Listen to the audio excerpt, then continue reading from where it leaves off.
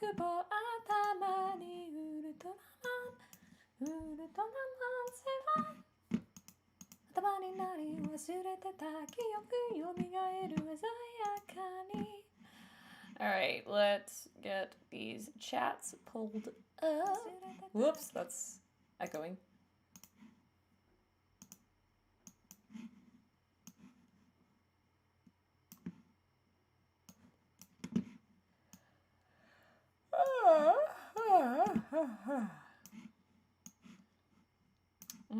Okay. Hello, Destiny. Hello, Elster, Jurassic, and Darren, and Puppet Security.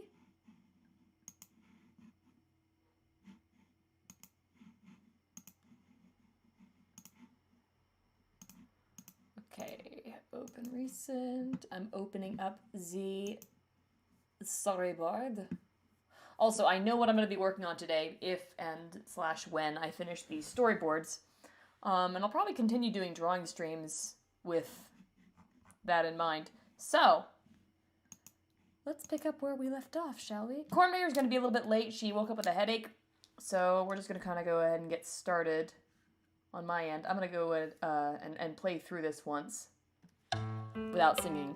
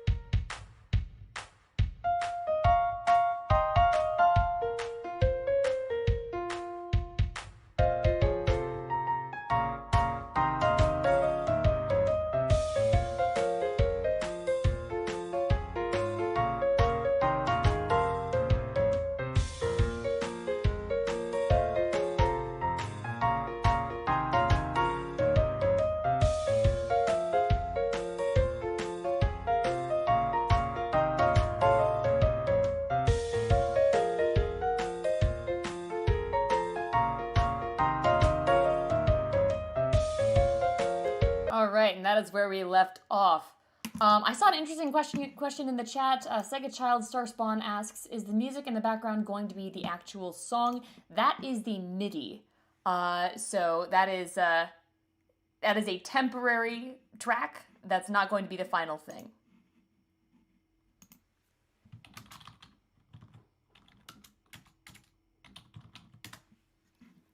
So, let's see how to continue this from here. Okay,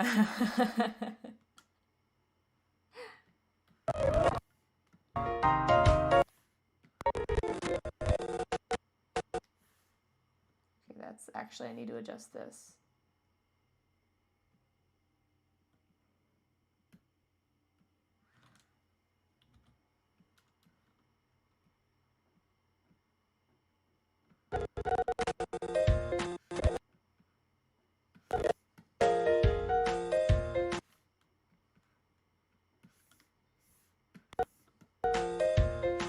Yeah, I like that little bit of a zoom.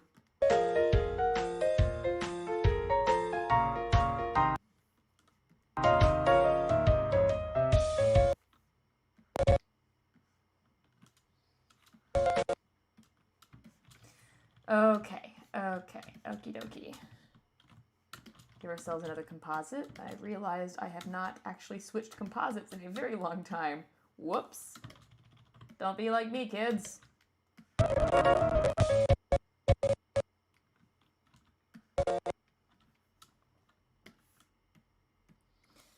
So that's 0% transparency. Let's jump over here and give it 100% transparency so it fades out nice and evenly. Copy and special paste, create new columns. Move that over here. Now reverse the transparencies so that you are 100% transparency and you fade into 0% transparency. Boom. Now let's actually make ourselves a layer on there.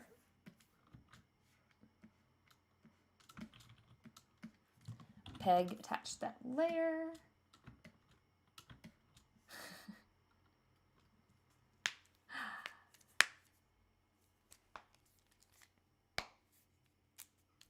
Hi, Nilaham. Yes, we are just starting. Let's see.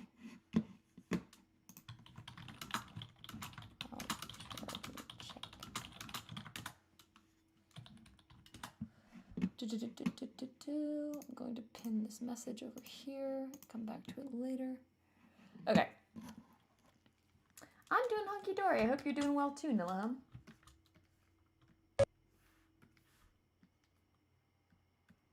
Oh yeah, today you guys get to hear what the final lyric is. Hello, Vile Maverick.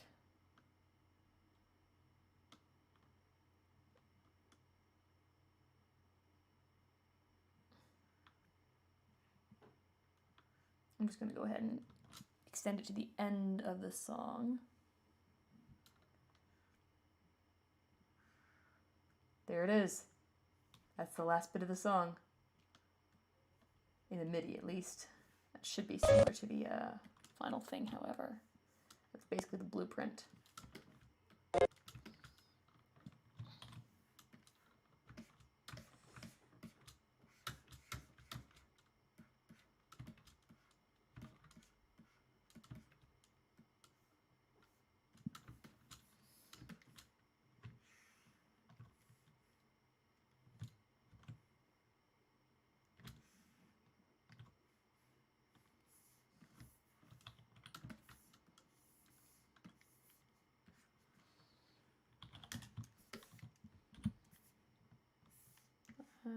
Switch colors to that one. Wait.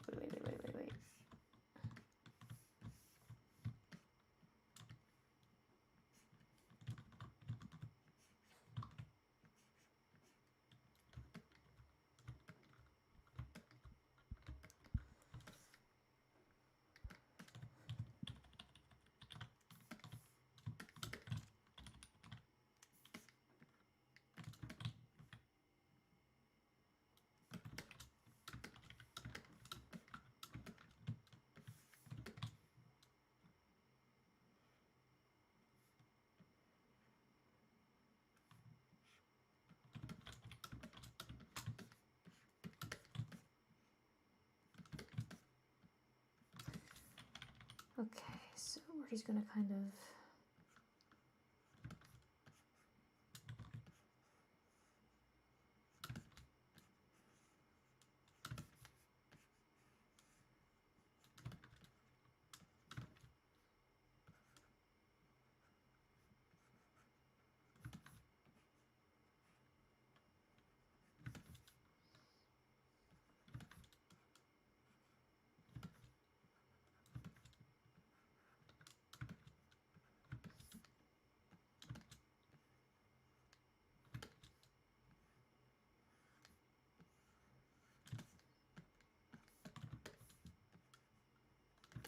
ourselves some inky footprints. That's all well and good.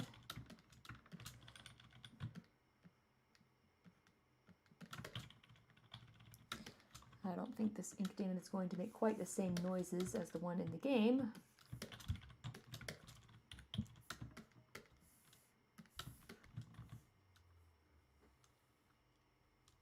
Oh no, are we debating Balin in the chat? Look, the only problems that the game really has are that it's unfinished. There's not really a whole lot to do in some of the worlds.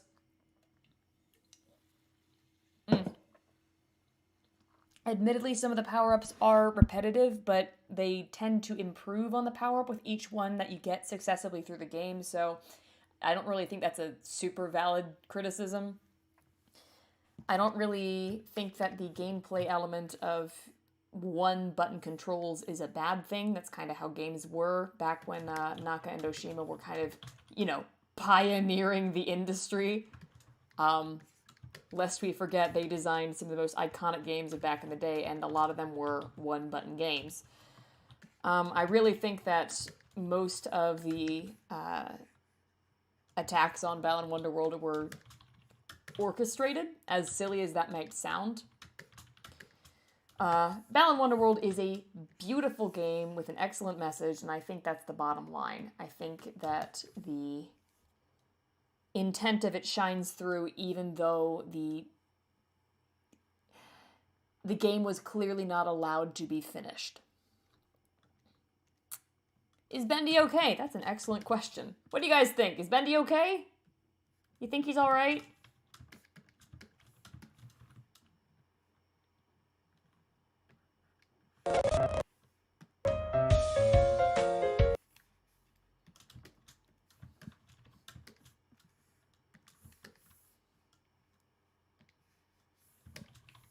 I think he's fine. Clearly he's fine.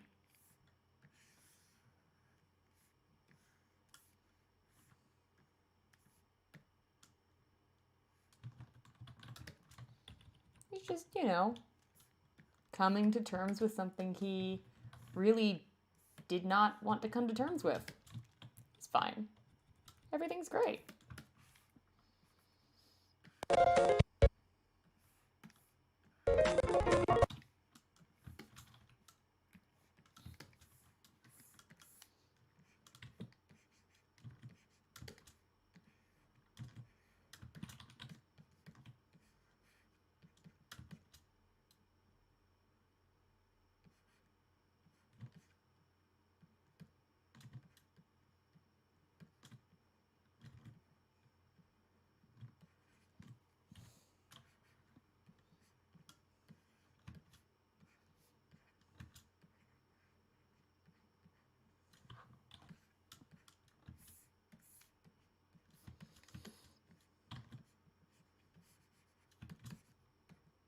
Kind of the same way that Henry is dealing with exactly the same thing. Well, if Joey's going to be like that about it, then I guess he doesn't need me around. How easy it is to simply say that one person is evil and not try to figure out why they might have done what they did. How easy it is.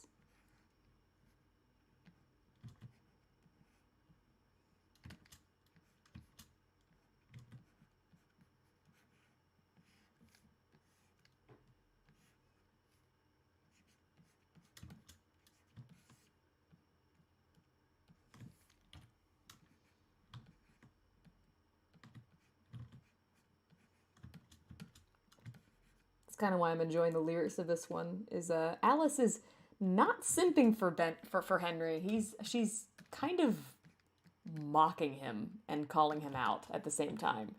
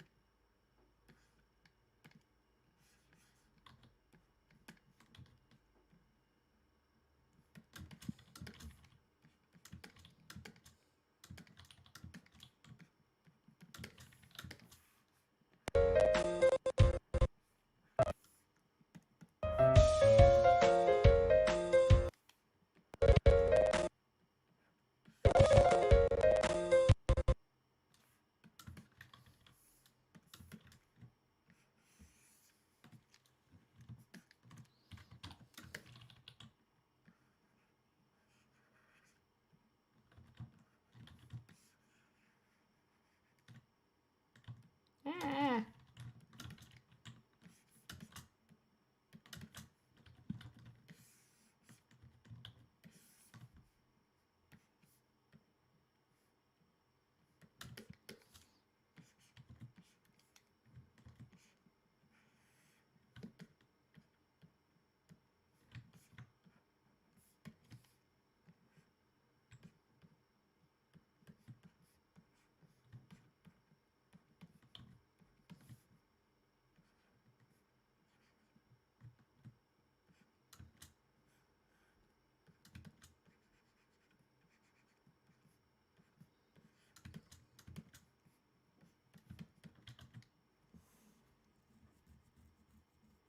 Sorry, Bendy versus Balin. When did this happen? Why did Henry draw Bendy with such a grin? I mean, you know, mischievous demon character. Makes sense.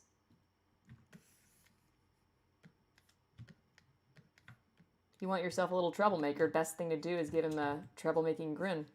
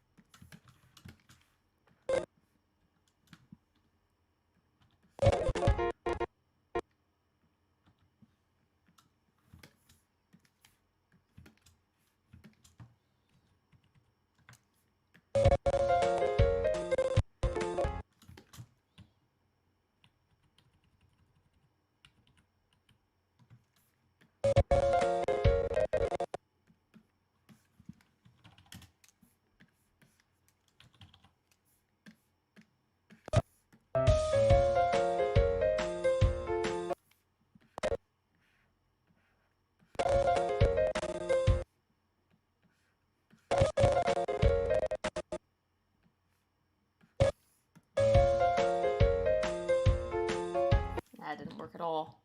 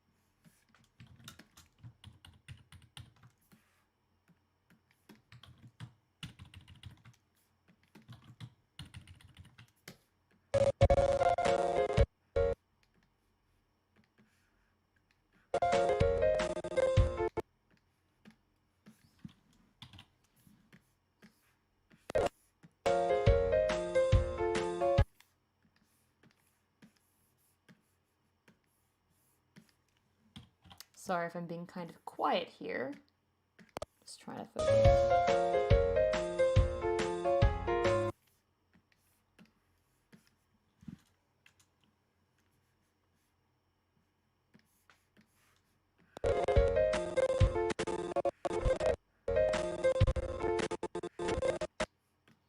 Let's give that more of an ease. Apply. You need a stronger ease. Is 100 too much? Let's find out.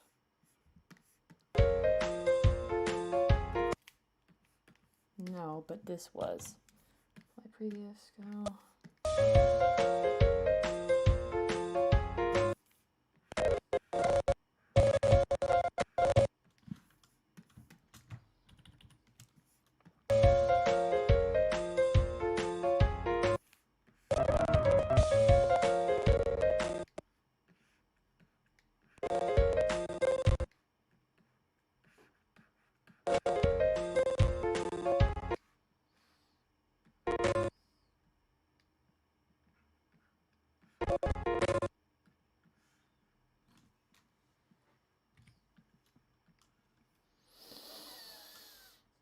Okay, I'm just gonna go ahead and make myself a new composite here, because why the hell not?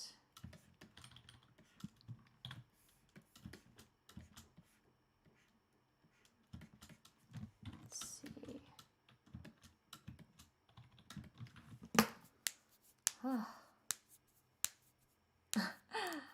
Thank you very much, Lazy Queen. I have to be very careful not to go overboard on the cameras, because too much of that can get really distracting. And it's a trick that a lot of animators will use to hide bad animation, is to make the cameras just go absolutely bonkers. You want to make sure you avoid doing that.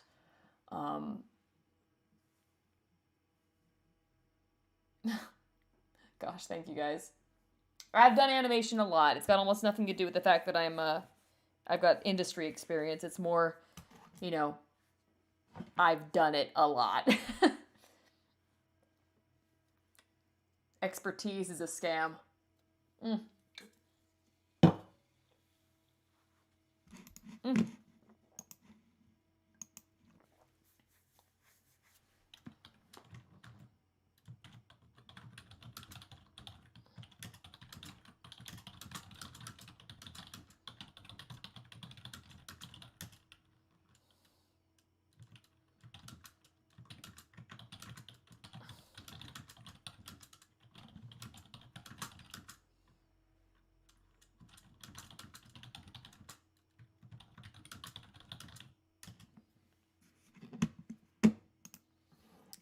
Okay.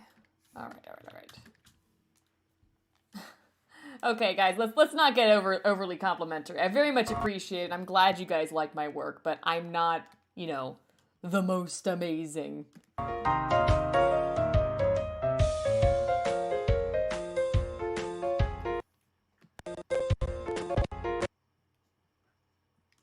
Oh my God, stop.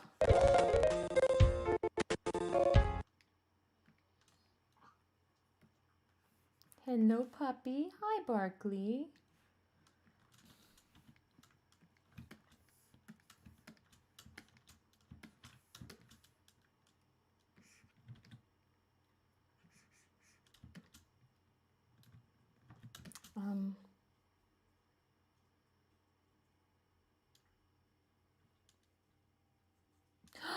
Oh, I know what I want to do here. I know what I want to do.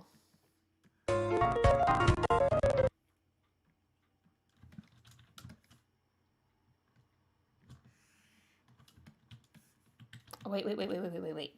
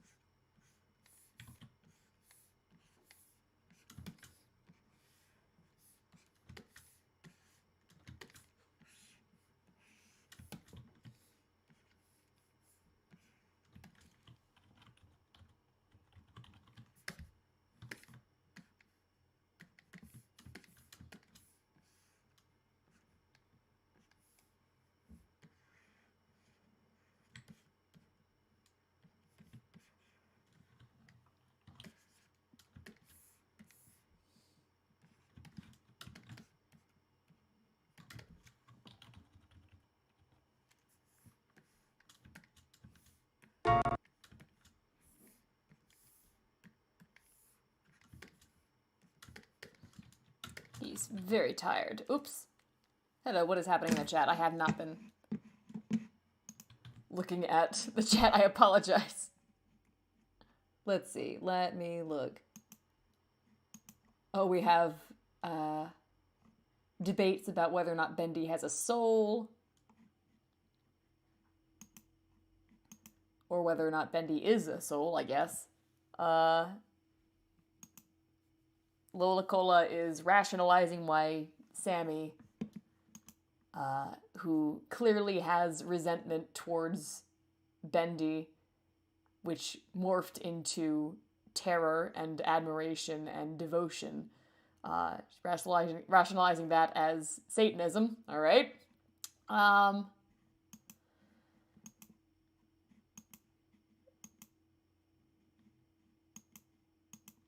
Lazy Queen's telling me not to look at the chat.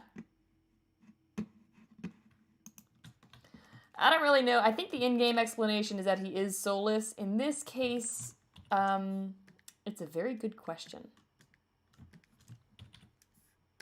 It's not really the question, however.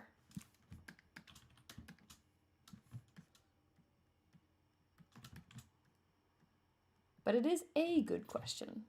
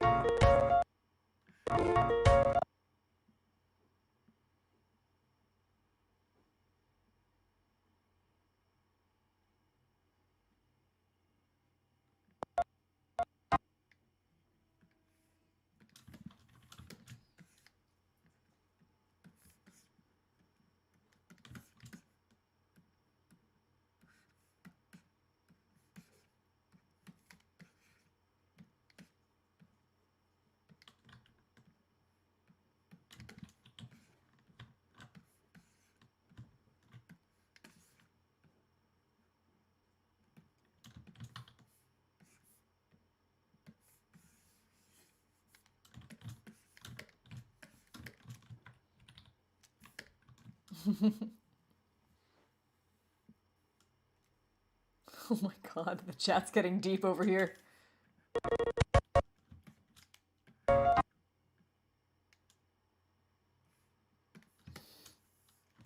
Oh, I need to look this up.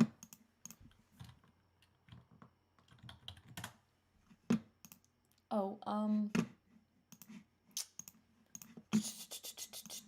sorry, I actually need to look up a reference. Give me a second here.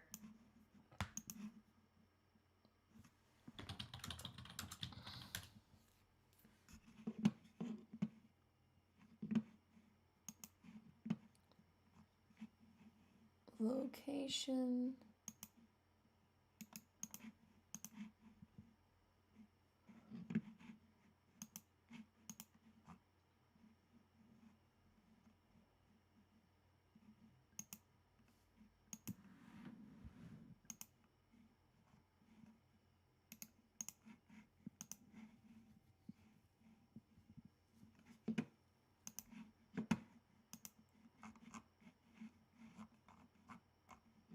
I need to find... Okay, there's my reference. Good. God, it's been ages since I played this game.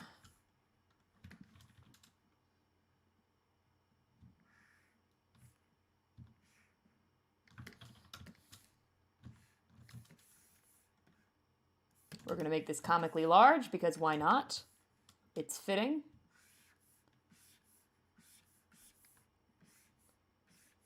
See if anybody can guess what I'm about to draw.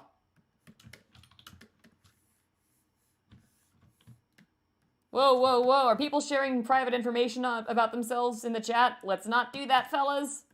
I'm just glancing at the chat. I have no idea what you guys are actually talking about, but please make sure you're not doing that. Jeezums.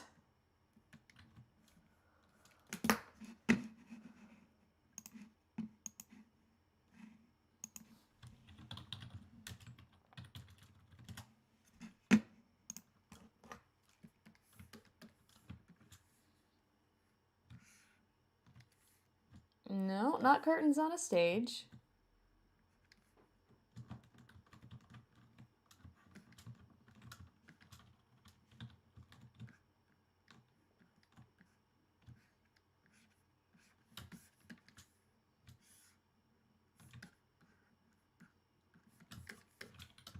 Not the giant ink machine. Thank you very much, Blaze. Good to have you on board. Let's move this bad boy over here and adjust the other shenaniganry to match it.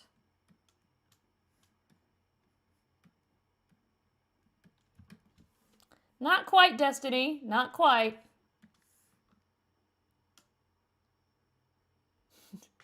Not quite, Lux.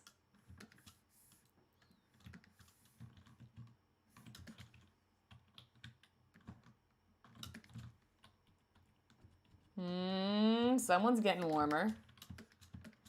I did write welcome home. I'm glad you enjoy it.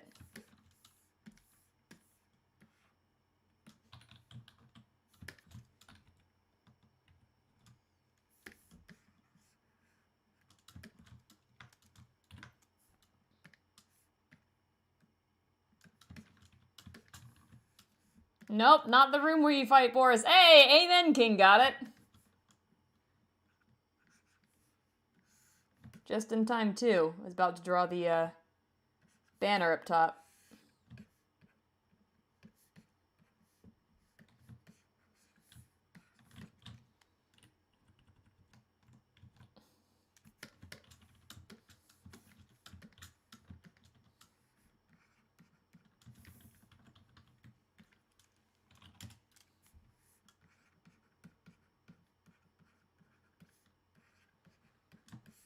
I'm not a lettering master.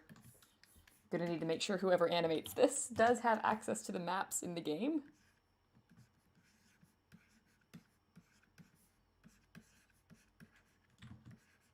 Would rather not have to commission these from scratch. But we shall see.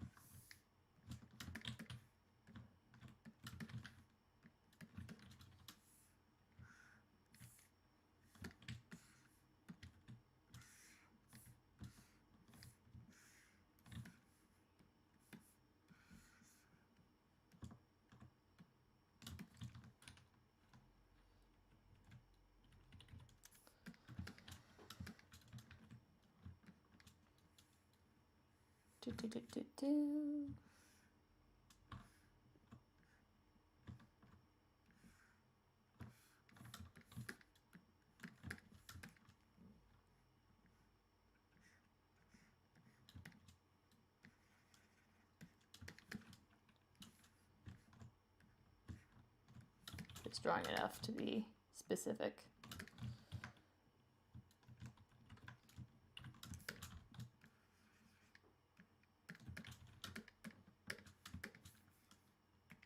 Let's go ahead and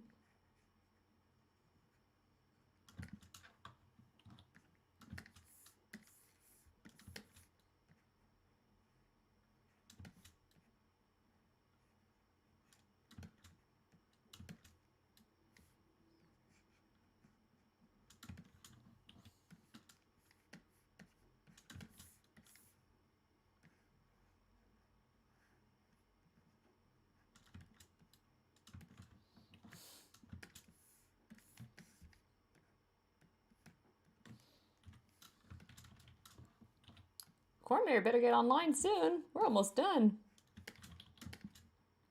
I hope she's all right.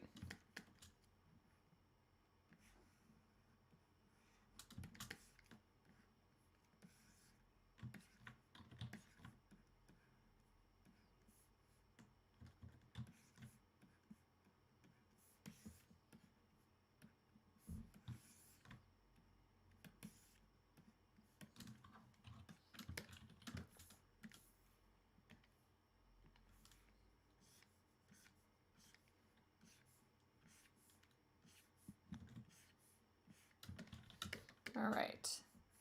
I realize this is one of those funky cross lattice floors. That's fine.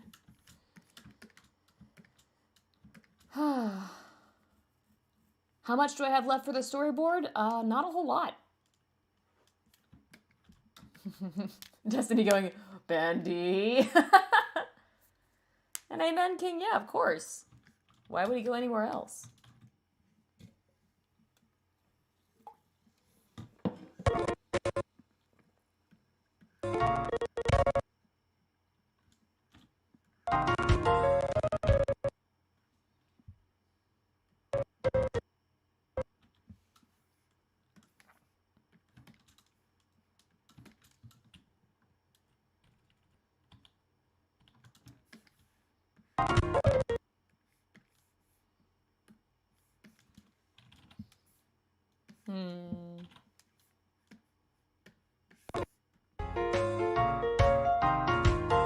Whoopsie.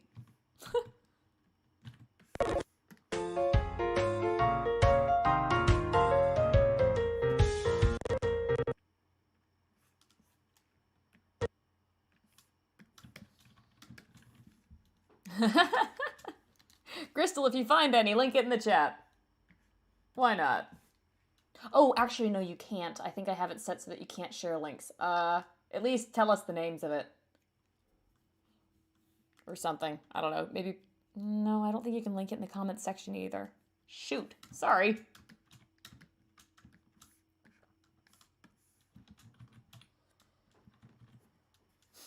Oh, I love the theories happening in chat. I love it. I'm not gonna tell you.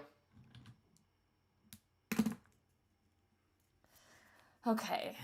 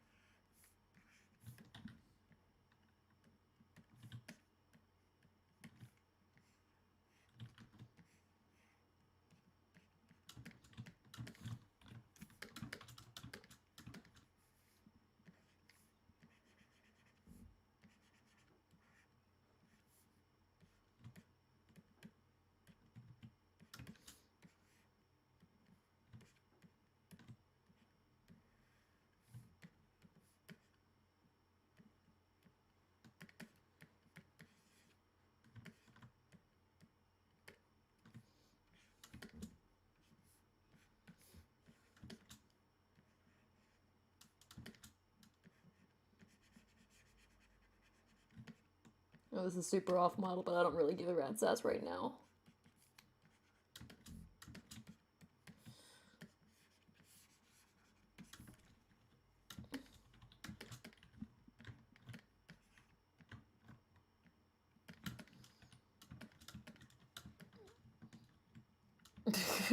Shit, Lazy Queen found me out. Shit. I mean, gotta go fast!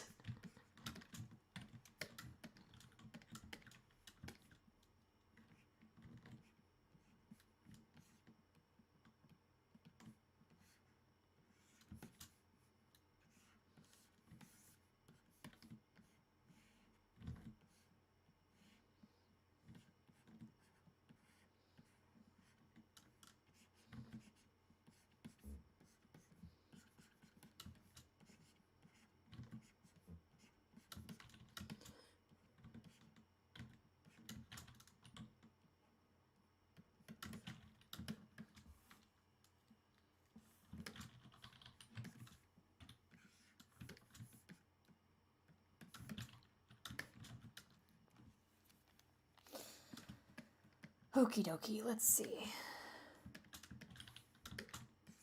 Okay, I need to make this angle upwards a bit more extreme.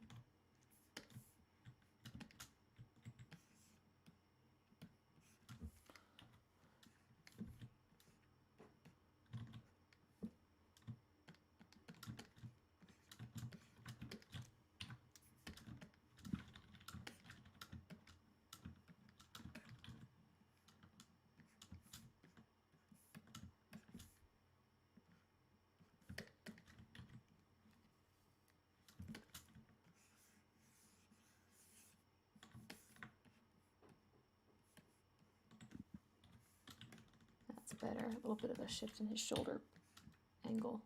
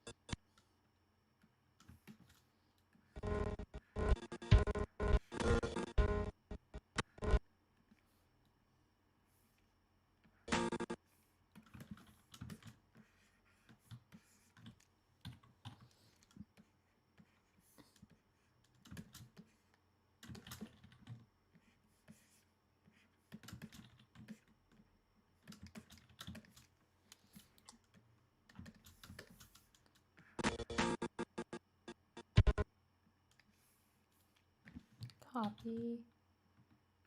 Paste. Let's tilt his head up just a bit more.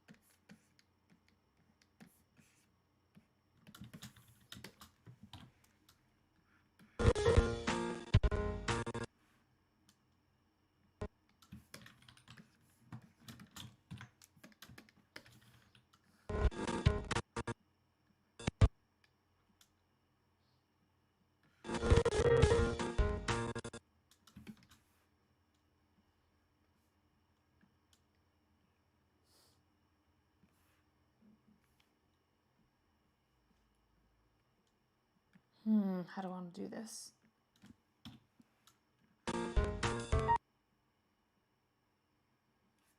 How do I want to do this? Hello, Corn! Sorry, you ready to go? I do not know why I cannot hear Discord calling. I have no idea, I'm but again, so that sorry. might be a streaming something thing. Maybe. Hello. There's probably something in the settings that I gotta look into. Also, hi! Everybody, Corn is with us. Hey, hello guys. Sorry, I should have looked at the chat. That's okay. They tried me to take your attention. What now? They helped me to take your attention. Ah, yes. It did, it worked. You guys did it, you summoned Corn. As always, guys, please check out Corn's stream. It's linked in the description of the video. No, you. What? No, they're already on my stream. I don't know. Oh, better keep sitting on your stream. I don't know. Okay. I feel kind of better. Oh yeah? Hopefully. Is the headache still bothering you, or? No, it's not. Good. And make sure to drink plenty of water. I'm drinking tea. I usually, it's like, it's already like a tradition. Then I start stream, I'm making some tea for myself. Yes. So how's your work going? It is going well. I just realized what I need to do for this shot to work.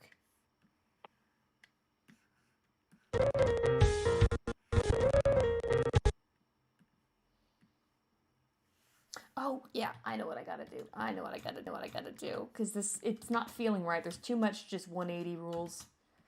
Just match on eyeline, back and forth. It's getting boring, so I need to do something else. Yay. Interesting shots. Let's go. Yay. Let's get a classic blink shot in there.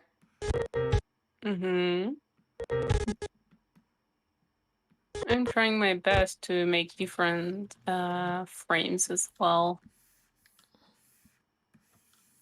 Yay. Ah, what the hell? Oh. I'm dumb. No, stop saying that. But I am sometimes. Try to change it into something else, like you are, I don't know. Dumb? You are something. I sure am. I sure am something. Thank you.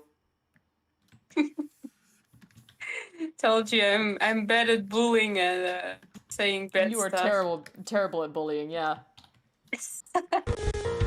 Guys, it's time to bully Squiggly again. Let's go. Oh my god.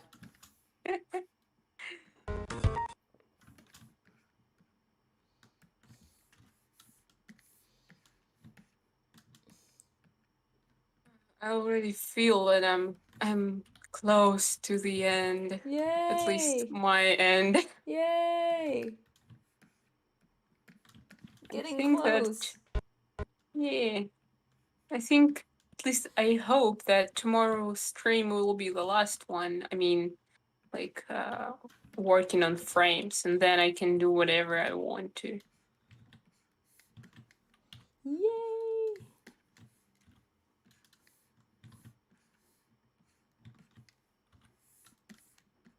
Yeah, I should be finishing the storyboard tonight. And failing that, Yay. you know, Mm-hmm. if I do finish it tonight, I should have the expression sheets to work on. Oh my god, he looks high as a kite. There we go. My tablet isn't feeling good very well. My tablet pen does weird stuff. Even then, I don't touch the tablet. It like makes random lines, and that pisses me off. And I suppose that the problem in the pen. But like, first of all, that is not my tablet. That is my friend's. Oh, Second yeah. of all, yeah, it's just sometimes it just started doing that so frequently. So I just it really just annoys me, and I really don't know what to do because I already had this problem, but it stopped, and now it like It's back. returned. Yeah. Yeah. I don't know. Do you need to update your driver? Yeah, I tried, and it did not help. Ah. The thing is that I think that the problem again is in pen and like in exactly like something in the pen is wrong, so I can't fix it. And because like my friend said that she sometimes she had the same thing, so thank god that is not me who broke it. Yeah. But like I still feel bad, and because like I used it for at least a month, and like after me. Right. But yeah, I just didn't take my tablet because it's hella huge, and I could only take 10 kilograms to the airport. So yeah. Yeah. Yeah. You should get yourself a Cintiq at some point if you get the chance. They are pretty expensive Mm-hmm. though. I found mine secondhand, so I don't know if Cool. there's like somebody around who might be selling one that's been used. I mean, yeah, I already checked for the new one, and yes, it is expensive, and yes, it's not even in my town, so I gotta like go there or at least ask someone because of the virus. I do not use any kind of transport, like only sometimes taxi and. Sorry, Like, is somebody? I just noticed in the chat somebody seems to be spamming something. Is somebody spamming something? oh, oh no, no, no, no, guys, please don't do that. Yep. That is bad behavior.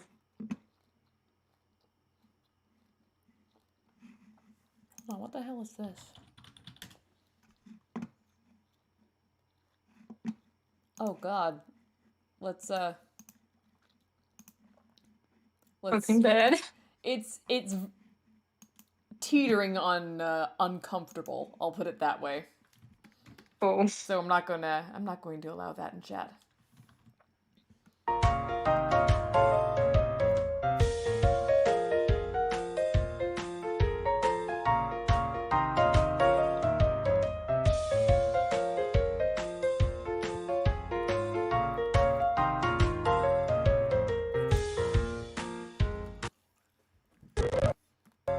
No, guys. And Gia, please stop eating in the chat. I asked you few streams ago. Please. Please. Yeah, guys, please don't Pretty spam the please. chats.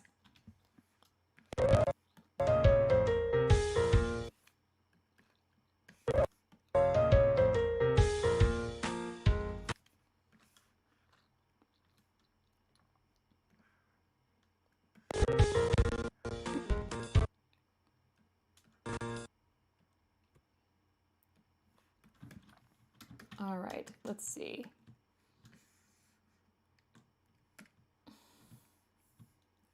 Let's delete these.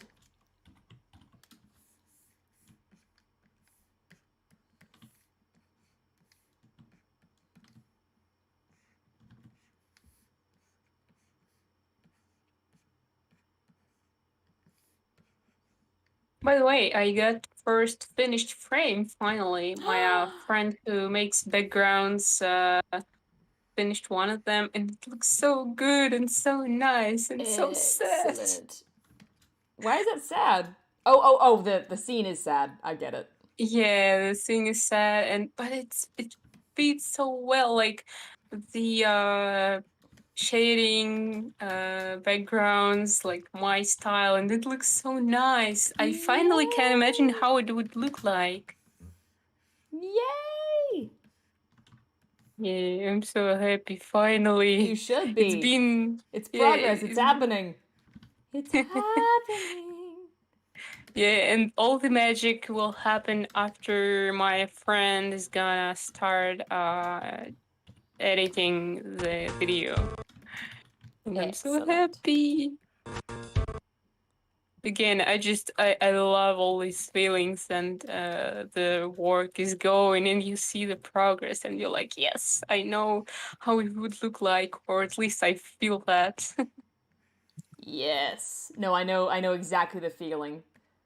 I'm gonna be really excited seeing this come together past the storyboarding stage, because I know what it looks like in my head, but you know, it's totally different seeing it that way versus, you know, what it's actually going to look like. Then you are working on a project with some other people, like the result will like it won't be the same as you might expect, but it could be in a good way, you know. Yep. Like if you know people skills, you're like expecting something good, at least. Yep. Let's say that. Yeah, you got to be kind of careful who you're willing to work with. Yeah, but I think I chose the right team this time as well. Excellent. So. All right. Yeah. I am drawing probably somebody's fantasy out there.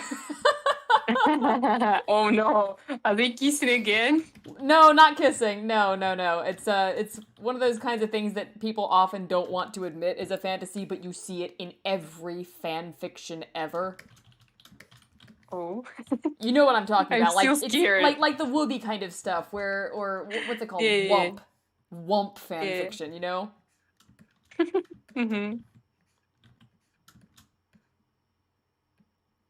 It's Wump time.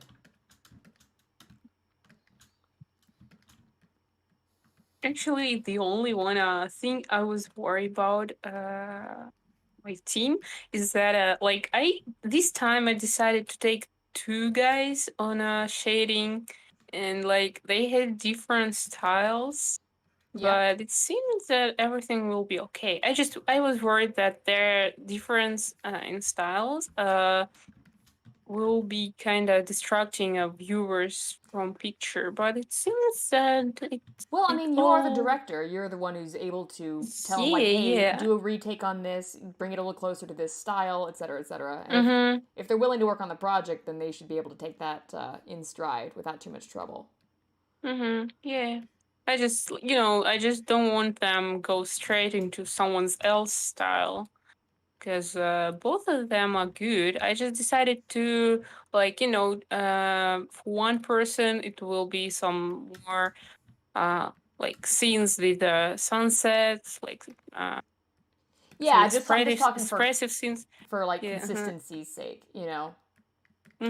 Yeah. It's like the first thing you have to consider on an animated production is like, all right, look, we're all drawing in roughly the same style, regardless of what your own personal style is. Yeah, I know, but I also was thinking about, for example, about Steven Universe. Like, there are lots of What? Steven Universe is the worst example of style consistency on the face of the planet. Because they couldn't like. They don't have model use the same sheets. stuff? They don't have model Yeah. sheets on that show. They thought it was like, oh, look, we are embracing people's individual styles by not having a model sheet. It's like, that means you didn't bother to quality check your show. That's not a good thing. That's not a thing to be proud of. God, it's lazy. I still remember like all the. There was even a college of different hairstyles. Oh yes, 'cause I she know the always- one, and she Yeah. continues to shrink. Yeah. Maybe I should draw Well, Henry in yeah, an ill-fitting suit. People seem to like it when you drew Sans, says Nilahum.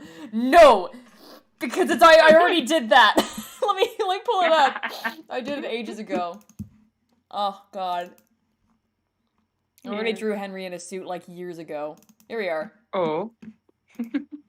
This is the non-Toon version of him, but there he is.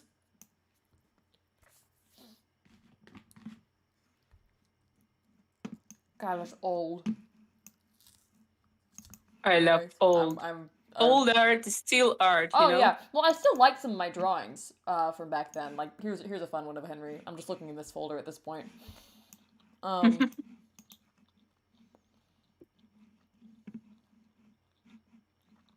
boy. Yeah, that looks really nice. Thank you. You know what? I actually wanted to like Huh? to try make a hashtag in Twitter and see where it goes.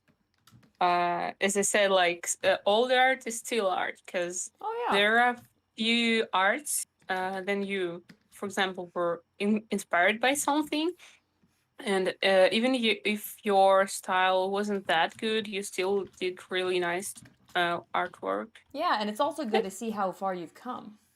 Yeah. I made the mistake of throwing away a lot of my old sketchbooks. I kind of had to do it out of necessity because I was moving and I wasn't able to bring them with me. Paper is heavy. But I wish I still had them.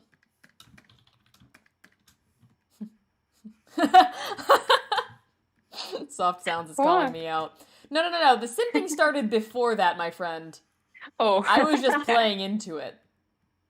Oh my god. Hello, Quarantine. Okay, that's...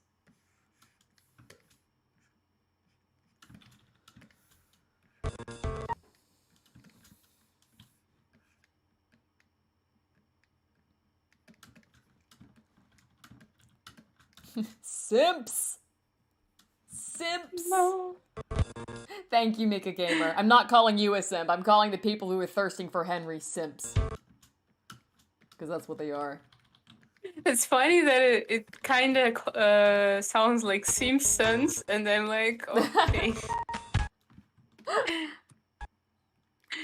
Do not ask me why, guys. Just don't.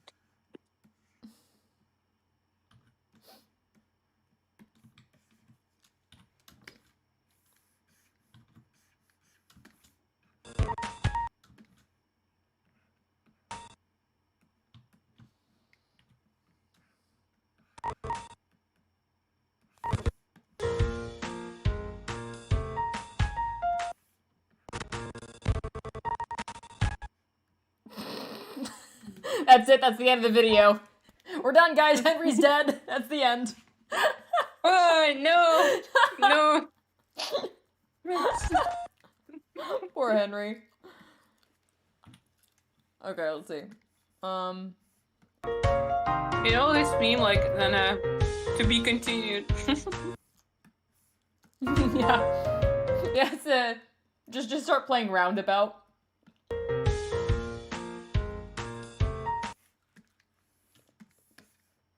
I'll be the roundabout, the words that make you out and out, spend the day away.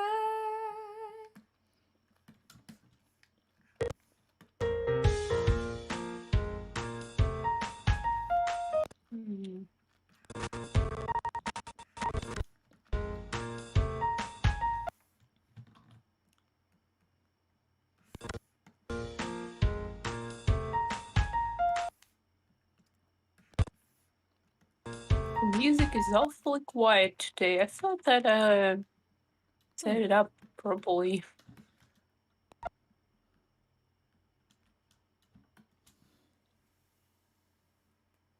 I'm missing something here. I need to rewatch this a bit. Hang on. Sure.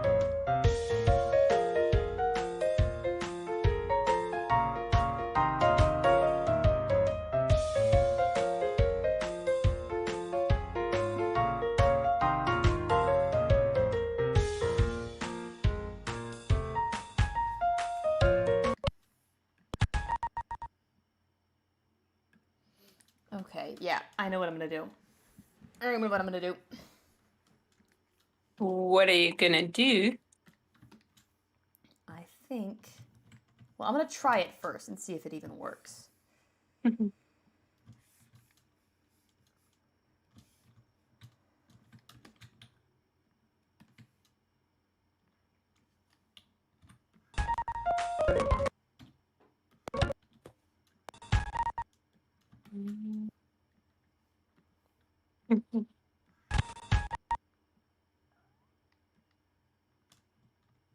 Oh.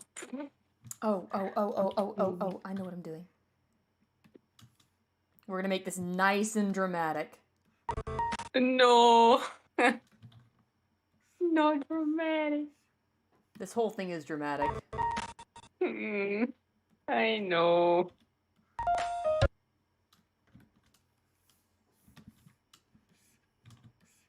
Will it be at least a little bit cute? Oh, it's gonna be very cute. This is already super cute. I wanna see. It's cute if you understand what's going on with the characters. I mean, there's a lot of sad stuff going on, but it's awfully cute. I mean, I think that I kind of do understand almost everything, so... Good, okay, I'm glad, because I know you're not familiar with the game. I'm trying to make sure that this is clear even if, you know, someone hasn't played the game. Mm-hmm. I mean, again, I was watching few walkthroughs of this game, and like I kind of remember some moments like that. Then the moment then Henry was in a closet, and he saw that the cameraman, sorry, I can't remember his name, was moving into like his direction. Yep, that's and from then chapter Bendy. 4. Oh, yeah. Mm-hmm. And Bendy appears and kind of save him. Yeah, emphasis on kinda. Mm-hmm. Yeah, and like I remembered this moment, and I saw your storyboard yesterday, so I suppose it's like you again third sorry, I can't remember how to pronounce this, but you got that. Like you got some your own theories, I suppose. Yeah, and, it's a theory, but it's also an adjustment of the story to make it a bit more clear.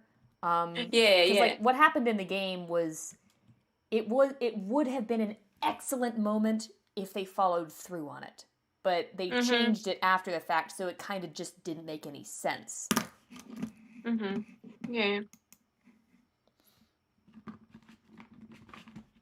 And then, unfortunately, when you go back through the game, you see a whole bunch of, like, really resentful things that Henry has written around the place.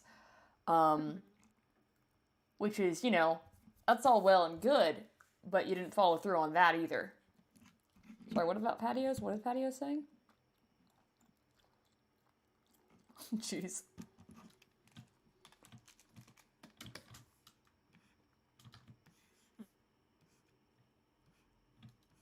Someone's being deliberately morbid in chat. My chat is dead from the beginning. Aww. Guys, go liven up Corn's chat. No. Go on, go. Move. That's right, soldier. Get on there. Don't do that. Then I'm drinking my tea, please. Sorry, not sorry.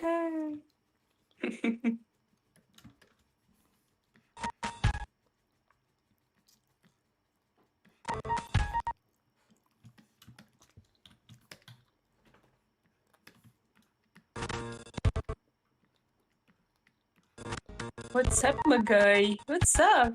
I'm just trying to draw again here. The thing is, I still cannot concentrate. First of all, because I'm looking at a Haley stream, and second of all, because I'm still thinking. Slurp this tea. Hello.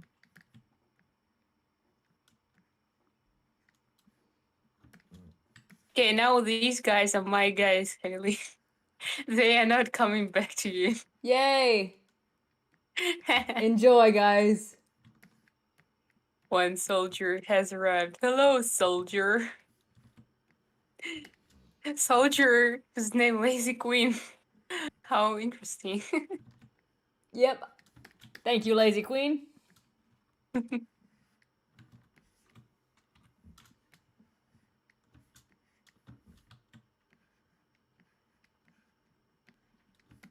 Oh no, compliments. No, I'm gonna die.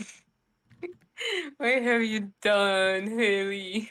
I have sent people over to your stream. Is this a crime? Yes, it is a crime. Too bad.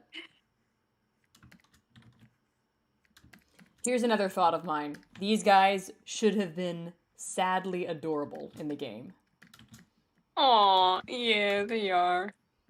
They weren't, okay, but they should have been. Now, yeah. Now I'm curious what's gonna happen. Ah. What, here? In the storyboard? Yes, You're about to find out. I suppose. Oh, you'll find out. I'm about to summon it. I'm also predicting that I'm gonna draw something to your story. I would love to see it. I would love to see it. Because I just cannot not to draw something like that because I love such kind of stories. Oh, you and pretty much everybody else in every fandom ever. That's exactly why I'm writing this story the way that I am. Aww. It's like I know what the fans want to see. I know it better than a lot of the fans want to see. The fans in general being like the kinds of people who would be fans of a thing, you know? Yeah, I know. That is to say, most of them are ladies of ages between 16 to 27. I know what that demographic likes. Yeah, hopefully I know what my fan base would love to see. Oh, because that's exactly what I'm doing right now. Yep. Oh yeah. Well, it's why I had to laugh when you eventually like caved and added Sans. It's like, yeah, fans want to see Sans. Like, Gaster is all well and good, but people are doing this for Sans. You know that, right? Well, in exactly this AU, I'm not sure. Well, I mean, yes, I suppose. Yes. He's just not my favorite character. He's not your favorite, no, but he's the general fan favorite. Yeah, it's the reason why there's so many versions of him. And only, like, you know, there's plenty of versions of Gaster too, but most of the Gasters are designed to interact with Sans and Papyrus in some way. True. I know. Also, I see Nilahum said, it sounds like you have a lot to say about Steven Universe, and I am all for hearing it. Ooh. Do you want to get me cancelled again? Because if I talk about my thoughts about Steven Universe, I will get cancelled again. No. I'm gonna refrain from elaborating too much, but suffice to say, I don't care for it. And there are many, many, many reasons why. Yeah, let's just say that. I'll leave it at that. Yeah. Good. Don't worry. If you want me to talk about Steven Universe in depth and why I dislike it, ask me on my locals page. I'm pretty sure I'd be okay with elaborating over there. Just not on YouTube. Yeah. I'm glad you enjoy it, Dragon Keeper. I disagree with you, but that's fine. We can agree to disagree. I don't mean to start a whole debate in chat, guys. Let's refrain from starting a heated debate here. I'm just saying that that's what my opinion is. And if you're curious about me elaborating, just go ahead and ask me over my locals page, and I'm sure I can talk about it there. Henry's fine, cream and cheese. He's just, passing out because he's been thrown against the wall a couple of times. He's quickly losing blood. His arm is injured. It's completely untreated. He's been stuck inside a very stressful situation for ages. He's fine. Hurts. He's fine. What do you mean fine? He's great. Fine. He loves it. No, what? No. He likes it. I'm sure he does not. Oh my god. Okay.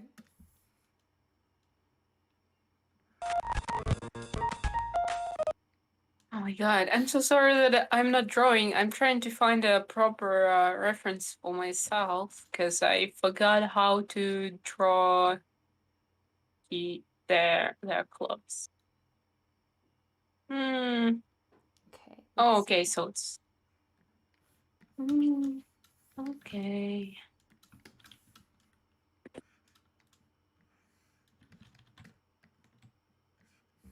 Alright, this is going to be a fun shot. Very slow one. Finally something fun. Oh, it's going to be fun for me. Not for Henry. None of this is fun for Henry, let's be honest. Projectionist debacle of July 20. Hello guys, welcome to the stream.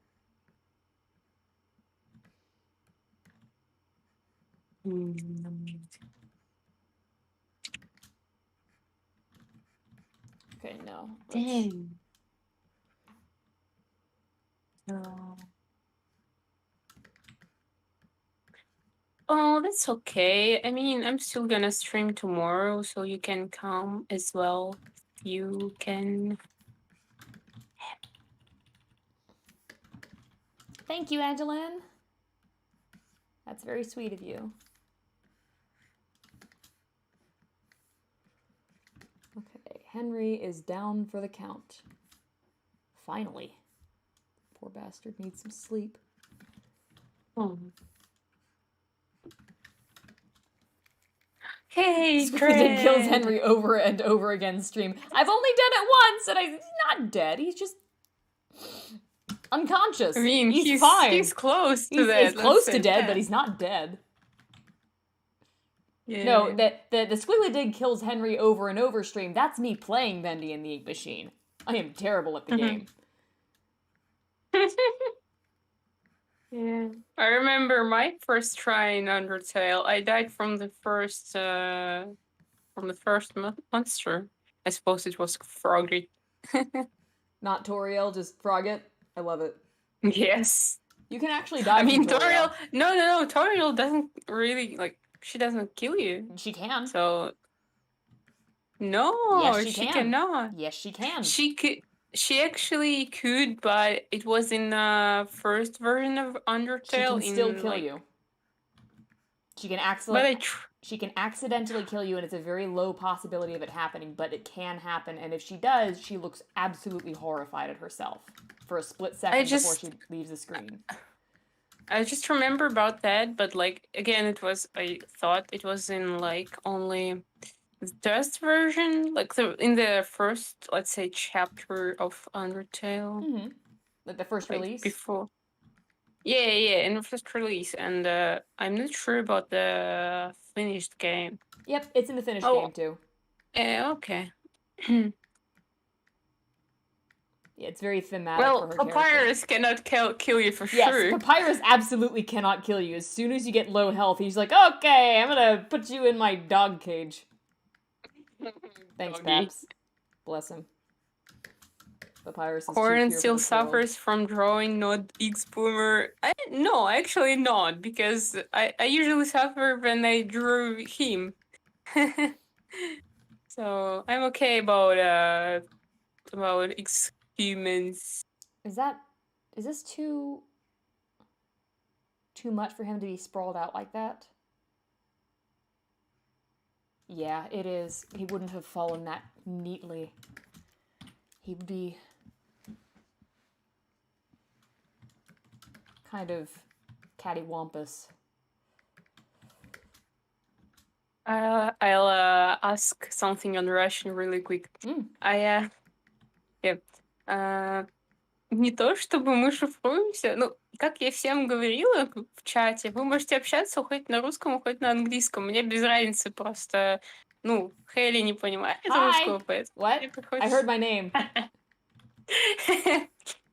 I'm just saying that, someone said that I suppose that Russians activate only at night, and now here is only like English guys, and I'm just saying that. Yeah, and I'm saying just like that you don't understand Russian. That's why I'm speaking English, but you can again speak Russian in my chat. That's not a crime again. Sorry, so, guys. Yeah, you can use both languages. I don't mean to limit the fun here. No, you do not. You're actually the person why it's funny. I'm making it fun? Yay. That makes me happy. No! I said it the wrong way. Back. What? Am I making it funny or not? No, I mean... I heard it in a different way. I said... It's okay. Okay, you know what? Yeah, I'm glad you're here. That's it. I'm glad you're here too, Corn. I am having fun. Absolutely heckling the hell out of you. I am sorry. English is complicated even for me. Oh, English is complicated for native speakers too. It sucks to speak English sometimes. No. There are more exceptions to the grammar rules than there are like situations that actually follow the grammar rules. Mm-hmm. English sucks to learn. Again, just to add something I was talking about in Russian. Я так понимаю, что мы вместе будем стримить где-то до 11 часов, и потом я пойду разговаривать вместе с моими русскоязычными друзьями, Мар и кем-то еще. Посмотрим. Okay, I'm done. Oh, you're good. Yeah.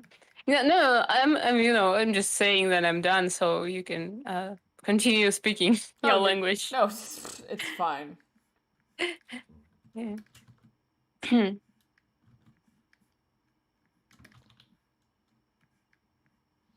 Damn, these... Okay, I suppose my pen tablet does not feel that good today. It's actually getting worse. This looks too, like, magical girl pose. I need to find, like, a good pose for someone who's passed out. Excuse me as I go look that up on Google. Person passed out. Okay. Yeah. I hope you won't find any bloody photos. Well, there are a couple in here. Whoops. I'm not gonna share them on the stream. But yeah, he looks... The thing is, I need someone who's, like... I need someone who's, like, passed out on their back, kind of haphazardly. Mm-hmm. Pinterest will help you, I think. Hold on a second. I think I've got one. Alright, well, we're gonna keep Anime Girl Henry pose in our hearts and just start a new one. No! Wait, can I? Yeah, you can see it. I haven't deleted it. Yeah, I want to make a screenshot and just draw something. Please. It reminds me of something. Go for it.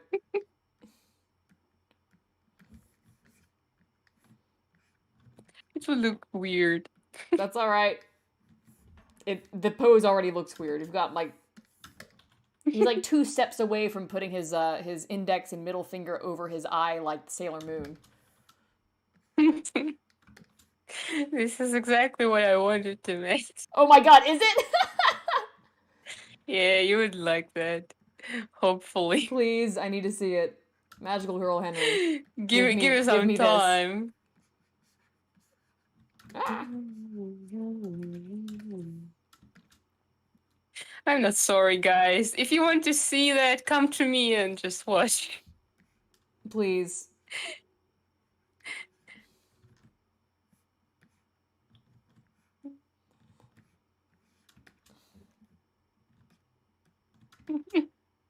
No, it is funny. What have you done? I need to see this.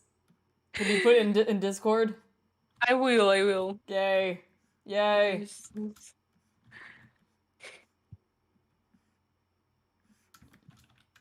I heard so many messages that I'm like underrated because I don't have much viewers and subscribers, etc. Well, maybe, but I'm still trying my best Hell to, yeah. to get some audience. That's okay. I'm fine about it. You are underrated, though. Well, no, not underrated, but like under-recognized. I'll put it that way. I know, Because yeah, underrated yeah. means like, people who see you don't know what you're actually worth. It's more like you don't have the audience you deserve. But people who Yeah, do see that's you the right recognize it. word. Mm-hmm.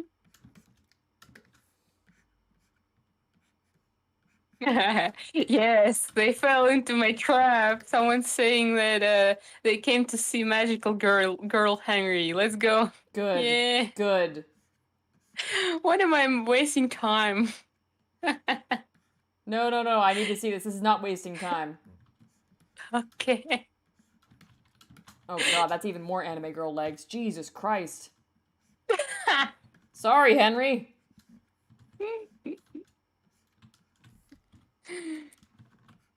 I'm just not being very careful, apparently. I don't know if I just. Did you see what I just did? No, I gave him, I like, see what the I girly did. hips. Oh, let me see this. Let me see this. No. Hawkmoth No, acclimatized Henry, the Inklify cheese. What? Alright, did you share it? Oh, you shared a papyrus. Hello, papyrus. That's a very sad yeah. papyrus. Yeah, that is. Give me the girly Henry.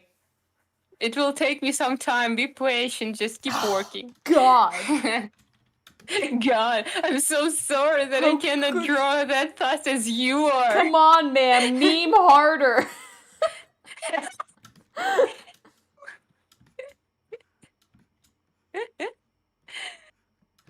Again, I am not sorry. That is Squiggly's fault. 100%. I will take full ownership of this meme. But you did have a hand in it. What you say? That you only meant well when it's cause you didn't. What you say? Yeah, I think I made his legs too long. He's supposed to be kind of a short dude. That's part of what's causing the Sailor Moon problem. It's all for the best because it is.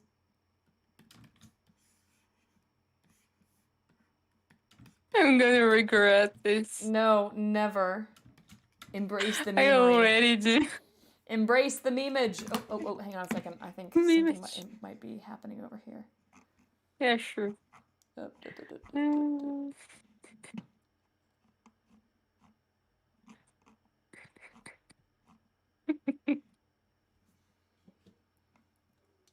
What am I doing?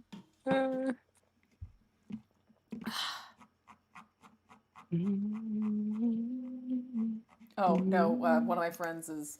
I'm expecting an important message soon, but instead of the important message, one of my friends is talking about Supernatural. Wow, dude, that's super important. I mean, you do not understand. It is important. It's just not the kind of important I was expecting. Look, Sam and Dean are great characters. Alright, so we've got our... God, that freaking Sailor Moon Henry. He's fine! Wait, dancing. Wait. No, I'm looking at my own drawing, the one that spawned this problem.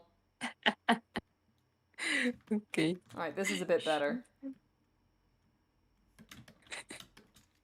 Oh, I did do an anime Sammy ages ago. Let me see if I can find that. It's like the most cursed thing I've ever drawn. Here we are.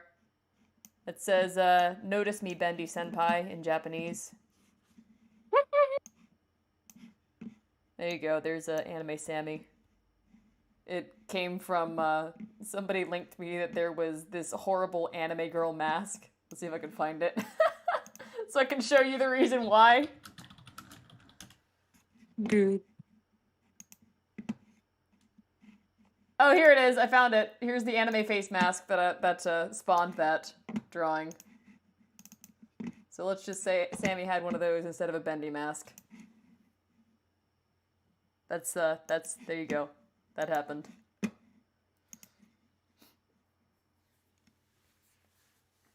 What would Henry's stand be? Bendy, I think. Bendy. Oh. What would the name be? What would the name be? I don't know. Also, do not ask me what this music is. Just suffer with me. Oh, sorry. There's an important email in my inbox. Give me a second. Oh, sure.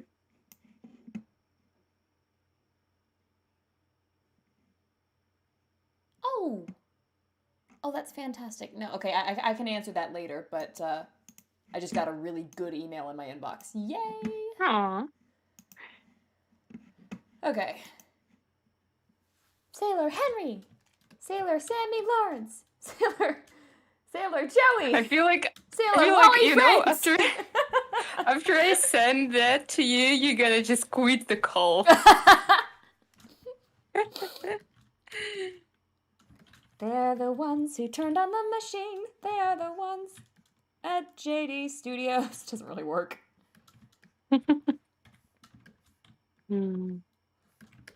He is the one, Joey Drew.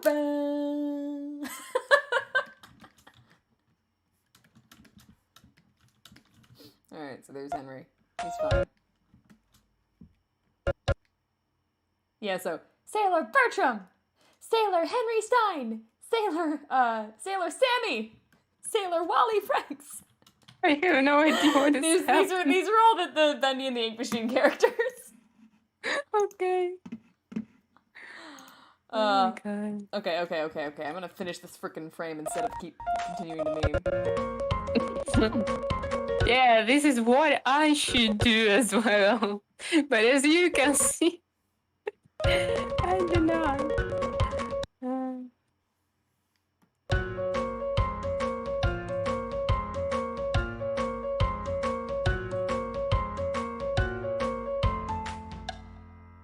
Okay.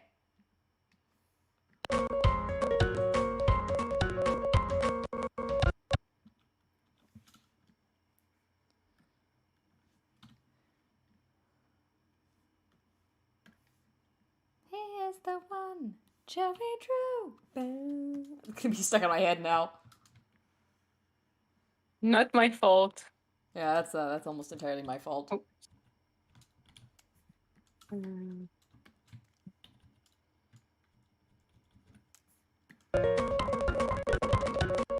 Okay. Sorry for not reading the chat, guys. This is really important. I need to finish this as soon as possible.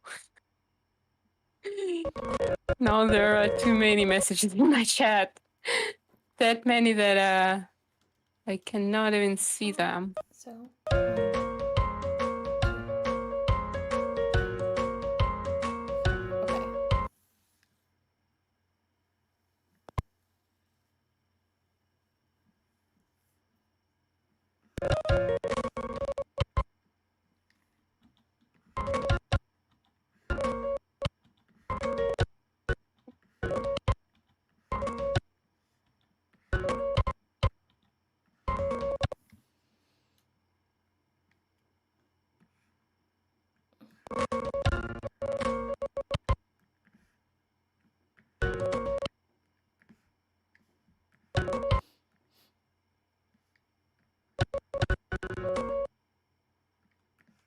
There we go.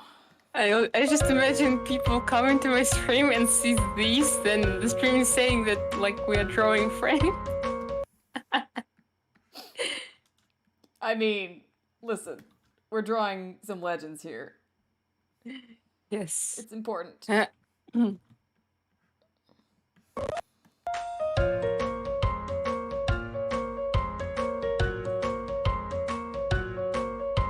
Okay, so let's add in our additional shenaniganry that's happening in the background.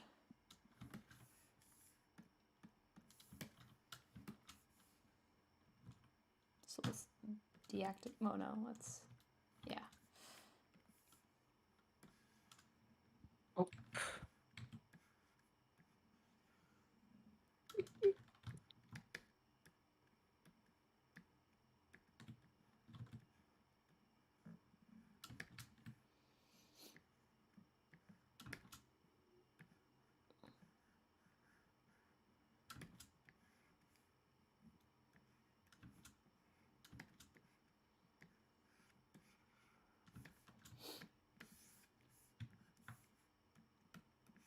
Mm.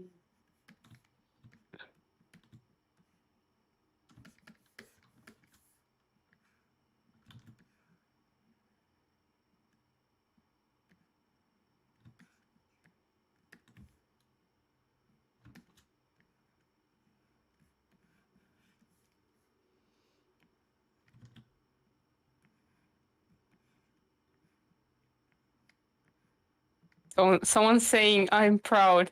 Oh, not sure I can say the same thing about myself. You should be. You should be proud. Come on. You're making legends happen. Okay, I think I'm done. Okay, share it, please, in Discord no, so I wait. can see it. I will wait. Wait. Okay, now I'm done. Alright, let me see this. Wait.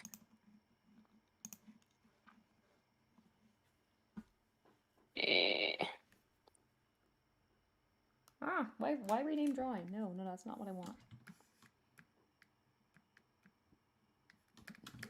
Sorry for the sound, guys. Okay, listen. Alright, let me see. What did you... Let me see this. Now I'm gonna delete Oh my it. god! No, it's so good! I'm saving this! Guys! Do you see this? Look at this! I'm saving this. I'm saving this. I'm saving this.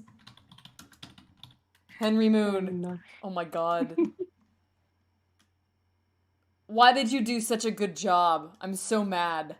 This is excellent. What do you mean, man? You did such a good job. This is horrible and perfect. I'm so glad. There he is. Fighting Oh my god, your chat is going just... Winning love by daylight. Never running from a real fight. She is the one named Sailor Moon.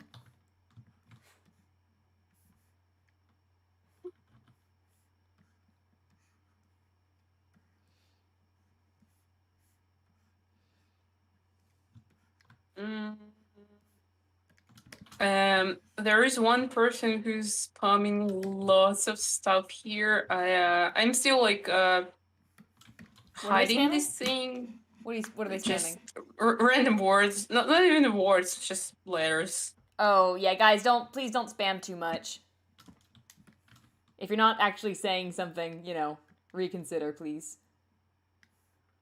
Okay, back to work. Yes. I'm so glad. I'm so happy. Thank you for Henry Moon. I think Kylie would like to see that as well. I think she would love it.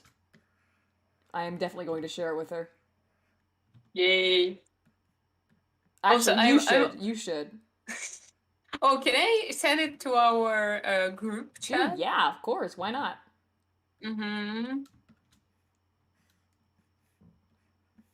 I also forget every time that it's not Kali but Calais. I'm so sorry. Oh, it's fine. I'm sure she's not offended. It's not a native name in your language.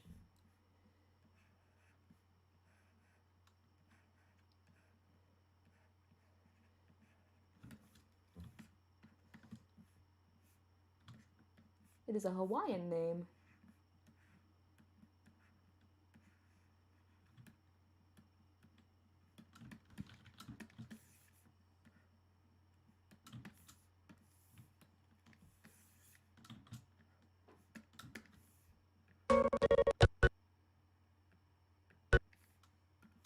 Oops.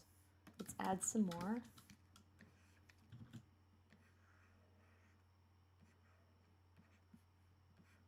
There's going to be a lot of them by the end of this sequence.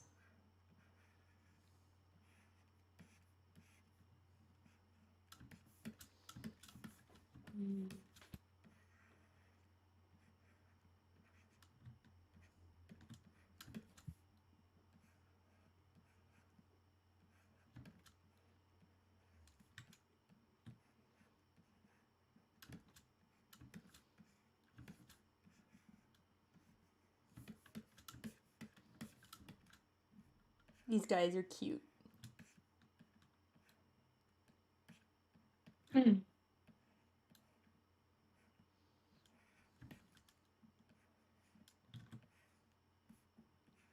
They haven't done anything hostile to him yet. I don't know what you guys are reacting to.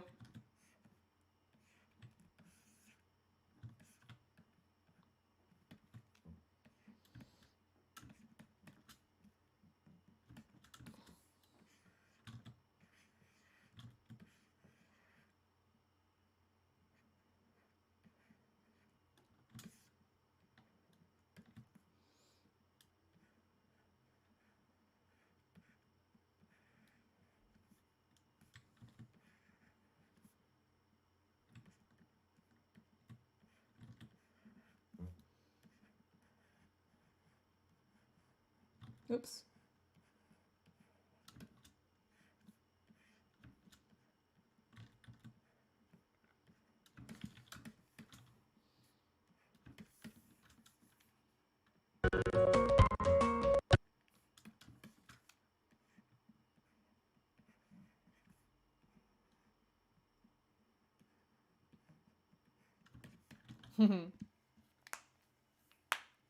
The chat's making me laugh right now. Was it a laugh? Oh, yeah, they're all they're all like, "Oh my god, the searchers are gonna kill him." Oh yeah, I didn't check what you're drawing. They're keeping a quite respectful distance from him at the very moment. Oh. Why is it so sad? They're pretty sad too. Everything is sad. Oh.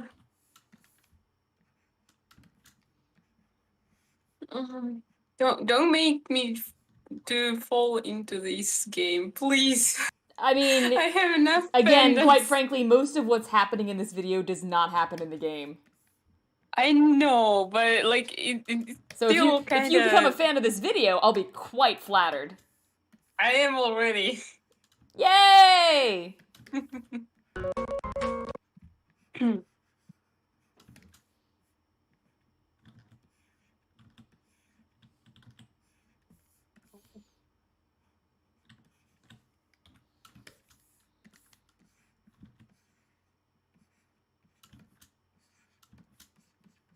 Also, about tomorrow, I suppose that you're gonna take a break, right? I think probably, because I've got a Man Cinema Aficionado, but we'll see, because that should actually end fairly early. I'll still need to walk Barkley, as usual, but we'll see. If I am free, I would definitely be open for it. I also might have, plans with somebody that evening, so we'll see. Yeah, sure. I understand. Alright, Haley's getting really lazy with this drawing at this point. You get the idea. It's just a crowd of searchers gathering around. Why lazy? You just copied them? Or I mean, look at what I'm doing. This is my crowd. Oh, I mean, no, that's okay. Some of them are drawn, and the rest of them are this. Do you see these guys? Yeah. But that actually would be really interesting to see that in 3D, because I still cannot imagine that. Yeah, I guess so.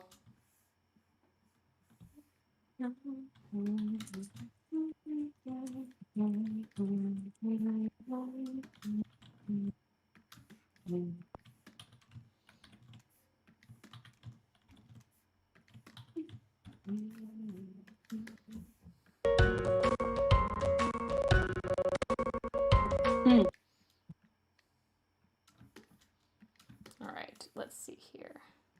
Take the original zoom, start some new layers.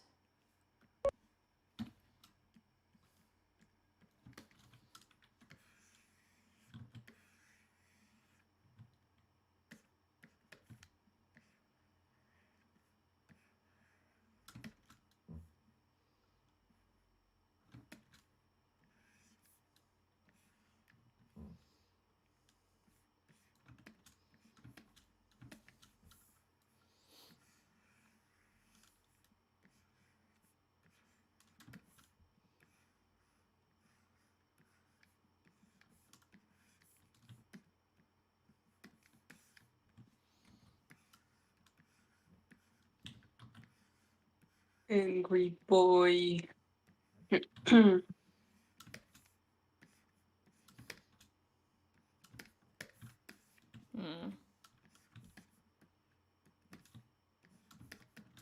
I need a mirror. Are you drawing an angry boy? Yes, I I see. need to know. Like, I need to write. Not a scar. I cannot even remember. Oh, oops. What? Okay, I was scared that your stream doesn't work because my internet just said that it is working. Don't worry. Oh, is it? Is it? Is it? It is working. It Oh, is no, working. no, no. Sorry. It just said my chat disconnected too. That was weird. What? Guys, Oh, are we still but live? it is working right now. Okay. I suppose that there was a disconnection for 1 second. Yeah, like a hiccup or something. No, Corn, I won't let your chat die. Thank you for trying. Alright, cool. I'm glad we're good.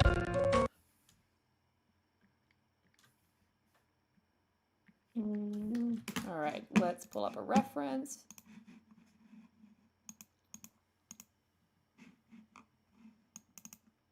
Ah, hello. Wrong screen. That's okay.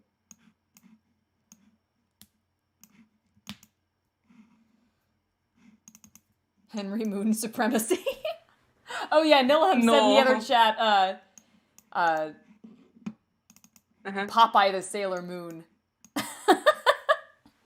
Okay. It's not wrong. No, it was stream, It's not not today. wrong. Not wrong. No.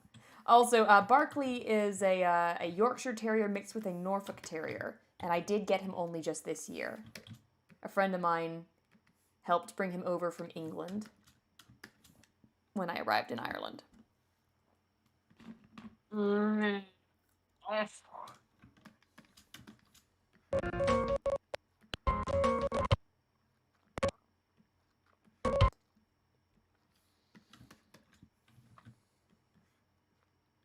Also, sorry for gross chewing noises. I've got beef jerky.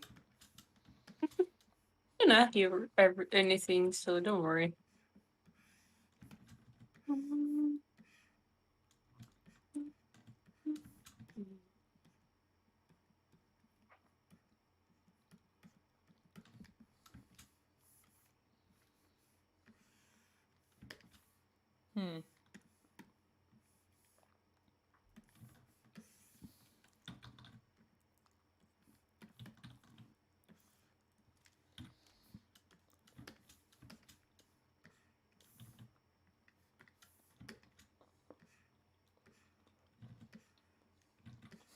I like how you guys could recognize Alice just by the curves. Yeah.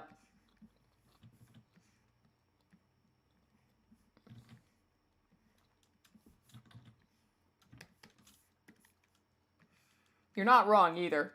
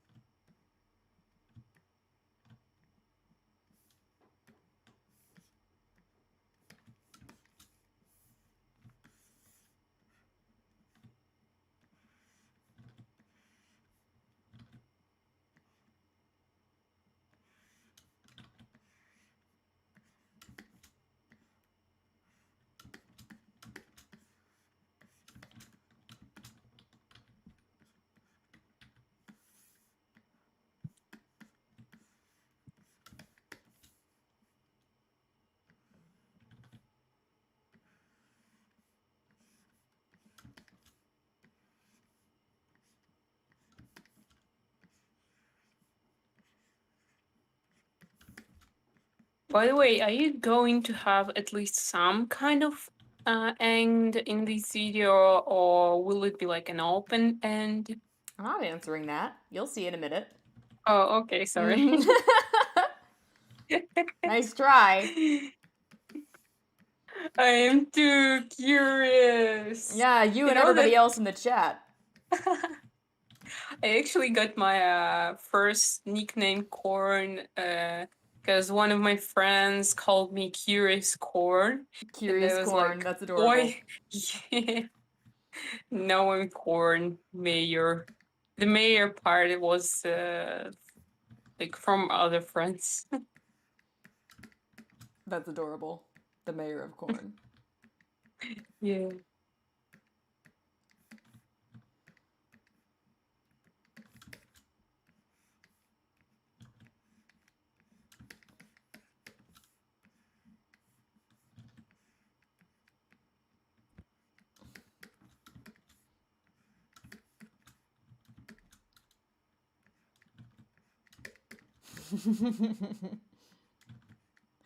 Chat, your confusion feeds me. I am confused already. I told you guys that I would have done something very different with Alice Angel if I had been the one writing the script.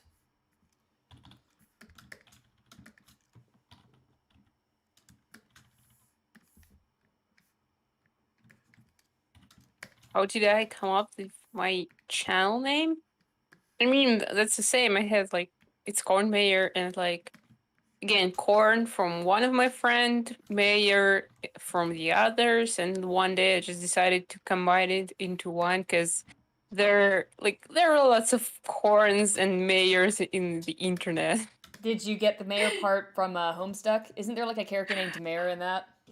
Yeah, but like it's partly true, like because some of my friends got this part from Homestuck, and like it's from I don't know how did that happen, but like at almost at the same time, other my friends started calling me Mayor too, but not because of Homestuck, but just because like my real name is Maria, and it was like they started to fooling around with my name. They were like Marmar, something else, and it like became Mayor. And then okay, I said like okay, if you want to call me this way, then do. Yeah, it works. Yeah, because I know that's just a funny coincidence. It Because works. these times I had lots of different friends, like from school, from the internet, from I don't know what else, like some kind of sport clubs.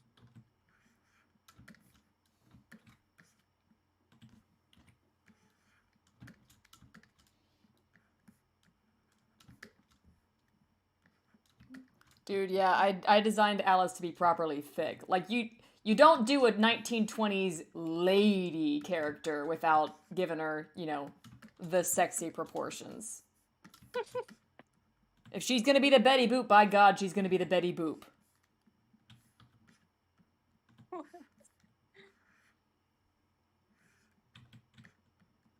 Are you not familiar with Betty Boop Corn? Hmm? Are you not familiar with Betty Boop Corn? No. She's a very famous cartoon character from around the 1930s. Kind of notorious for being drawn extremely voluptuous. Yeah, maybe I do know that. Yeah. You've probably seen her. She's in Who Framed Roger Rabbit.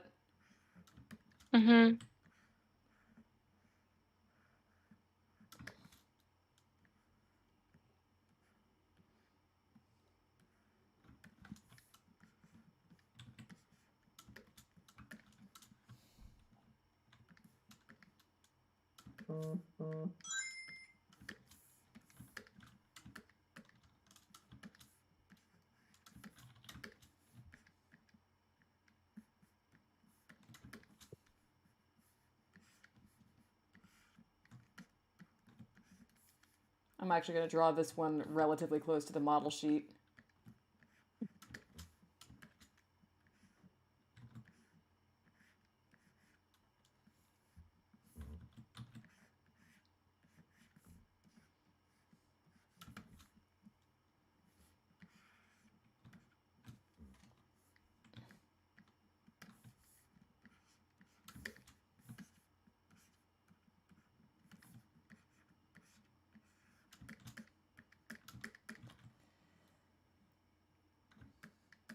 Boop, boop, beep, boop. I still got it, Eddie. What was that? That's a quote from Betty Boop in Who Framed Roger Rabbit. Oh.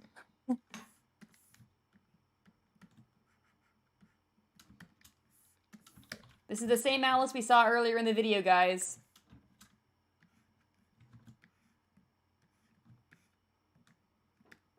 Once again, I would have done something very different with Alice's character if I had been writing the story. Do not expect anything you've seen in the game. I am scared and confused already. Yeah, I think the chat is too. That's okay.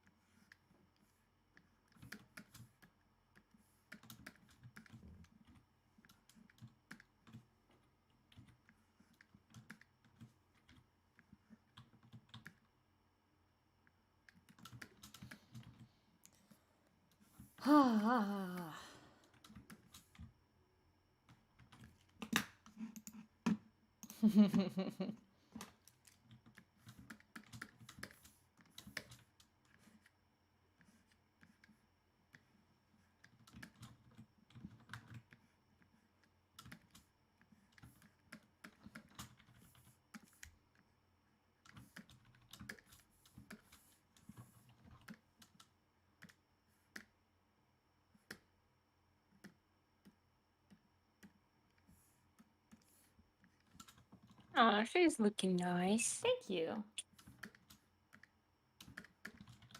Contrary to what the chat is saying, she's not necessarily evil.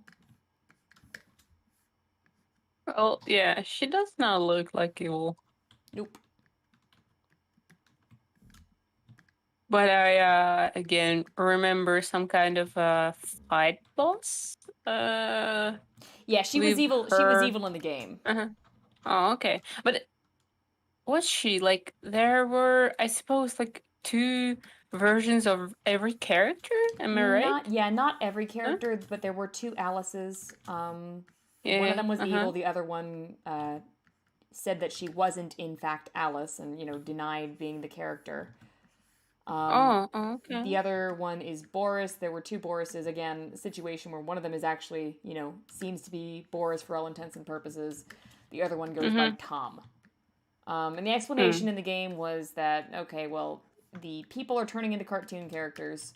That's all well and good. And some of them lose their identities, some didn't. The only problem with that is it completely removes the notion of here's your cartoon characters themselves coming to life, which is kind of what got people interested in the game in the first place. So when you remove that element of mystery, it's like, well, okay, I guess that's the game we're playing. It's not as interesting. It kind of removes some of the, well, are they actually the cartoon characters or are they people? Who knows? That's part of what made it kick off so big in the first place, and that's kind of, I think, part of the reason why it's declined in popularity as well. You see a lot of people still making content for it, but all of them seem to unanimously agree that Bendy, like the cartoon character, is what's the most interesting element of the game. And yet he's barely in the game as such. Yeah. Is there like any kind of a continuation? Like, are they still working on this game or it's done? I mean, the main game itself is done. I know that they're working on a sequel, but it's not a sequel. They said it's not a sequel, but it's kind of advertised as a sequel. I don't know. Bendy and the Dark Revival is what it's called. I don't know much about it. They made Bendy in the Nightmare Run, or Bendy in Nightmare Run, or something like that. It's a mobile game, which that got decently popular because you play as the cartoon characters in that one. But it's got yeah, I think I remember. It's got almost nothing to do with the main series game, which kind of proves my point that it got decently popular and has nothing to do with the main game lore.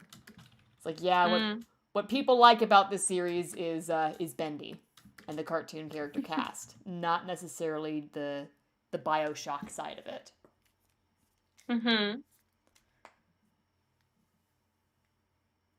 It does look like she's crying, doesn't it, Adrian? Aww. It does look like she's crying, doesn't it?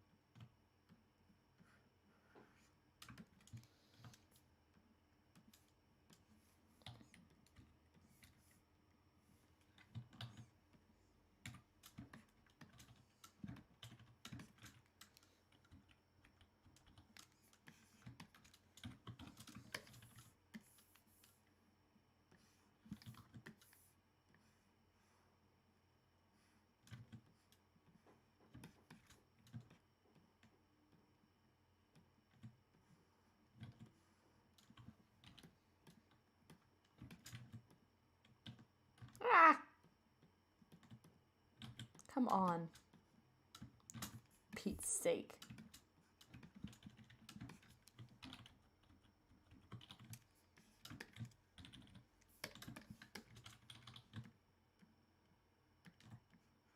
The boy is angry.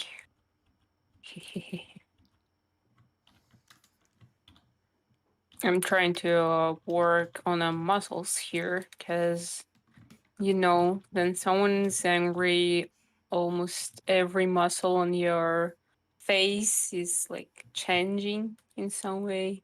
What's And that? that is important. I'm just trying to say, like, when you are angry, almost every muscle in your face changing, and that's the important part about emojis. Like, that. Yeah, I mean, like, you're gonna kind of tense muscles you didn't even know you had. Yeah.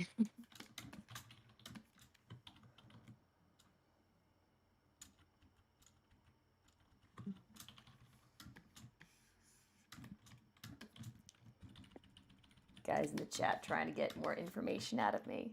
It's not gonna work. Nice try, guys. Nice try. I already tried. And as you can see, Haley's not giving you the info until the end, I suppose. Keep watching. Keep watching. Yeah. Practice your literary analysis abilities. Don't expect people to just tell you what everything means. I do the same thing in Underverse. I'm not waiting. I don't. Yeah. I just don't wait for our identity to give the to take information from the creator. She does not really give it that day. You need to think.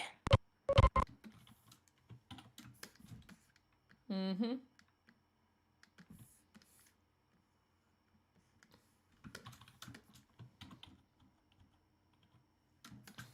Nah, That's too much of an expression shift.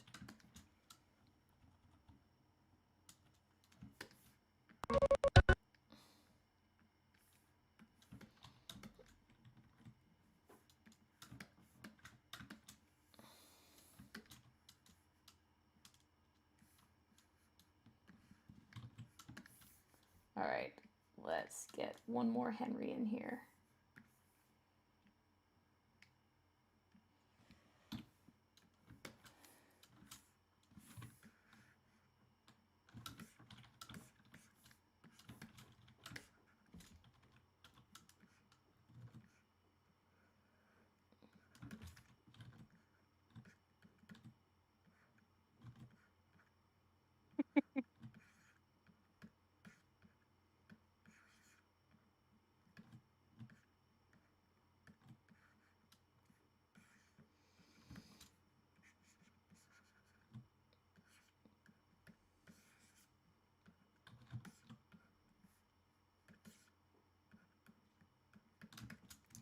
They do say angels have infinite mercy, and they know how to forgive.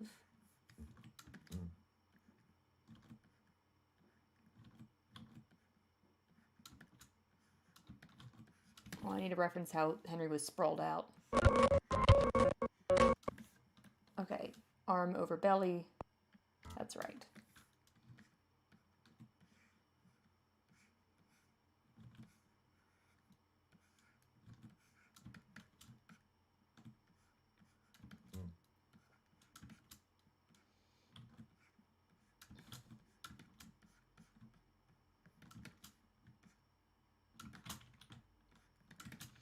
Something, something, prodigal son, something, something.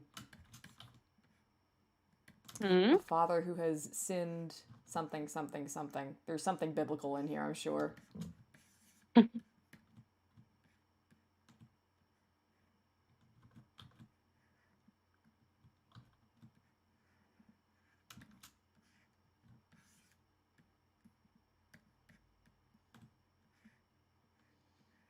Alice Angel said Jesus loves you. Jesus, I love Jesus you. loves you.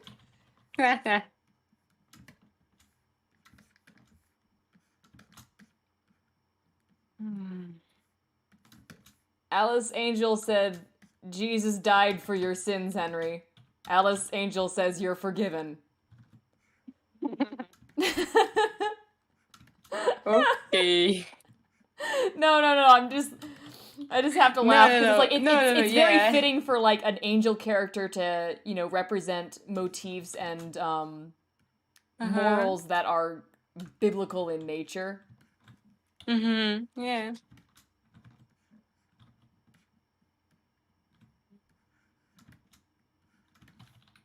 Henry is not flying, my friends. I just have drawn him at a very unfortunate angle. Again? Well, no. I mean, not again. When was the first time I did that? Oh, yeah. I just thought about the Sailor funny Moon pose again. No. Is it time to draw another? It could be if you want to, but I will think about something else later. Henry is ascending and being taken to heaven by Alice Angel. Oh my god, guys. You guys.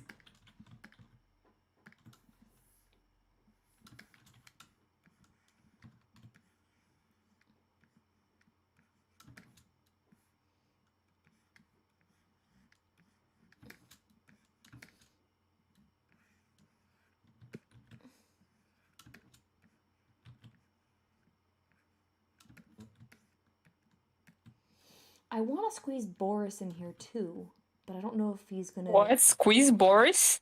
Did you say squeeze Boris? I want to squeeze Boris in here too. Boris is one of the characters. He's the wolf. Oh. Yeah. What did you think I meant? What Boris would you? What Boris did you think I was talking about? I just repeated what I hear. Oh my god. What?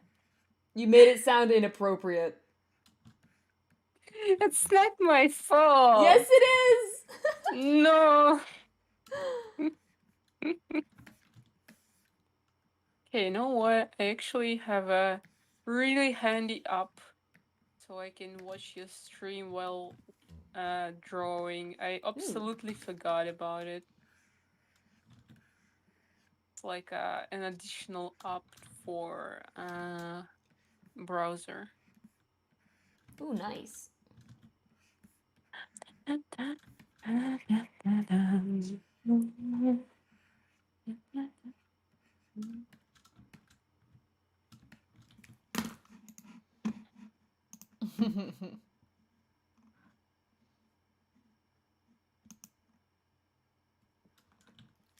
No, guys, Henry is not dead.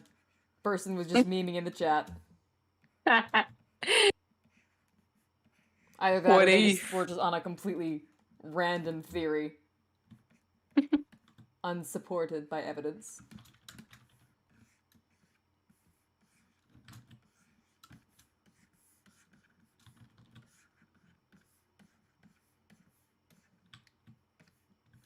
Might be too many searchers. Let's reduce the quantity.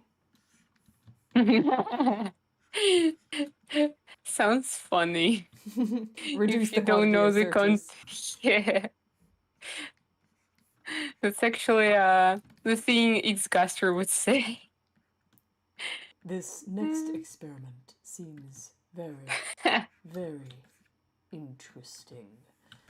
Yeah, that's What true. do you do, Flick? I still like that one dude who I commissioned to say that in the G-Man's voice Yeah, I from remember. Half-Life. Yeah, it's good. Why? I also got him to do the Well- Yu-Gi-Oh opening, not in G-Man's voice, but just the Yu-Gi-Oh opening. Little Monster Animates asks, "Hey Squiggly, how would you feel if you were asked to voice act in a game? It would depend what game it is, but I would be open to the idea. Sounds like fun. I've known voice actors in the past.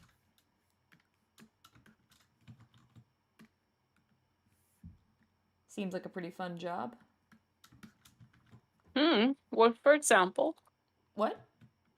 Like, what did you voice, for example? Oh, I said I've known voice actors in the past. Oh, I haven't sorry. done. No, you're fine. I just haven't done it myself. Well, I've done voice acting insofar as like in my own things and, you know, for little stuff, but I haven't done it for money. I shouldn't downplay that. I have done voice acting, just not, you know, in the mainstream industry. Okay, let's see here.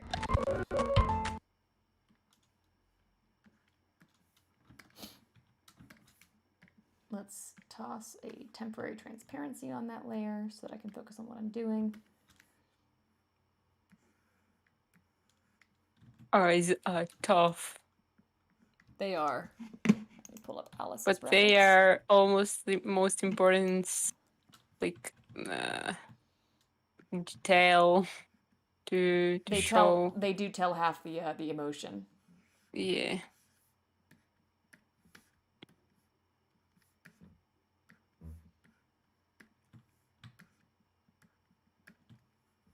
Ooh. Alice is going to have one of those voluptuous women walks. She can't help it. It's just how she is, boys. She's not bad. She's just drawn that way. Oh.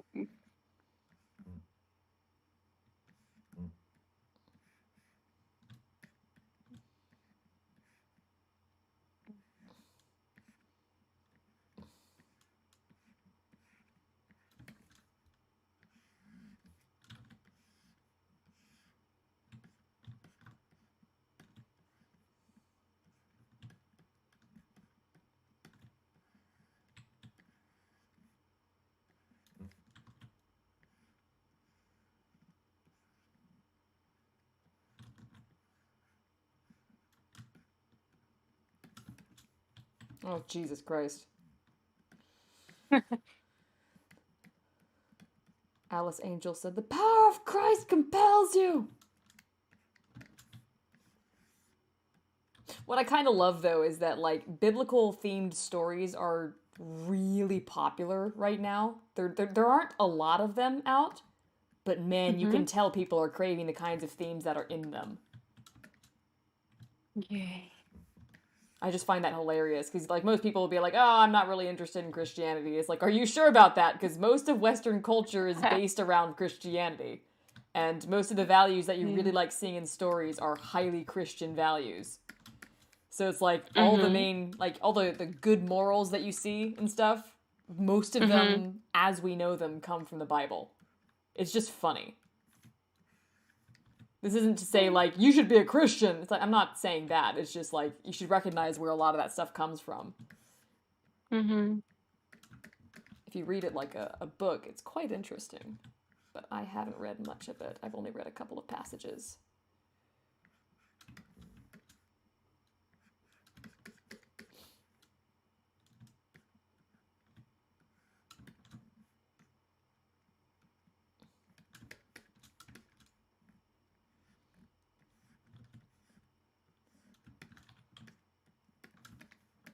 You could look at it that way, Lola Cola, or you could look at it as the knowledge of humanity and the wisdom of humanity is captured most effectively in stories. And when you hit upon a truth, you know, just something that's always true in humanity, no matter what, you'll see similar stories crop up in a whole bunch of different belief systems and religions. Like almost every religion has a flood story, or you know, a creation myth involving the waters of chaos, so to speak. It's very interesting. Yeah, it actually is. You know? Mm-hmm.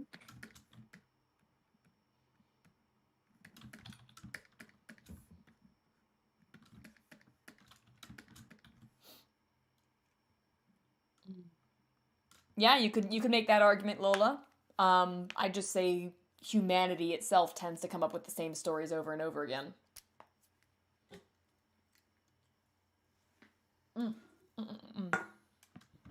And those stories tend to evolve. But we're not going to get too deep into that because I could, and we would be stuck here for hours.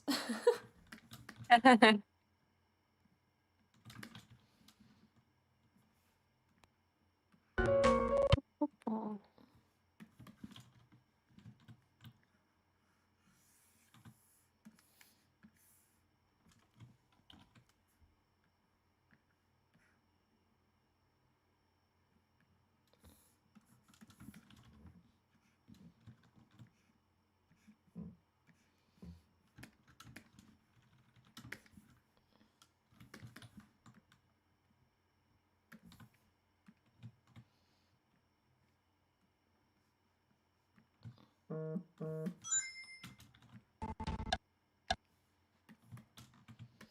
Okay, so let's make her a little bit bigger here.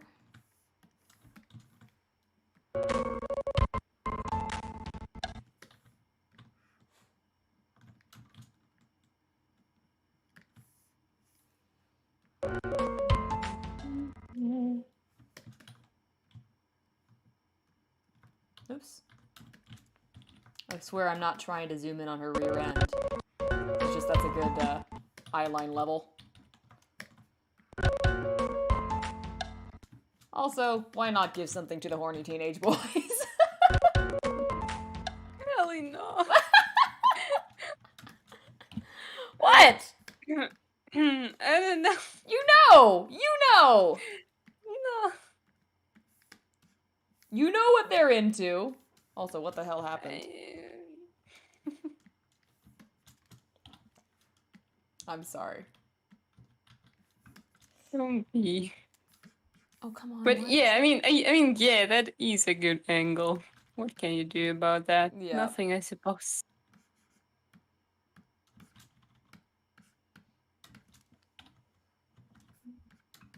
The chat's reacting to it. Do I lie? Am I wrong, Taizo? I keep forgetting you guys have no idea what I'm referencing when I say stuff like that. I need to watch Giant Robo. What? Oh, okay.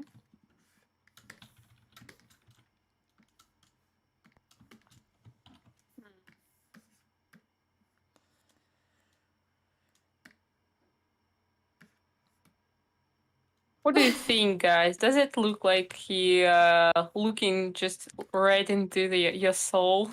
If yes, then I'm happy because that's what I wanted to make. Share it on Discord. I want to see. Okay.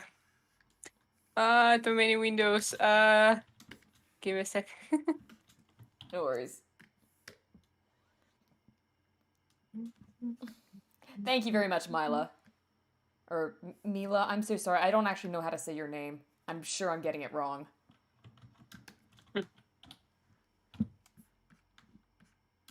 He angry. Yes, he is angry.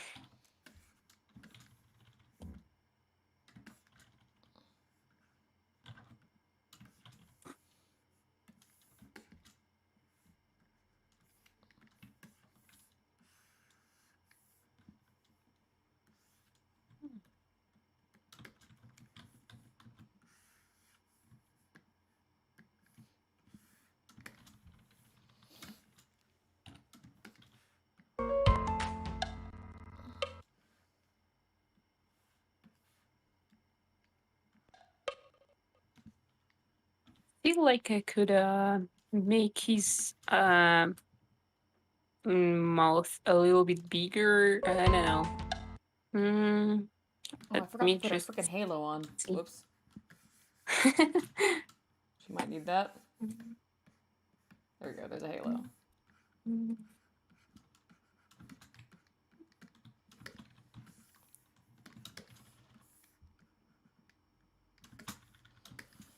Poor chipped halo. Copy. Paste.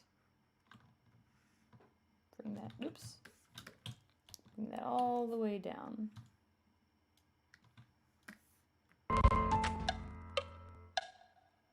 Okay, let it be this way.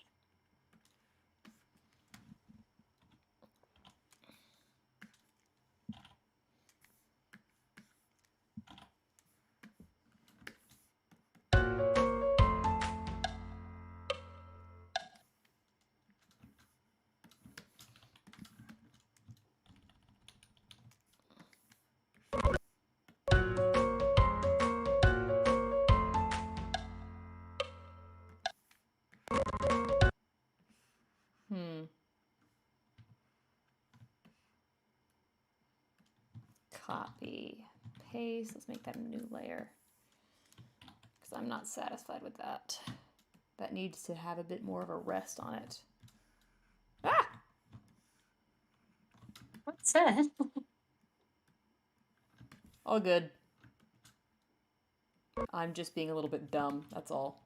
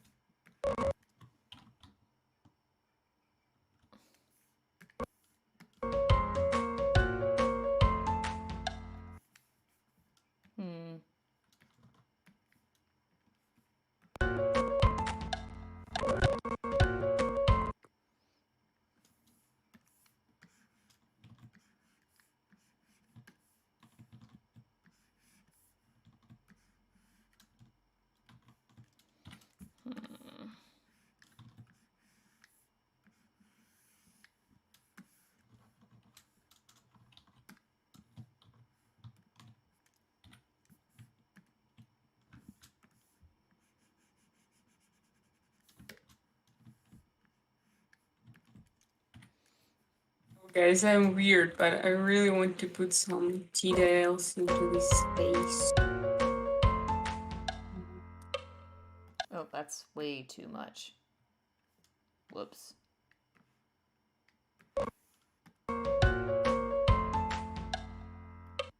Yeah. That's way too much. What if I...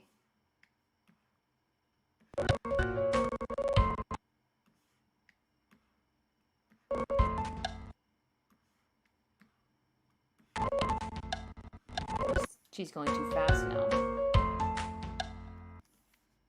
Gotta go fast. No! Yes, now I know how I can bully you.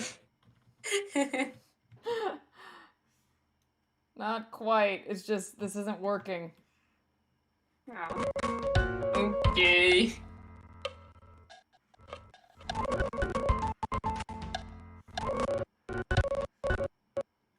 And also, Alice is...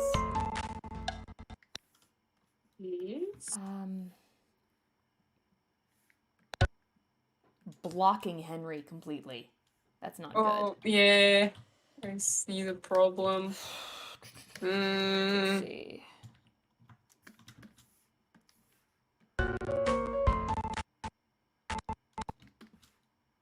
Let's try this again. I think a fade is going to help with that quite a lot. So if I just do that instead, I'll copy these frames, create new columns. Yep, go ahead, make them a composite, make them a peg. Go ahead and link that up. And I'll duplicate, or I'll delete all the duplicate stuff. All right, delete. That should be safe. To delete, delete. And then from here on out, we delete. Oh, wait, that peg should have been duplicated too. Copy. Wait, no, this is fine. I can just copy this. Copy that, or cut that, I suppose. Paste it there, delete all this nonsense.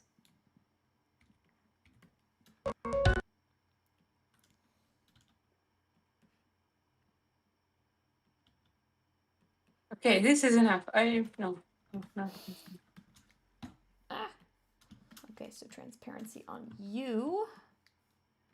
Let's go ahead and key that out. Where the hell is it in the timeline? There you are. Okay, so 100% transparency. Let's swap you out there. Let's do. No, okay. I'm not. Swap. I just hope that to people who study work and background. No, not background.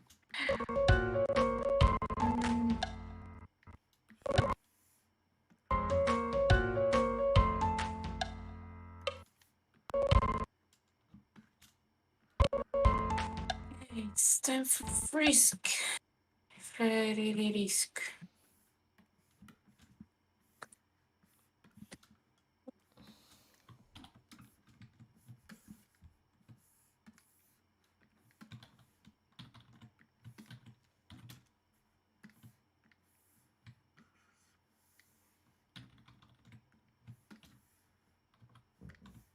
Oh, there we go.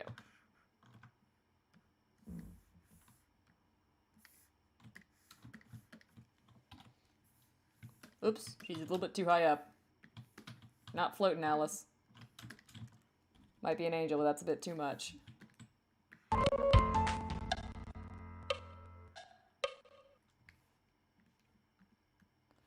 I'll take a little break to make some tea. Go for it. I think we're done here. Let me just go ahead and rewatch this one last time. Is that the end? Oh boy, it might be the end of this storyboard. No. Cliffhanger! But I want more. Well, then let's see if this video does well.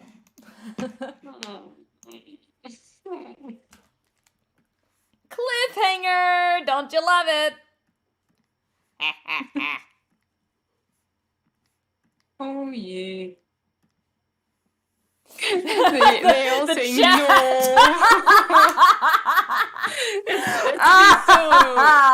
No, that cannot be the end. I do not. No, I want more. Well, hello, puppy. Barkley says he's happy with me. Barkley's jumping up to give me hugs. See? Barkley loves me. Good boy. I love you. Everyone loves you. I love you, puppy. I love you, puppy. The real devil darling is squiggly thing. Shit! I've been found out! Once again. Okay, I'm going making some tea, and you, as always, can sing without me. No, it's okay. We can wait. We can wait. We'll chat. And how long is it gonna take you to make tea? I don't know, 15 minutes, so you can start without me. Don't 15 worry. minutes to make tea. Yeah, I mean to make tea, to like boil water, because I don't have a teapot. Like I need to use. Okay. Like Yeah. pot. Gotcha. Old-fashioned Uh-huh. style. Yeah. Hi, baby boy. Look at you. Oh, you're perfect. Hold on. I think we need a Barkley break. We need a Barkley break to celebrate. Here's my boy. I love you, yes I do. Barkley break. Thank you, puppy. Thank you. Okay, right in my ear. I knew it was going to happen. It's a good boy. Yes, he is. That's a good boy. I love this boy. Thank you, bud. Thank you. Sweet. Oh, you're falling, bud. You're slipping. That's my sweet puppy. Yes, he is. Thank you. I'm gonna smell like you now. Yeah, I see that tail thumping. I know, sweet pup. He's so cuddly. Oh my god. He's so cuddly. Thank you, buddy. Thank you.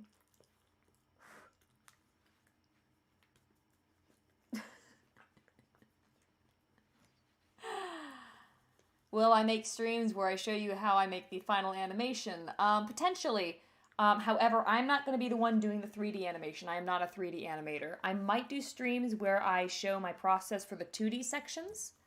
Hello. Because there are two 2D sections in this. Or 2D animated sections. There are also going to be snapshot sections where I'm going to hire an illustrator. So, you guys will see that stuff. Sweet baby boy, thank you. Thank you, lover bug. Oh god, you just thunked against the microphone here. Look at him. Hi. Aren't you perfect? It's my little boy. My sweet little puppy. Thanks, buddy. Thank you. You're so sweet. What's got you so cuddly right now, huh? What's got you so cuddly? The dog is God at this point. I mean, isn't that how Toby Fox works? Yeah, this is my study. There's a bed in here. It was here when I moved in. I can't really move it on my own, so the bed's just kind of still there. But otherwise, this is actually my study. I don't sleep in that bed. My actual bedroom is over there. The dog is, let's say, a 6 or a 7 soft. He's got halfway Yorkie fur and halfway, like, Norfolk Terrier fur, so it's a bit more wiry in some spots. But he's always a rat's nest. Yes, thank you. All right, buddy, can I put you on the bed? Or are you just going to hang out here? Nope, we're hopping down? Okay, you're hopping down. Okay, good boy. All right, he's in his bed right now. He might run off at some point. Let's switch back to the drawing screen. Actually, guys, I am going to take a quick break. I will be right back. See you in a minute.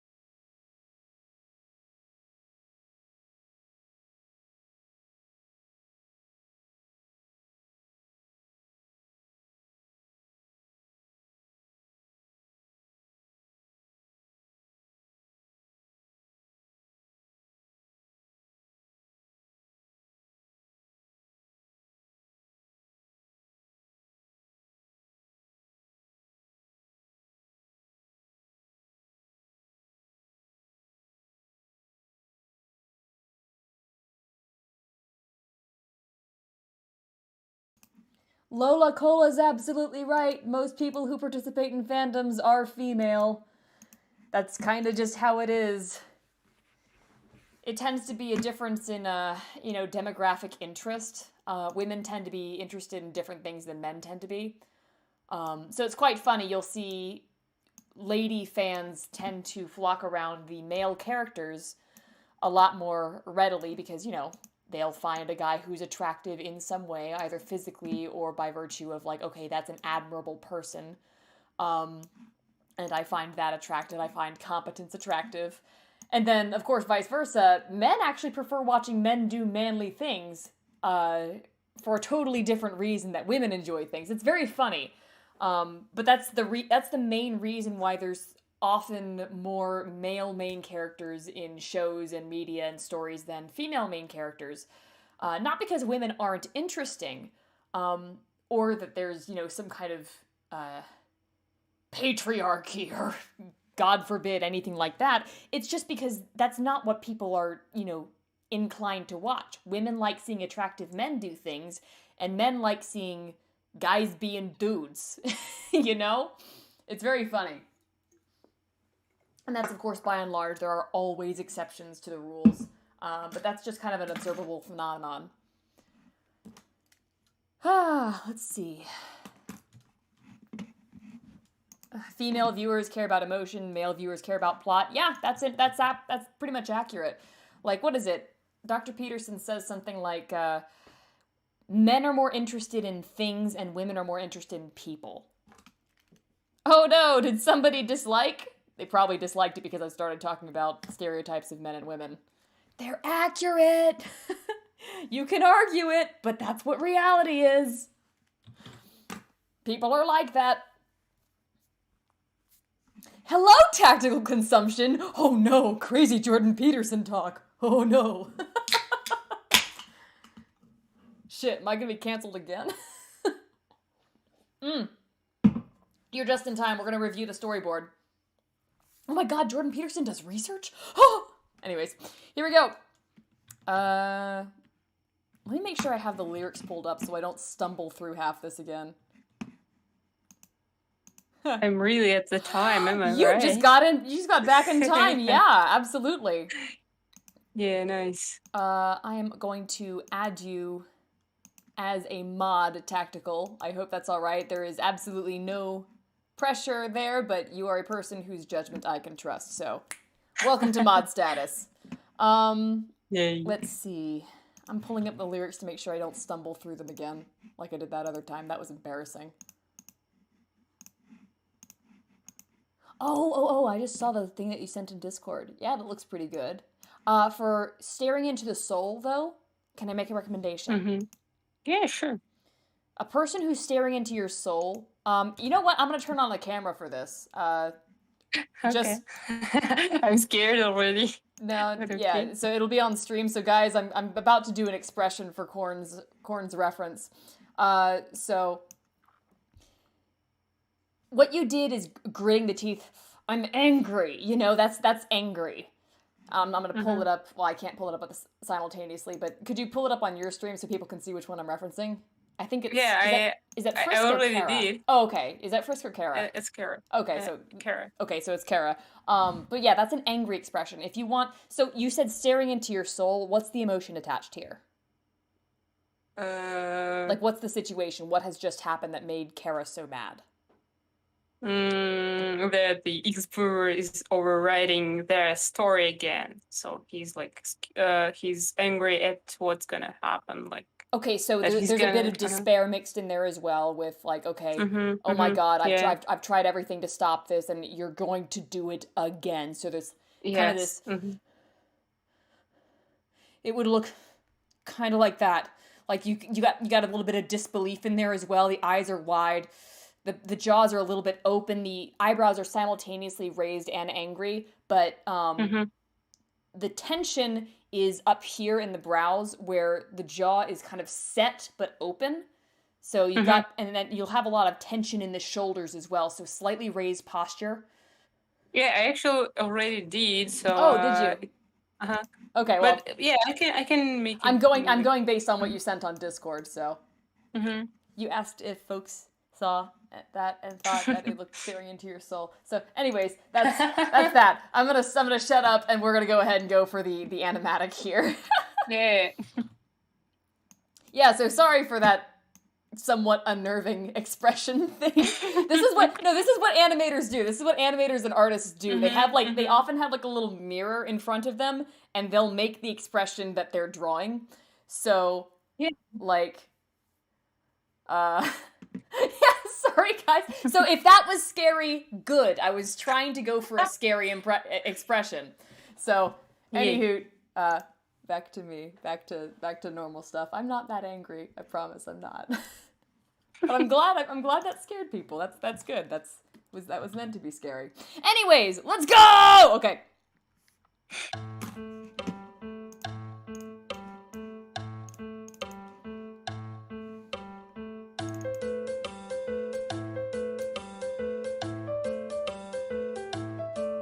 Now you've hung your head and you've seen the writing on the wall. Just sit back and relax, we'll tell you all about the fall of the greatest mind, the old director pulling at the strings, who thought the fool was Abel and the wiser man was Cain. It's the big bad, clinically mad, the greatest show you've ever seen. Yeah, we're deep down below the ground where only projectors gleam. A world of black and white, a place of magic putting life into your dreams. And when the credits roll, we'll be looking close to see who's behind the curtain.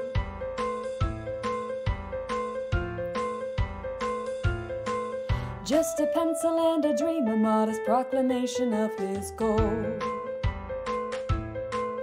But no one saw when it was spinning out of control. Every soul, every wish, all for one man's bliss, 'cause all the good intentions don't mean a lick. In the pursuit of it, you still wind up down below. Well, the pipes they got to pumping, the beat of a creator's heart. Or that's what he had told them, just a sacrifice for art. And the walls they turned to paper, and the ink began to fill our veins. Oh, it's easy to rationalize pain to the insane. Oh, it's the big bad, clinically mad, the greatest show you've ever seen. Yeah, we're deep down below the ground without a hope to be redeemed. The only man who saw the ego twisted behind the scenes was the one who set the whole production in full swing. Who's behind the curtain?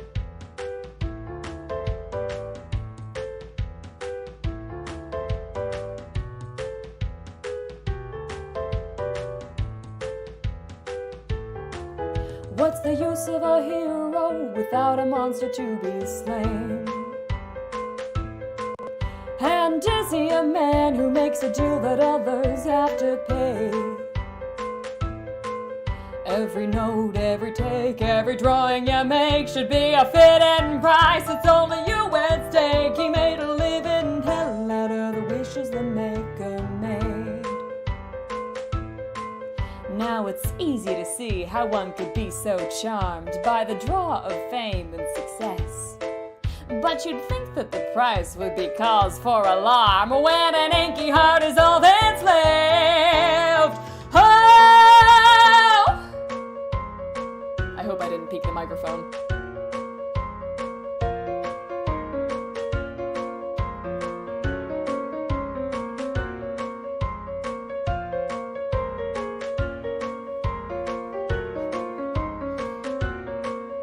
It's the big bad, clinically mad, the greatest show you've ever seen. Yeah, we're deep down below the ground where only projectors gleam. A world of life into your dreams. And when the credits roll, we'll be looking close to see how it's the big bad, clinically mad, the greatest show you've ever seen. Take a wild guess who the hero of the tale is gonna be. A world of black and white where it don't matter why you left or where you've been. You gotta be a man and take the credit for co-writing the scene. Who's behind the curtain?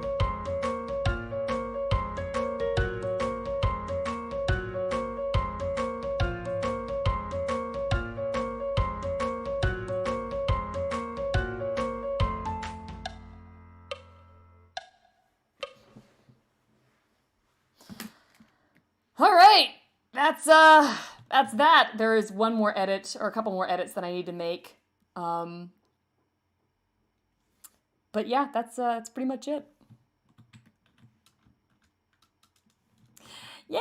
I'm glad you liked it. I'm glad you guys liked it. Also, I'm really sorry for peeking the microphone. I know I did. I'm so sorry for that. Don't worry, that was okay. I like it. Thank you. Thank you. I am glad. Oh my god, I was so scared that I forgot about the bird back thumbnail, but it was okay. Sorry, dirtbag thumbnail? What are we talking about? I thought that I didn't take off the bird back thumbnail, but it's just a different scene in OBS. Oh, be I was right back scared. thumbnail. For some reason, I thought you were saying dirtbag, and I was like, what? No, I did not say that. But yeah, again, thank you so much. It looks so nice. Thank you. Now I glad you guys do are enjoying really it. want to draw something. Yay! I would love it if you did. I'm just making some edits here. Mm-hmm. Let's see. Hmm. I need to add a fade in here.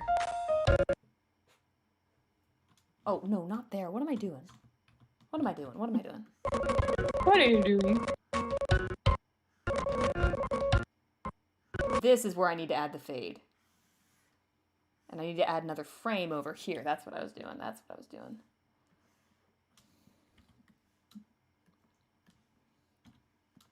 I really like the melody and also the lyrics, and now I want to sing it myself. Yay! I wanted it to be an earworm.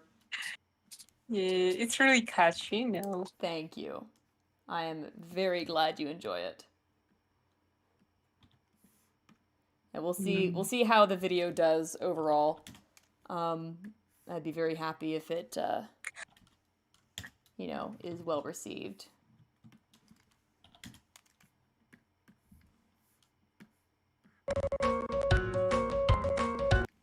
Yeah, there we go. That's what that needed.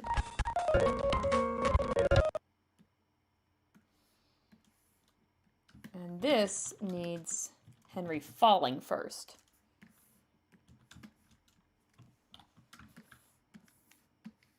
Mm.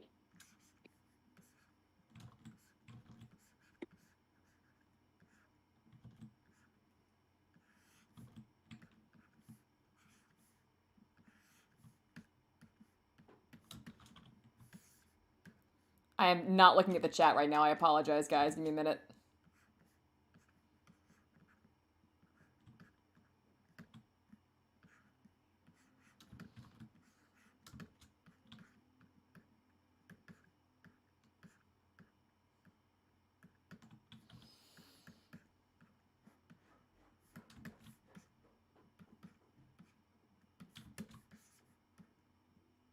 Let's see. What is... Oh, yeah. Anime Henry again. Yep, it's happening.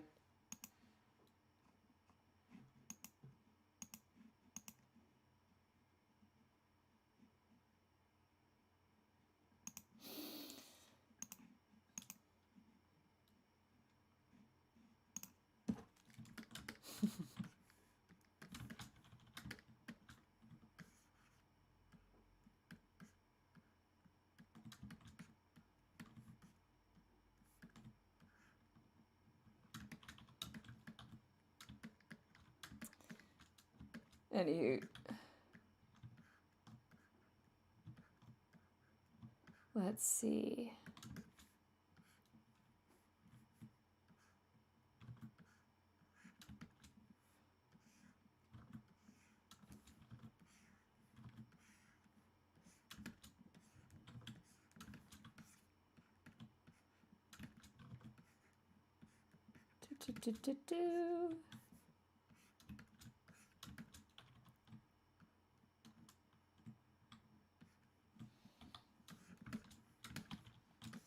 Wait.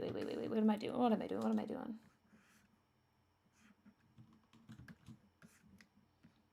Oh yeah, it would definitely hurt, but he's kind of unconscious right now, so I don't think he's feeling a whole lot.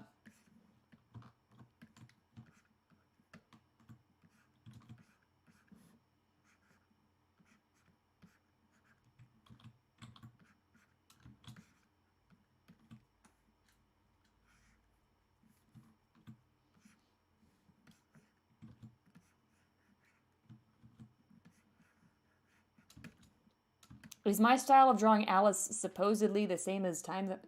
I don't know what you're asking me.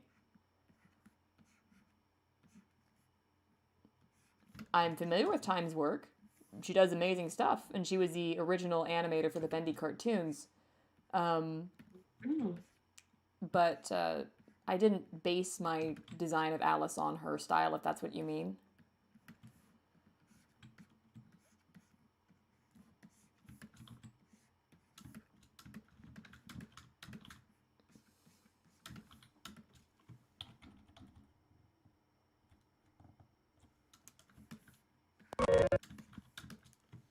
Let's see here.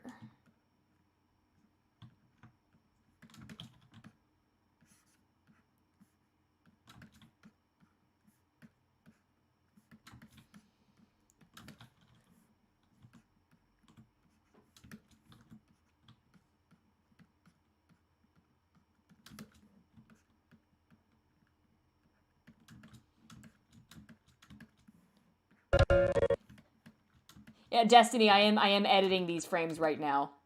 Give me a minute.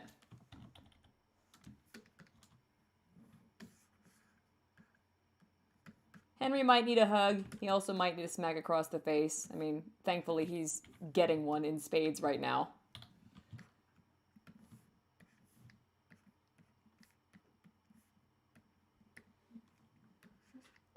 Bendy was not completely wrong when he said that this was his fault.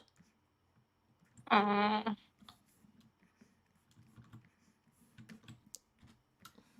am I so sad now? What? I don't know. I just feel sad. I suppose sorry. after the video. Yeah, it's not strange, a happy huh? ending. It's not really even an ending. Sorry. I know. I wasn't going to warn you of that, though, because that would have been spoilers. I know. I know. No worry. I mean, that's what you need to do, like, as an artist, as an, like, creator of some kind of story. You need to, like, see, you made me interested in, like, the topic I'm not really into, and that's the thing. That's really good. Well, I am very Like, pleased about that. Thank you. but I still judge you. Oh, good. Okay, that's fine. You can do that as much as you want. That's fine. Let's see. But that would be really nice if after this video you will decide to do something like this again. Oh yeah, I definitely would like to, but we'll see. We'll see how the How it response goes. is. Yeah, because like Yeah. this is a lot of work and it's expensive work. I understand. You know. Yeah, like your time is really Well, it's that, and also like I'm The not going to ask people to research, do the work on it for free. I'm commissioning all the sure, extra stuff. So I understand. that's not to say like you better appreciate it. It's just more like I have to see if it's cost effective. Yeah. Hopefully it will go well. I like 'Cause, Destiny like, over in the chat. Was that? Yeah, no, I hope it goes well too. I would very much like to keep doing these.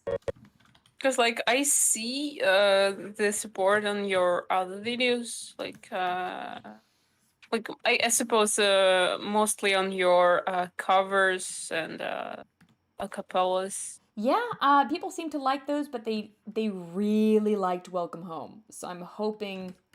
I'm hoping. Yeah. We'll see. See, guys, that's the thing. Like, you like the video again. Welcome home, right? Yep, Welcome Yeah. Home. That was the original. Yeah. Yeah, and now Haley's working on the other video. So that's the thing. Support people, Oh my and God. they are gonna make the like the thing you like. Usually, yes. Usually, yeah. You know, I wasn't going to make this for the longest time until I actually had the inspiration for it. You know, for a long time I was almost adamant that, like, no, I'm not continuing that video. It's done. And then I just came and say, hey, let's stream. Well, I mean, you did. No, that, no, that, I mean, that started me actually streaming it, but I was going to do it anyhow. Yeah.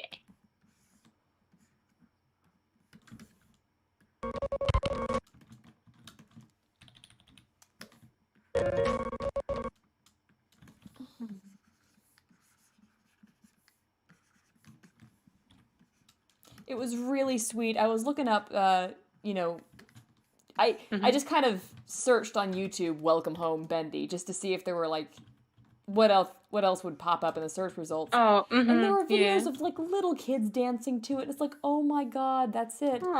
That's why I do this. That's why I want to do this. It's like that's really children really genuinely enjoying it. It's like that's it. That was me with Sonic the frickin' Hedgehog as a kid.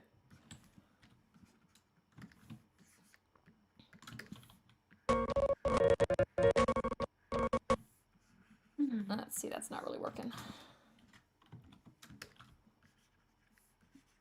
I think I overdid it.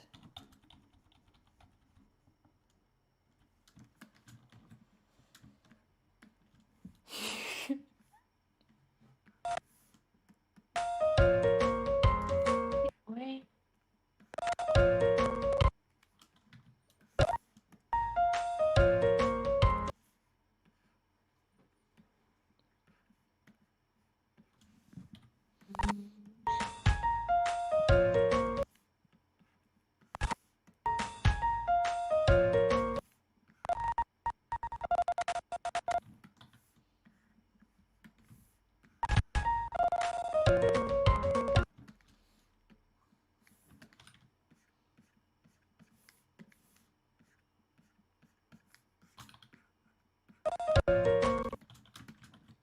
Thank you, Flower Human. That's very sweet of you.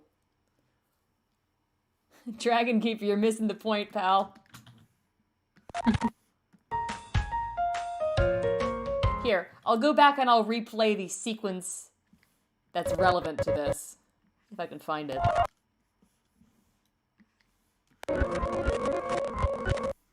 Oops. That's the song backwards.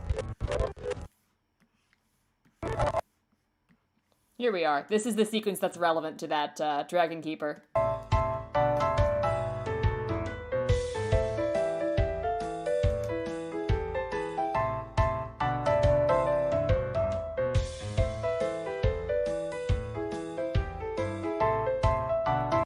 There you go.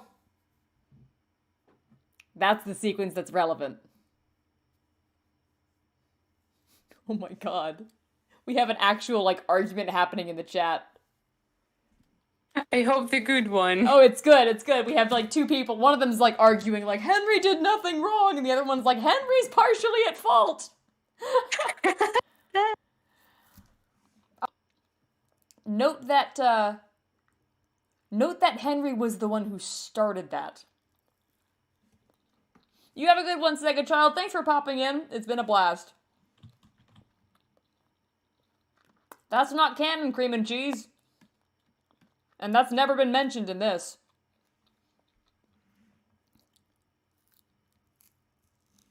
Alright, I am going to play it one more time without singing.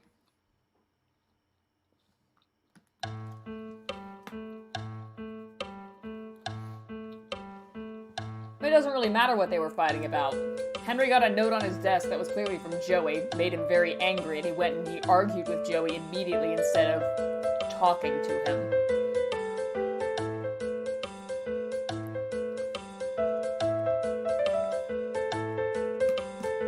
basically went in guns blazing.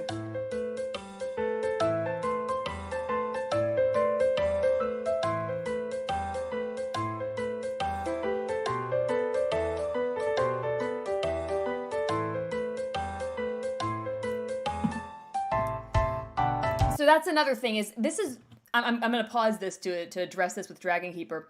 When I say don't expect anything that you saw in the game to be identical to what's happening here, be careful what lore you carry over from the game. I'm being very careful to kind of recraft the narrative.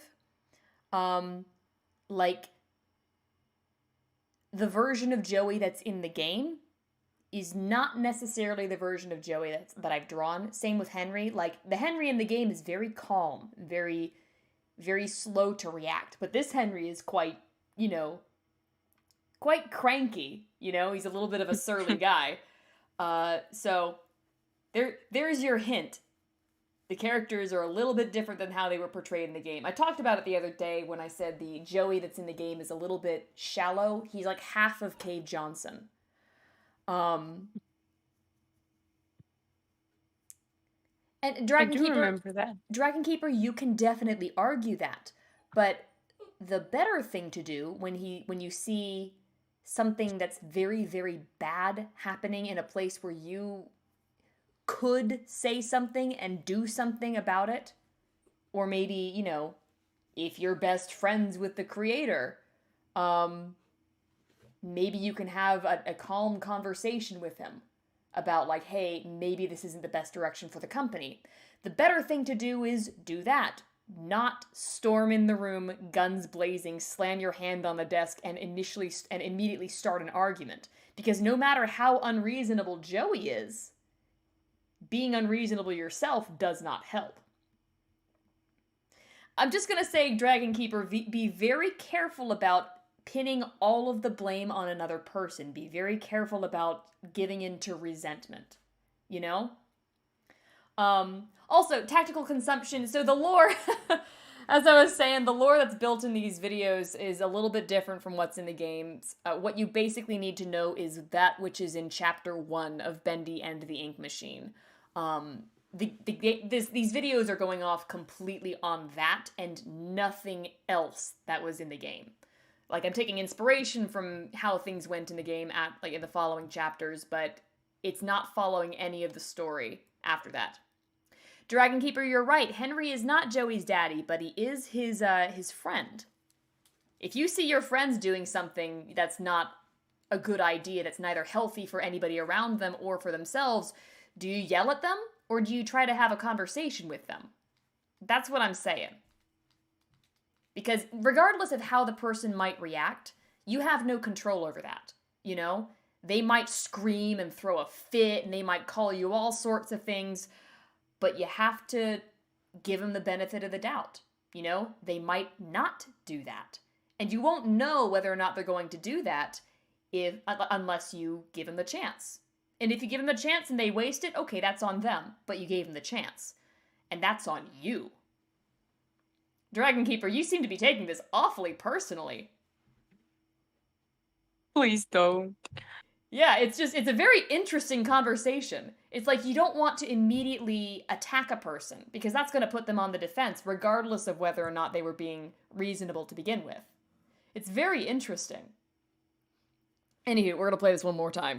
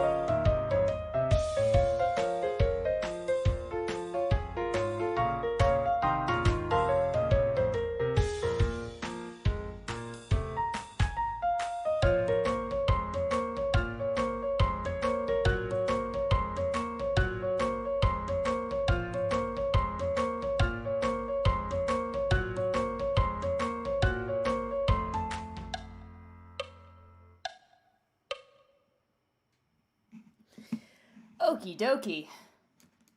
Oh dear, I think OBS froze again. I hope we're still live. I hope too. It keeps happening, man. Oh, that... Yeah, really? That one, that transparency didn't activate. I knew that looked weird. Anywho, guys, regarding opinions about reading into the morals and messages of things, everybody's allowed to have their own opinion. There's no problem with it. There's no sense in arguing about it. As far as I was concerned, that was a discussion. So I do not mind having discussions about that kind of stuff. And yeah, let's just make sure we keep it civil and understand that, you know, everyone's got their own perspective that they're going to bring to the table, and if you go in expecting to change another person's mind, you're probably not going about it the wrong way, or probably not going about it the right way. So that goes pretty much for any conversation. But a conversation, the point of a conversation is to get an understanding about where the other person's coming from. So there's really no problem in having something like that happen on stream. I find it fun. I enjoy talking about this stuff. Anywho. Yeah, of course we're cool, Dragon Keeper. Seriously, like, there's no way you're gonna understand how another person thinks and perceives a situation without actually having a conversation about it. I think people have gotten quite afraid to do exactly that. Like, you know, it's perceived as like, oh no, they're fighting, oh no, I'm getting anxious about this because people are fighting and they're not happy. It's like, well, the fact that people are getting passionate about it, that's kind of good, because that means they care. You know, there's no sense in having a discussion about something about which you don't care. That doesn't necessarily mean it's heated, you know, or an argument. Passionate? Yeah. Argument? Nah. We're good. Anywho. Thank You for Smoking the Other Day. Great movie for the argumentation meta. I'm gonna have to check that out. I haven't heard of that one. Let me write that one down. Whoops. Sonic says hi. Oh, my phone is telling me I need to top up. Ugh. I hate this prepaid plan. You said it was called that Thank You for Smoking movie. I'm gonna write that down before I forget. Thank You for Smoking.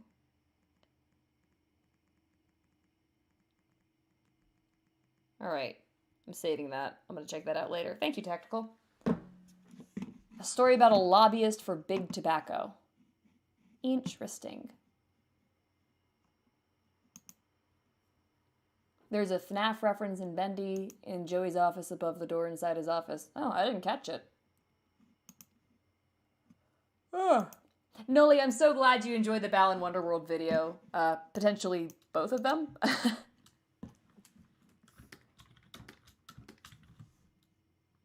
It's a lot of fun to talk about that game.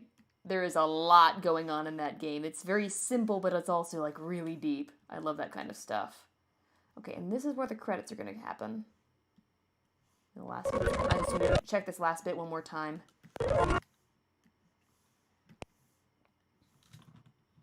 Save. Actually, you know, I want to start from the last two choruses.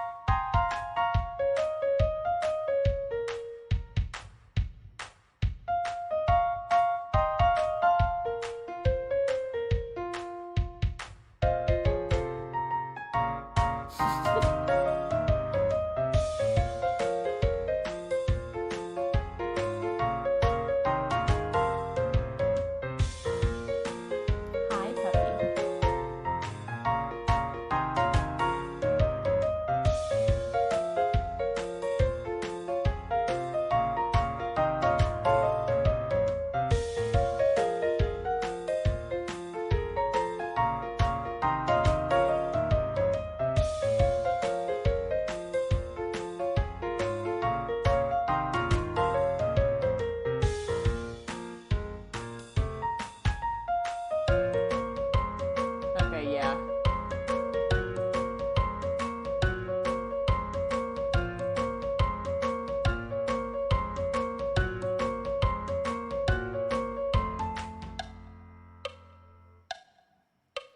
Anyways, that's the role that I think Alice could have played in the game, which is kind of like this, you know, willing to lend assistance, but only when a person starts to acknowledge their own faults, let's say. You know, it's like, it may not be your fault, but if you're going in blaming everybody else, then you're not being honest with yourself. And so now that she sees Henry as being a little bit more honest with himself and taking a little bit of responsibility for like, okay, yeah, that is my creation that I just kind of abandoned. And he's, you know, starting to try and own up to it. That's when she's like, okay, yeah, maybe this guy is actually worth helping. Maybe he is proving himself to be a bit more reliable than I had maybe suspected. So, like, the initial bit of her greeting Henry in that room is basically she's testing him, you know? And so we've seen something start to change in him.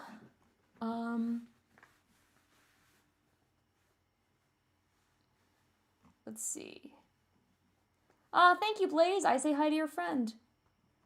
Let's see. Okay, well, that's gonna be it for this storyboard, because that's done. Wow. Jeez. Whoa. Yeah, it is cool. I'm going to... Yes, just like an angel with destiny. Bingo! Bingo! Yeah, like, it's not an accident that Alice referenced Cain and Abel. Like, I'm trying to make sure that she stays in character as an angel. So I need to make some expression sheets, and I do not know why I opened all of these guys. Oh my god, I do not need to open all of these guys. Let's try this again.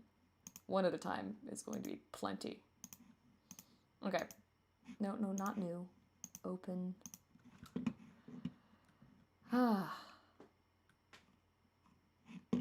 Anywho, so let's see. Let's start with some Alice expressions. Why not?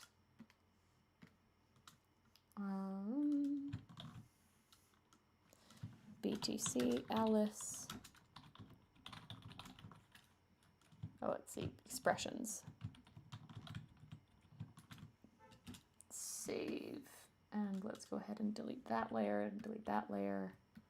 And just go ahead and merge that down. That's fine. Take a wild guess who the hero of the tale is gonna be. A world of black and white where it don't matter why you left or where you've been. You gotta be a man and take the credit for co-writing the scene. Who's behind the curtain? I need these lyrics. Yeah, the way I see it is it's like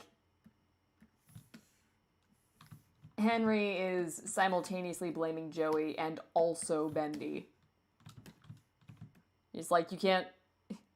A parent who blames their child for 100% of everything. It's like, yeah, there's probably an unhealthy relationship in there. And maybe they're not talking the way they ought to be.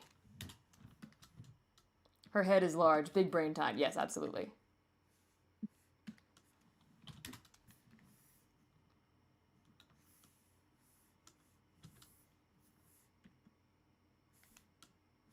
Let's see here.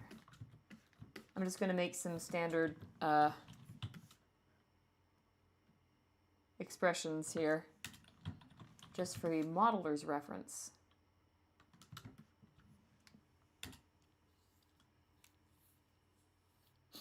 You talk to Mew at the end?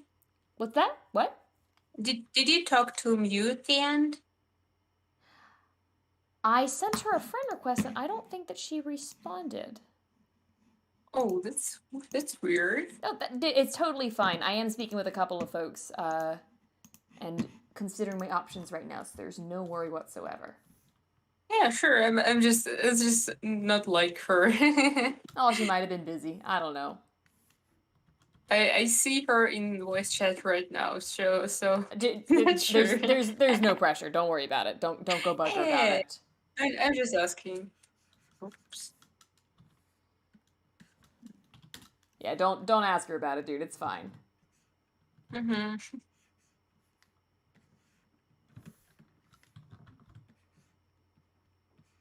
Yeah, sure. Go sleep. Thank you for coming. Bye. Oh, someone leaving? Adios, dude. Yep.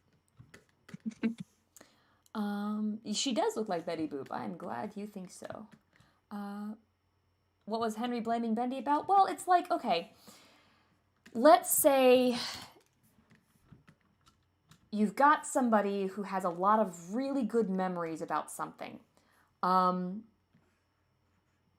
Then something happens so that those memories are tainted. Let's say maybe they were betrayed by a friend.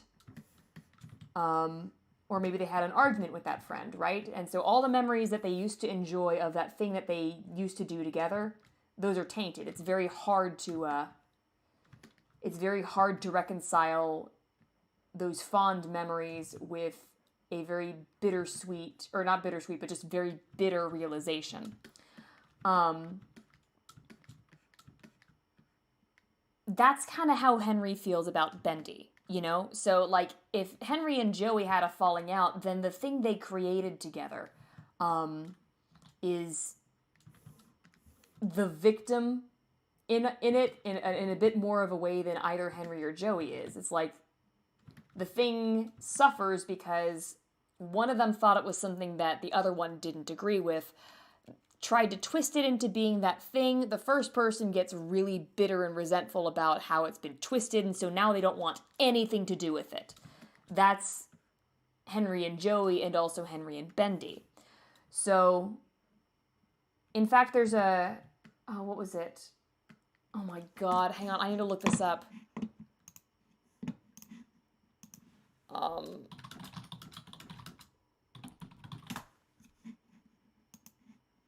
Okay, so if any of you guys are familiar with the movie The Thief and the Cobbler by Richard Williams, that's how he feels about The Thief and the Cobbler.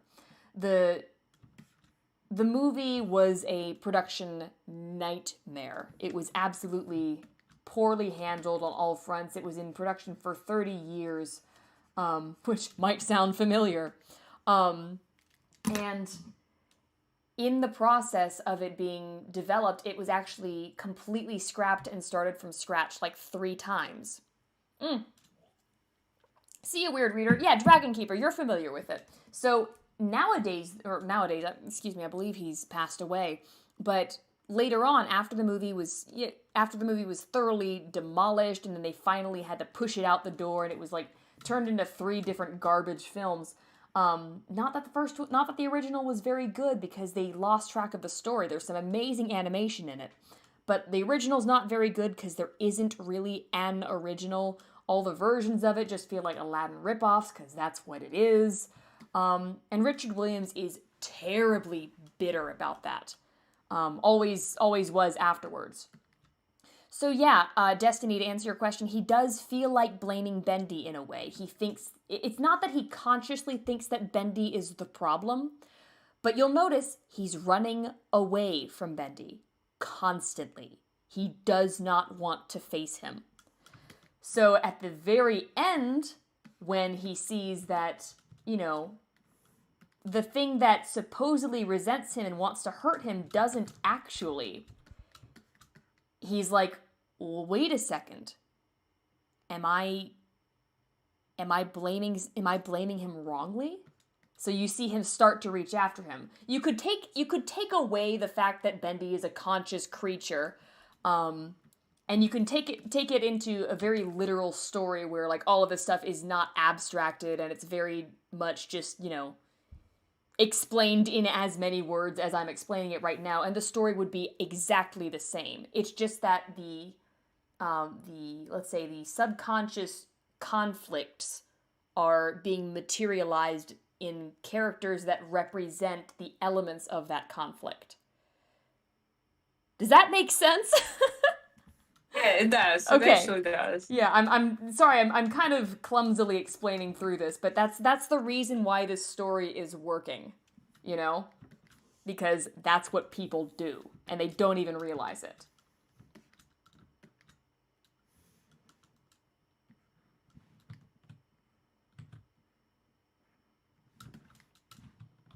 And that's kind of what I was talking about with regards to resentment as well. People do not know when they're being resentful.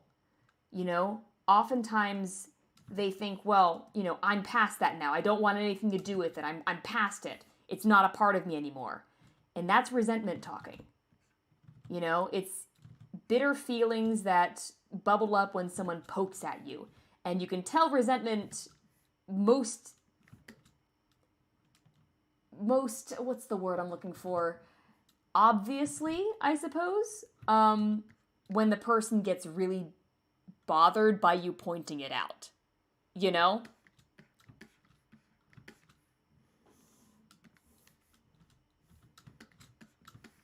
Okay, so there's some eyebrows for Alice. She's not a crazy expressive character. She's actually quite subtle compared to the others. Well, Henry didn't realize he was hiding.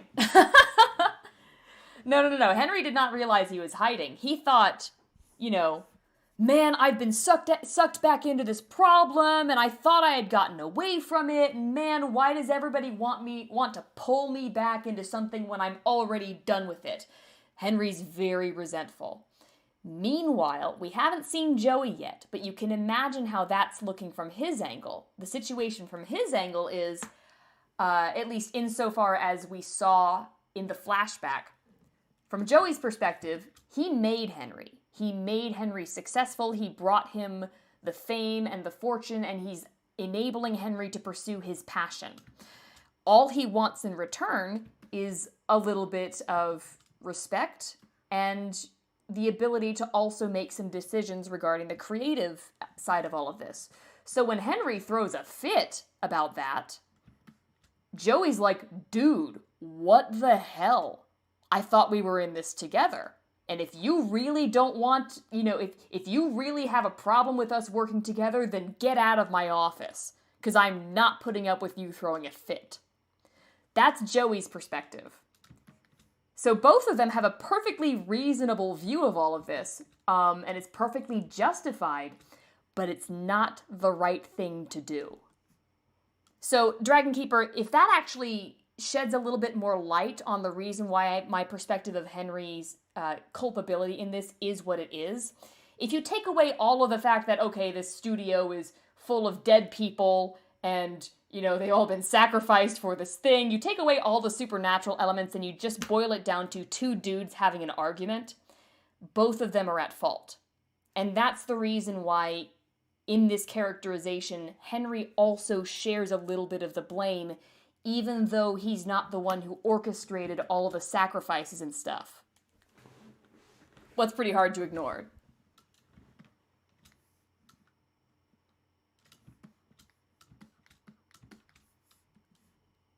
Canvas size.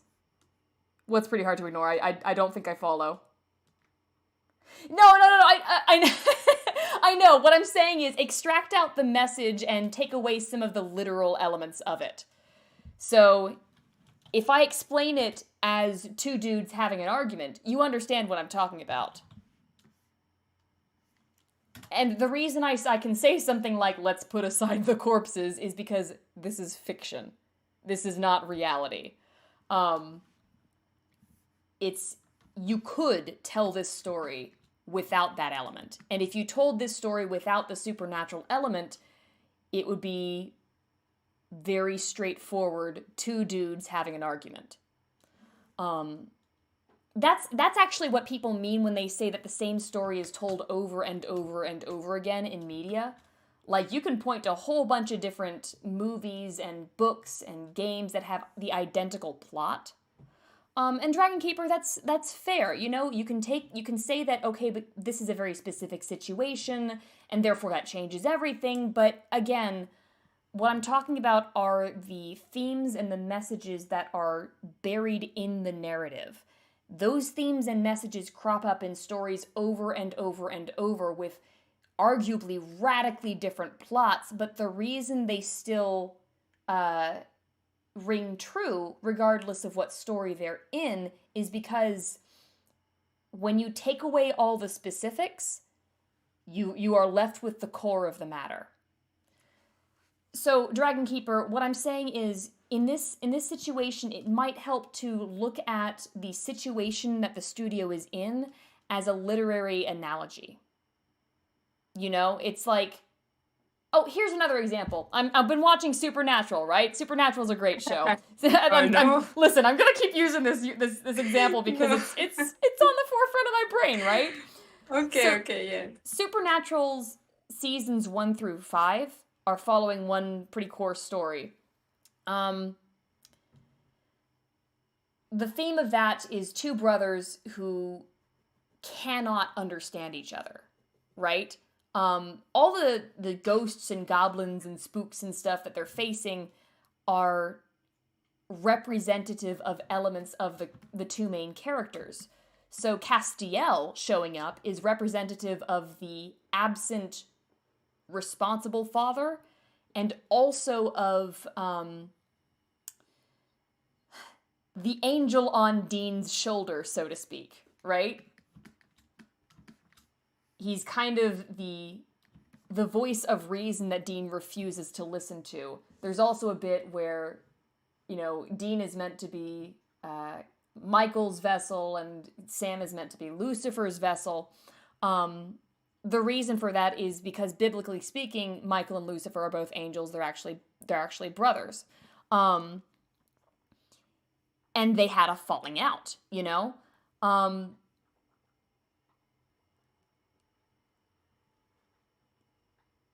In a literary sense, Lucifer is associated with Sam because he's the rebel son. He's the one who had a problem with the father, decided to go off on his own, and eventually betrayed the father. Meanwhile, Michael, in a literary sense, at least insofar as Supernatural is portraying it, is so loyal to the father and his own perception of the father that, you know, he's willing to condemn his brother. So that's how all that works. And you do have a point in terms of if it's included, it has to count. Sure, in the literal narrative of it. I'm talking about the meta-narrative. So there's like the literal meaning of it, which is the narrative, and then there's the literary meaning of it, which is the meta-narrative. Okay, see you, Mila. Or Mila. You've never told me how to say your name. I apologize. Anyways, that's my ramble about that. Whoa.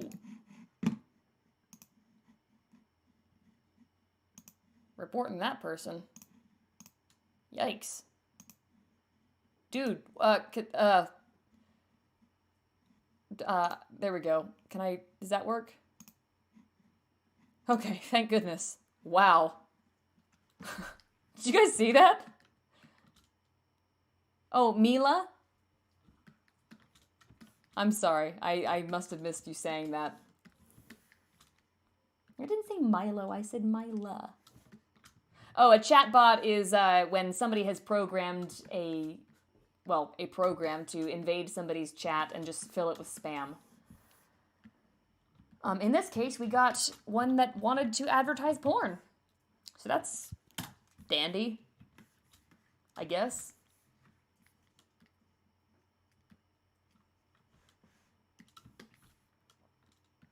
What's up, Destiny?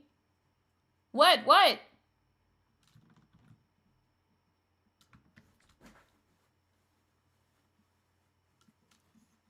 Destiny's yelling at me? What's up? What's up, Destiny? Oh, no worries, technical. What? What are you yelling at me for? What have I done? You've got me scared. What? Corn, is there something wrong with my stream? I don't know. Check. Destiny? No, it looks okay.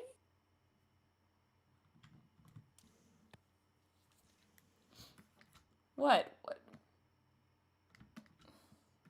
No, it really looks okay. I don't see the problem. I don't know what Destiny was yelling about. Sorry, dude, if there was something going wrong, I missed it. Oh, good puppy Barkley. He's a good boy.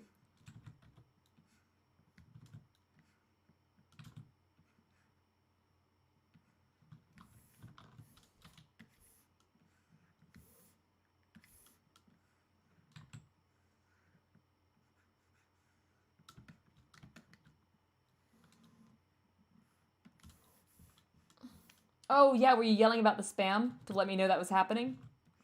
Yeah, don't worry, I noticed it.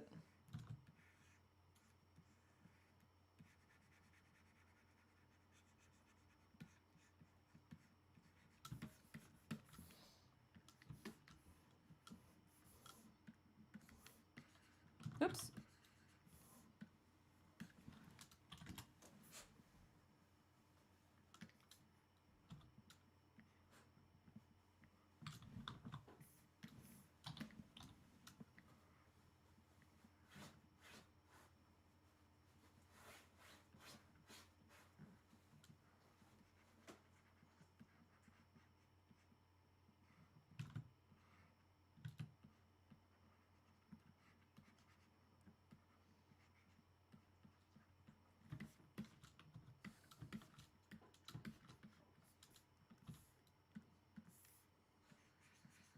Oops. It took me literally 3 hours to finish this frame. But Is it I done? hope yes. Yay! But only one frame, and I Still. wanted to finish at least 3. Still, that's a good start. Yeah, that's okay. Besides, I was trying. Like I spend lots of time on little details, so that's okay. I just understand where my time is going. Yep. Yeah, and you're not doing animation, you're doing like individual illustrations. So it is a lot more detail oriented. Meanwhile, there's me. Let's Yeah, see. true. Yeah,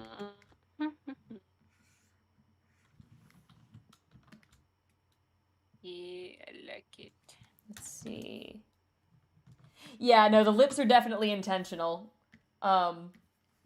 She's designed to be a standard of beauty that's a little older fashioned. So, tiny little Cupid's bow lips and all that. And she is indeed a Betty Boop XP.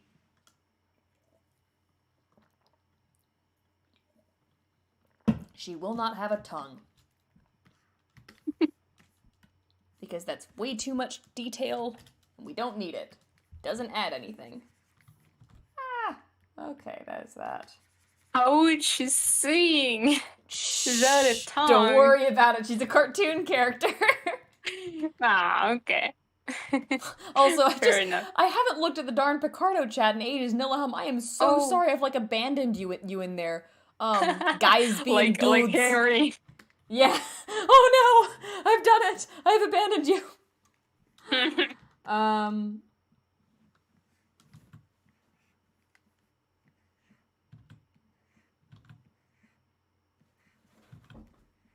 The other thing about Henry's culpability is it lends credence to Bendy's emotions as well. Like, if it was clearly entirely Joey's fault, Bendy's not stupid. He's immature and very cartoony, but he's not stupid.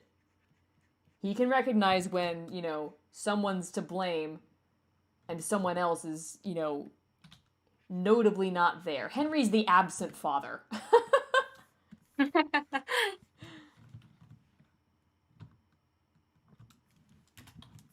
Oh my god, they're back! How are they back? They? Who? The chatbot. Oh, I don't know. But it is weird.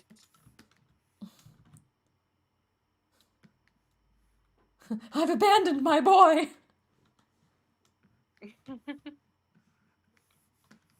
So yeah, if it helps to look at it from that angle, then Dragon Keeper. And again, I'm not really trying to change your mind on this, but there is at least that way of looking at it. I'll say it that way. Guys, I've already hidden the chatbot. I've done what I can. It's probably just being slow to actually implement that. Am I gonna need more mouth shapes? I'll probably just do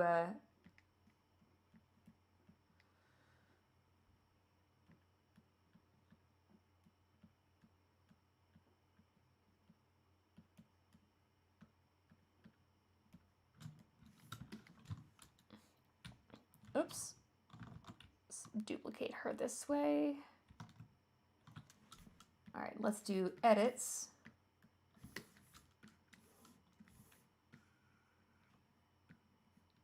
Give her a little bit of a surprised face. But she's too pretty to have a really exaggerated one.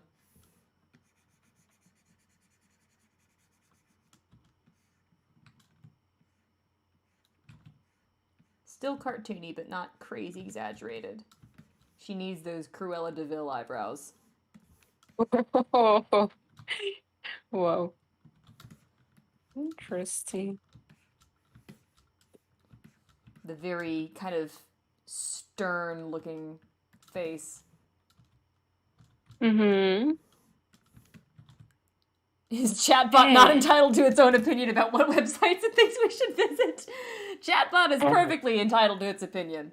But we are also perfectly entitled to say what we want to say about that opinion. Super Vladik, I am happy to hear that, dude. Bendy is suffering from divorced parents. See, Summer Rose gets it. That's exactly it. God.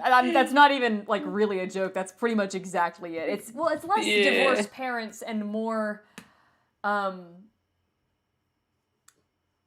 let's say, split notions of what his father should be. So in a sense, like the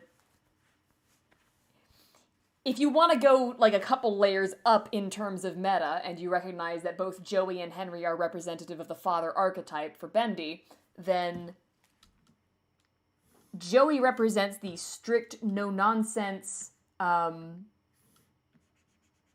very orderly and get-it-done attitude kind of father. And Henry represents the more childlike element of a father who's,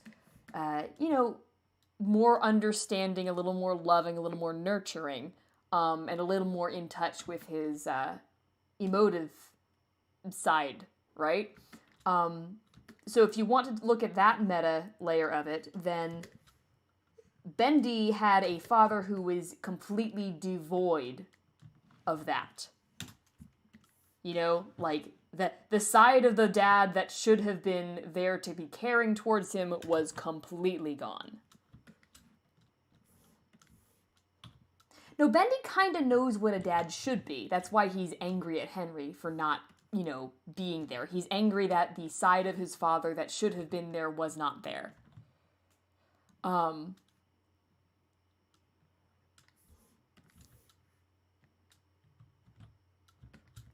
Does that make sense?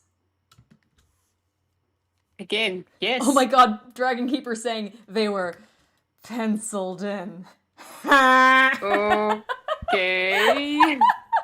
I'm not gonna laugh at it. It's good. It's good. Who do I think the best father is? I mean, in a literary sense, that's God. I mean, I'm not even kidding. Like, it's Spirit of the Father. Spirit of the Father. But,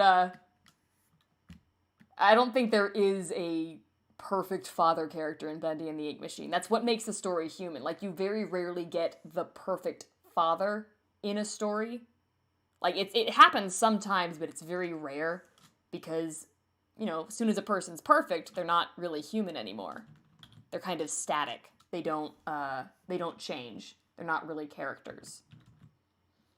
Oye, Squiggly, disculpa si estoy hablando español en este momento. Disculpa si digo cosas raras en el chat. Estoy tratando de entender un poco de inglés. Darin, are you asking if you can speak Spanish? Or are you saying that you can't really understand what's happening in chat because it's all happening in English? I'm sorry, I'm not fluent in Spanish, so I actually am not entirely sure what you're asking me there.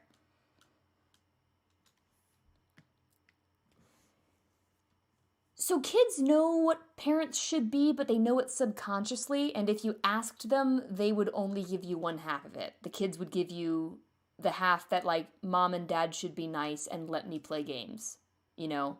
Of course, that depends on the maturity level of the child, but that's essentially it. A very mature child would recognize, okay, mom and dad need to be there to establish rules and then allow me to question those rules and experiment and figure out why they exist, or perhaps if they need to be updated. That's the typical kid's relationship with a, healthy relationship between a child and parent. That's what it would look like. Joey's like, clean up this darn ink or no dino nuggies. Henry, I'll help you, sweetie, then we can go out for dino nuggies. Yeah, it's like that, it's that McDonald's thing, like the kids in the backseat yelling, McDonald's, McDonald's, and you have like 3 different alternatives for what could be happening in the front seat with the parent. So, yeah. Joey is we have McDonald's at home, and Henry is also yelling, McDonald's, McDonald's, McDonald's. So that's the contrast between them, if that makes sense. All right, so This is the best explanation I could ever imagine. Oh my god.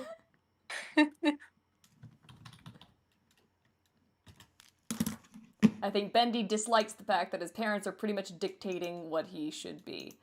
There could be an element of that. There could be. But from his perspective, it's more, I'm gonna follow in Dad's plan and,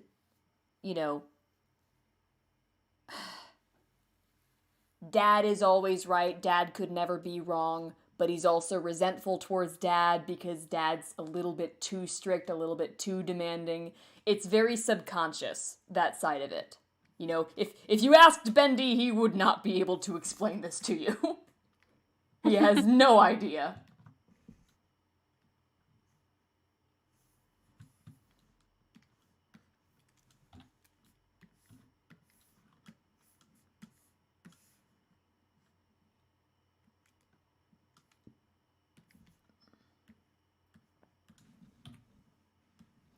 Come on.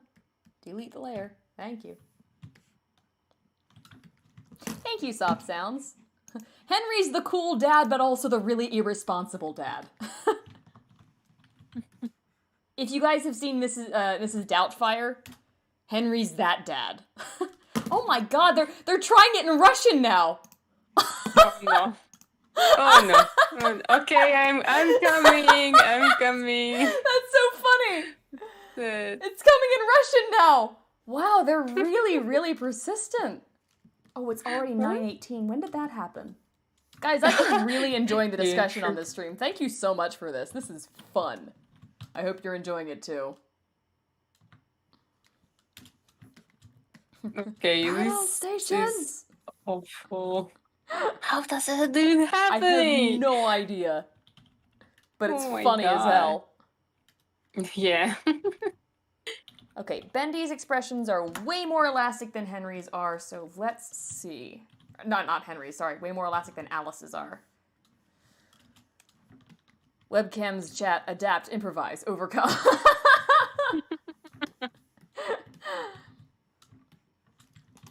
I'm sorry, I did it. Yay! Oh my god. Yes? It's so much. What exactly? Oh, just the chat bot being that persistent. It's impressive. I have to give it props.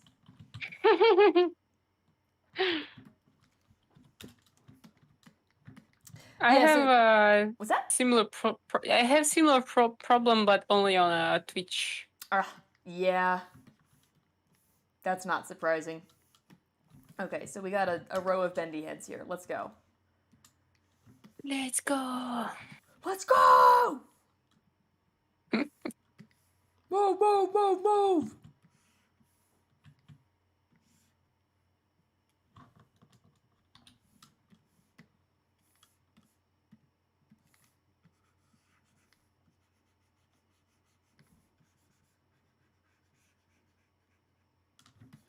Ah! What the hell? Did you see that? The screen just absolutely lost its marbles for a second there.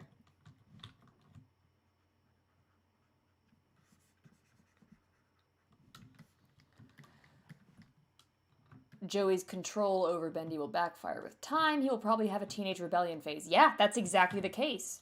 You know, like if you have tyrannical parents, the kid is going to rebel eventually. But if they're unconscious about it, they're going to do it in a really insidious and nasty way.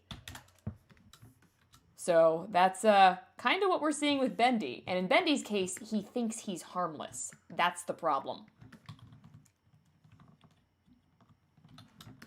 And because he thinks he's harmless, he's able to do the most damage.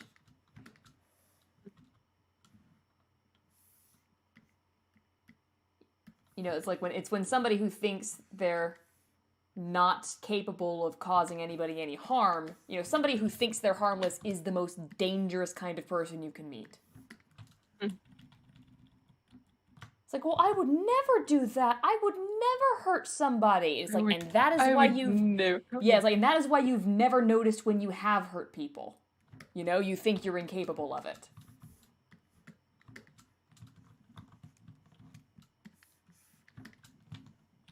What does JBP say? You should be a monster.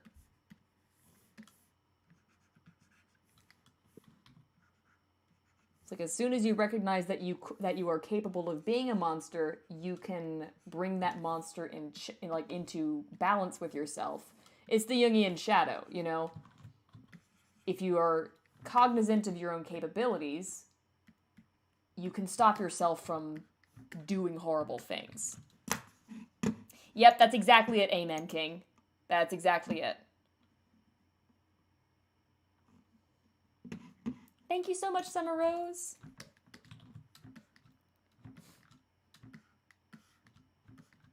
I haven't heard Nostalgia Critic talk about this. I'd be very curious. What, like, do you have a video title? I don't think I'm allowing links in the chat. Sorry about that, but it's mostly to stop bots. See how well that's worked.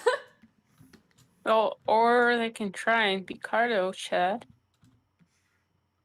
Yeah, you could do it in Picardo chat. I don't know if you have a Picardo account. I think I do allow links in the Picardo chat.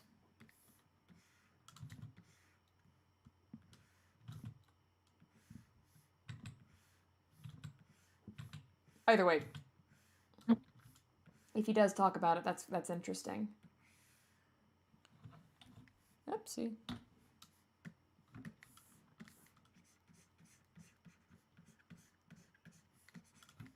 Because the villain is too black and white evil to make the audience analyze their own behavior. Bingo. Exactly. Okay, so he talked about it in his Lorax review. It was one of the reasons he said that movie didn't work, because the villain is too black and white evil to make the audience... Yes, exactly. And that's the reason why I'm not a huge fan of how Joey is portrayed in the actual game. Because it's that, you know, he's portrayed as pure evil corporate businessman type who doesn't care about other people. It's like, well... That's partially true in a real version of somebody like him, but even a sociopath has human elements to them, which sounds like a silly, you know, thing to say because duh, but if you understand a person's motivations, you know, that's so much better than just having, oh my god, this chatbot is back! Thank you, Tactical. My god. Anyways, a villain you can understand is infinitely scarier than a villain that you can't. I'll leave it at that.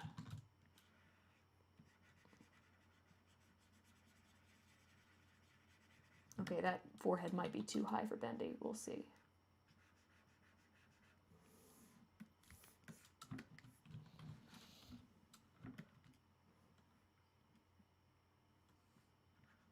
Well, Dragon Keeper, what I would say about that is you're looking at it a bit backwards. If you're perceiving that around you, understand that real people aren't like that. And there's probably more to it than you're seeing like on the surface of it. So like even the worst of the worst, like let's take whoever's Jack, I guess Jack Posobiec, is that what it is? The guy who's allowing Twitter to be the absolute cesspool that it is. Or let's not even like name him specifically. Let's just say people who are in charge of Twitter, right? Who allow that website to be the horrible place that it is.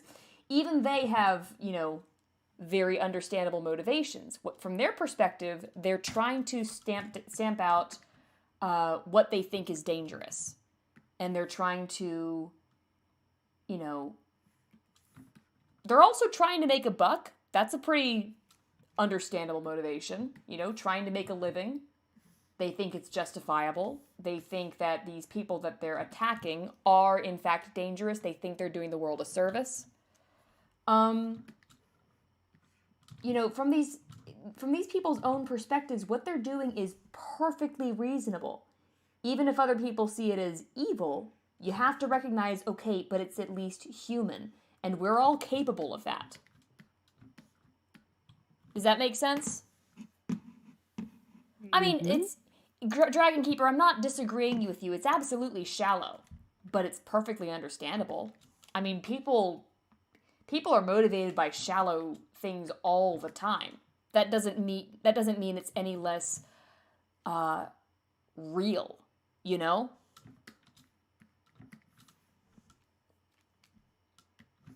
I like this conversation. This is an interesting conversation.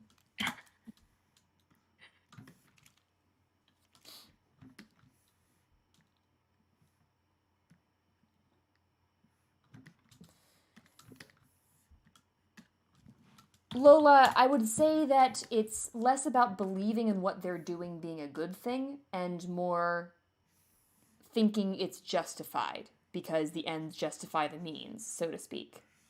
The notion of ends justify the means is the most dangerous notion in existence. It's like, I can get away with anything because it doesn't matter. And whatever I do is justified because I am aiming towards this, and this is so worthwhile that, nothing else matters as much as it. That's what ends justify the means. It's a very dangerous mindset to get into. But it's a very human one. A real-life billionaire's motive for doing something isn't the same as a fictional billionaire's motive in unclaimed work would be. I would beg to differ. I would very much beg to differ. Lola asks, can I mention something pretty interesting I found out? Well, a real monster is scary because they're human. Like, there's that cliche saying that, like, the real monster is humanity. It's like, that's absolutely true. We can at least understand a predator, because a predator is trying to survive. But a person is only understandable because they're a person, and that's scary. The notion that you are also capable of the horrible things that other person is doing, that's terrifying. And people can't deal with it when you point it out. They rail against it, they argue with you.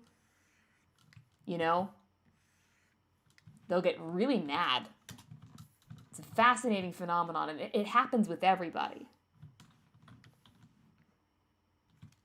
That's the whole concept of the Jungian shadow. It's like your shadow, everybody's got one, and it reaches all the way down to hell.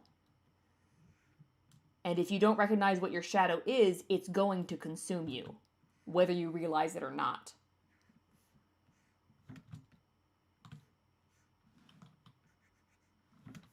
Brilliant man, I tell you what.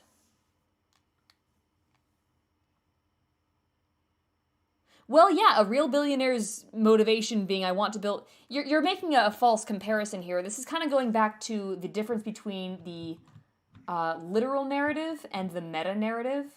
Because the meta-narrative is still the same. They're aiming at a personal gain. And they think that whatever they do is justified because this personal gain is so important. You know? It doesn't matter that the fictional version is they're trying to resurrect, like, the lost city of Atlantis or what have you. That doesn't matter. What matters is, in their mind, whatever it is so important that it supersedes literally everything else. So you couldn't have a conversation with them, you know? They'd be exactly the same to interact with. Yeah, I'm glad you're enjoying them too, Sugar. This is a lot of fun.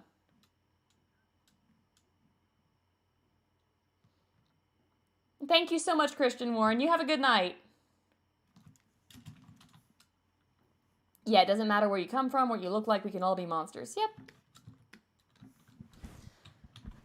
Well, I mean, in that case, Dragon Keeper, what I would ask you is, does the fictional guy's motivation justify what he's doing? So you posited a guy who's trying to resurrect his dead daughter as being a villain, right? So that's a very relatable situation, right? It's a very relatable motive. It's a very emotional one. Would you say that it justifies him? And I'm not trying to put you on the spot, but that's something to think about. Because if the answer is yes, then I believe that you have thought this through and that's your conclusion. But if your answer is no, then the point is still the same. It's like, it doesn't matter what the motive is, it doesn't justify, let's say, sacrificing a bunch of people.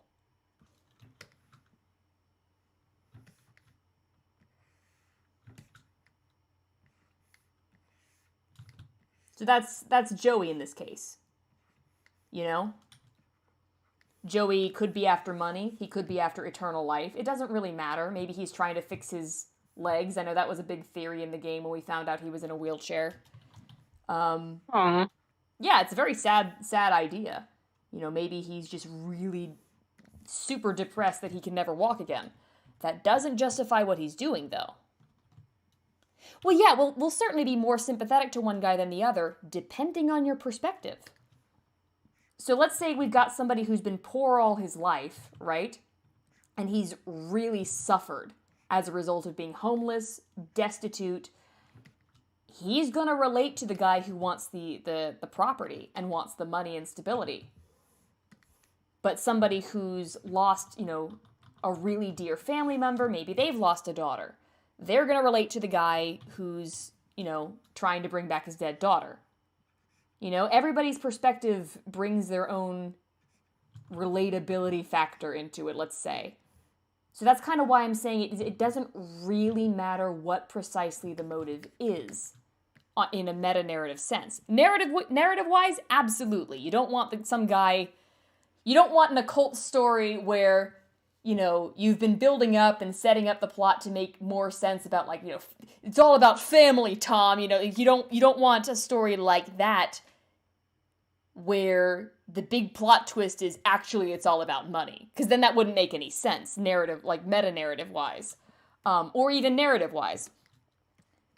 But in the meta-narrative sense, it doesn't really matter what the motive is. You could write the same story flavored with Western, flavored with occult, flavored with, you know, cyberpunk future. It doesn't really matter. It's the reason why people can take a story and make a zillion AUs out of it, for instance. Right? You know the coffee shop AU? Everybody knows the coffee shop AU. There's always one of them in whatever fandom you're talking about. You know, it's kind of a trope, but the coffee shop AU is basically like every one of the characters is still the same character, but they're in a coffee shop instead. You know, it's a bit silly, but there's always one, you know, or 20.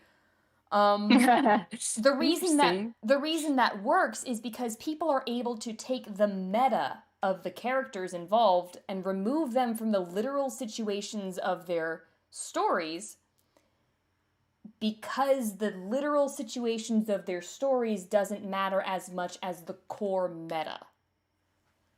Dragon Keeper says, I feel like my main point is that real life people are often not interesting, whereas good characters are designed to be interesting. I'd say go out and meet more people, because if you're having a conversation, I'm going to kind of steal a quote here. I'm going to steal a quote from JBP, as I've been doing quite often tonight. I apologize. If you're having a conversation with somebody and you're not fascinated, listen more closely. You know, because people will tell you some crazy things. Just today, I've had some riveting stories told to me by people who are facing some serious hardship that I never thought would happen in this lifetime.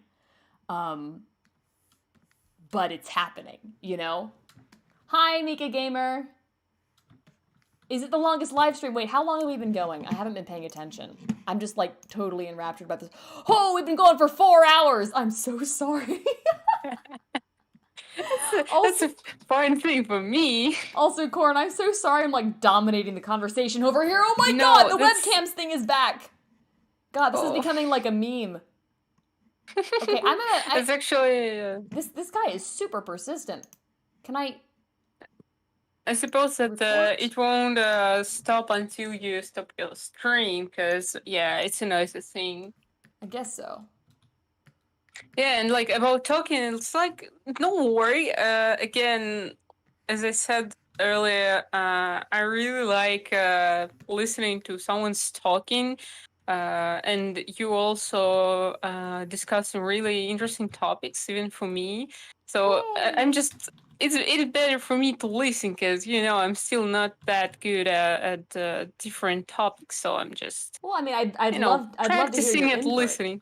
I'd love to hear your input if you have any thoughts on it. Because I don't want to just dominate the chat. I feel a bit bad about it.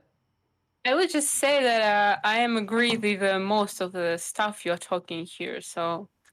Okay. Yeah. Well... Next time, if you're gonna discuss something, I will try to join you. Dude, there's no pressure involved. It's just if you had anything you wanted to add. Also, Dragon Keeper. I'm sorry, Dragon Keeper, I keep focusing on you, and I don't mean to single you out, but you're making some really interesting counterpoints. I'm enjoying the devil's advocate here. If you find out someone who committed a horrible thing in real life did it to get richer, you can't help but feel let down. I mean, yeah, but I would feel let down regardless of what the motive was, you know? And what is your definition of a real villain? Like, there's a question and a half to think about. I'm playing devil's advocate. Like, I'm thoroughly enjoying this conversation. I'm so sorry. Also, somebody give me an expression, because I've been, like, zooming in and out on these freaking bendy faces and focusing more on the conversation than on the drawing. Somebody give me another expression to give Bendy. You know, mouth shape-wise. Oh, I should probably give him a closed mouth, huh? Maybe you can try something not symmetrical. I've done one asymmetrical one, but I probably but it's only one. Yeah, I probably need to give him an open mouth, too. Or a couple of open mouths. He's not really talking in this video, though. Actually, come to think of it, yeah, he's not talking in this video. He probably doesn't need to open his mouth. Maybe you can just try to check your storyboard and see what it needs to eventually be able to do. Good thing I still have it open. Let's see. Yeah, but Dragon Keeper, that's a fascinating thing. Someone who uses their power to create pain and suffering all over the world with no remorse because of profit. That's something very interesting, right? So no matter... what is it? There's a study about how, like, after a certain threshold, like, once you're wealthy enough that you're not in debt, there is no evidence that being any wealthier makes people any happier. So there are people who don't understand this, whose sole purpose in life is to acquire money because they think that being richer is going to make them happier. Oh, see you, Tactical. Oh, bye. As soon as you leave, the robots come back. Oh, no. But, yeah, thank you for coming in, dude. This is fun. But, yeah, anyways, like, so there's no evidence that being any richer makes people any happier, but a lot of people think that, right? So it's very hard to talk to somebody like that because they're constantly going to be chasing that which they think is going to make them happier, but it doesn't. And so it's kind of like watching a drug addict spiral further and further into their addiction, right? They think that indulging more and more into this addiction is going to fix them or make them happier, and it doesn't. You know?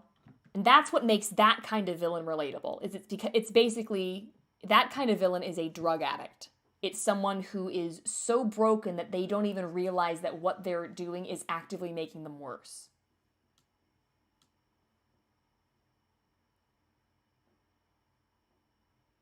So yeah, you're disappointed when the drug addict indulges more and more into their addiction, or the whatever addict. Could be a porn addict, could be a money addict, could be a drug addict. It doesn't really matter. You're disappointed when the person spirals into their addiction more, but you can understand it.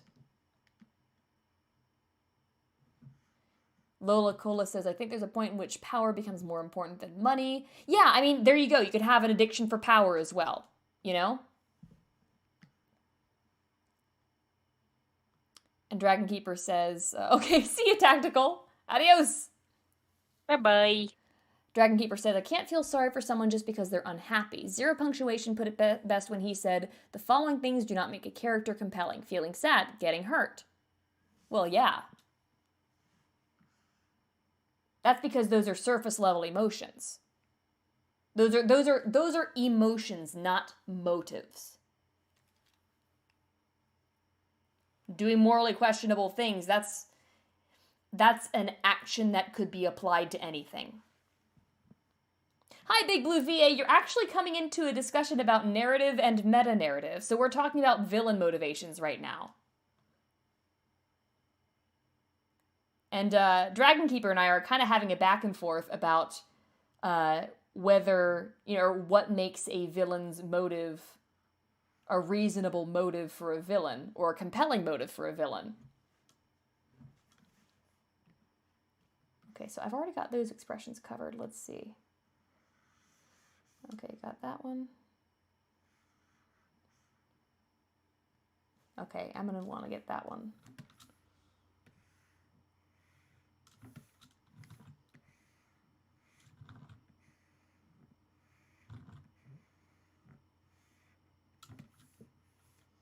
And my case is that it doesn't really matter what exactly the motive is in a literal sense. You can...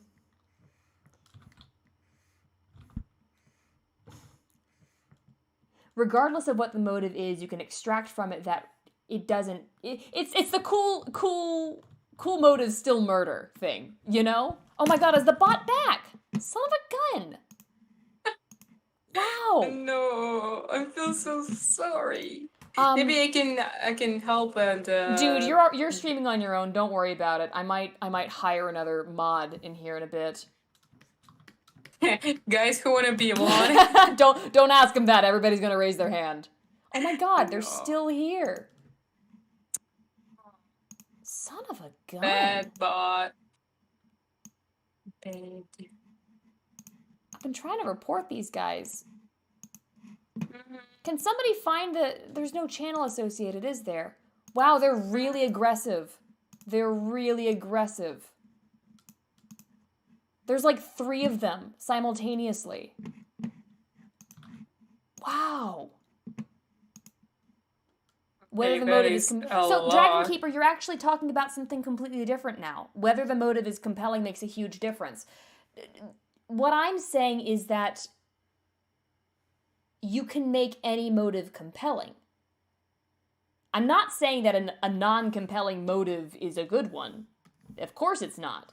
But if you are able to relate to other people and you can understand the human element, you can make a compelling motive out of whatever backstory you want to give the character, whether it's tragic or otherwise. You know, normal people do the most horrendous things, and they are perfectly human and understandable in doing so. And the same thing goes for hero characters, right?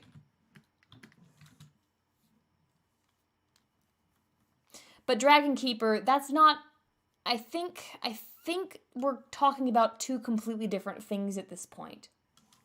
You know, with all due respect. I'm not saying you make a real person's motive compelling. It's, do you understand why that person is doing what they're doing? If you don't, then you can say something like, oh, well, they're only doing it for some XYZ shallow reason.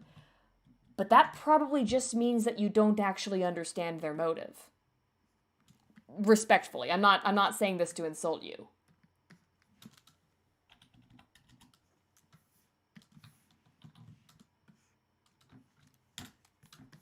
There are plenty of people who do really horrible things for power, and that's not, you know, that's not a non-compelling motive. Like, okay, so for instance, let's talk about my vices, right? I'm gonna use myself as an example. If I were to make myself a villain character, if I were to base a villain off myself, that villain would look like a really self-righteous, self-aggrandizing, smart aleck of a character, right? Well, shallow motives doesn't mean non-compelling. Yeah, Dragon Keeper, those are two different things. Shallow is totally human. Shallow can be very compelling. But yeah, so if I were to make a villain based off myself, she'd be very self-righteous, very resentful. She would be extremely preoccupied with whether or not other people listen to her or think that she's smart. And she would very much be inclined to control what other people say because she's afraid of people not accepting her. Or, you know, afraid of people persecuting her or thinking she's dumb or too childish.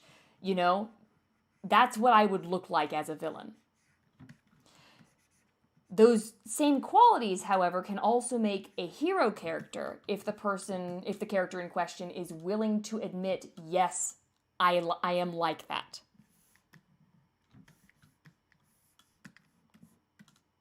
You know?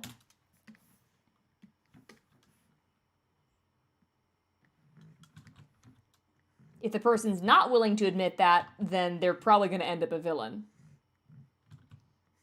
My internet just died. No! Are you back?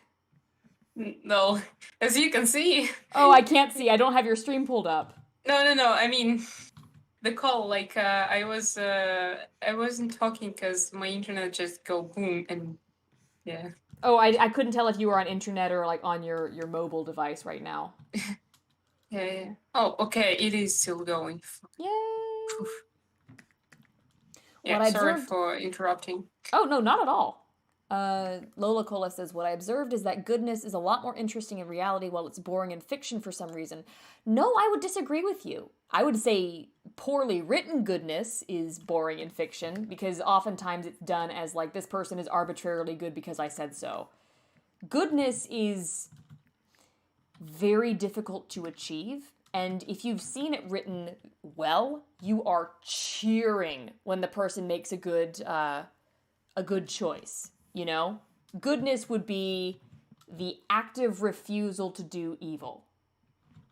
The knowledge that you're capable of evil and the active refusal to do it.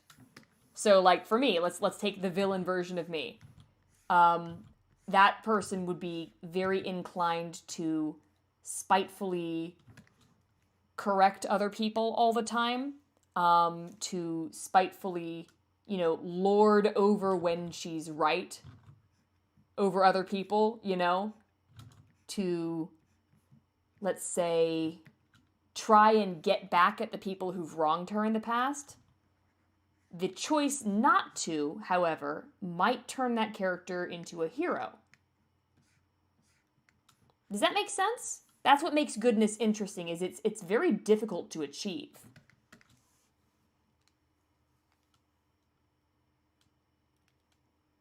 It depends which Disney villains he's talking about, Dragon Keeper. It depends, because a lot of the recent ones are horribly written, but the classic ones, those are fantastic villains. Talk about that again. What? Still villains? Yeah, we've been talking about this the whole time.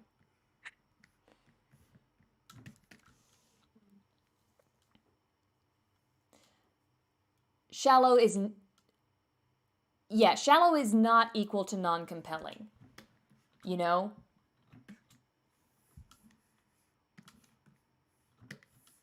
Shallow can be very, very compelling because everybody knows shallow people. So what I would say makes a good character is, can you imagine that person being a real person? And to understand that, you really need to understand real people, which entails getting out and meeting a bunch of people and exposing yourself to people that you might be inclined to think you don't want to associate with. Give them a chance. See if you can actually relate to them. Yes, Bendy is going to have a tongue. Alice will not because she's got the lips. That doesn't make a whole lot of sense to say aloud, but it looks better this way. Also, Bendy's... She won't have a tongue because she has a lip. I know, I realized it after I said it, but like, if I... Let's say I add lips, or add a tongue in Alice's mouth, that's a lot of black. And it's going to make it very hard to tell what's going on. Whereas if I just leave it blank, then you can at least tell it's an open mouth. Oh god, yeah, Pocahontas and Atlantis are terrible movies. That's what I would say. Because those are straw men villains. That's not what people are actually like. That's somebody who's reducing a person down to a motive and condemning that motive instead of realizing, okay, what can I find that is relatable and human about this motive? Those are straw men movies. Those are terrible movies.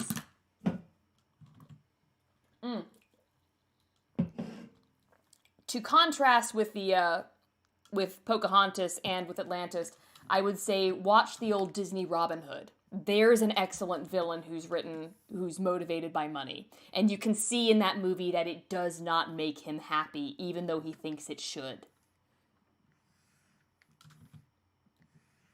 That's an excellent film.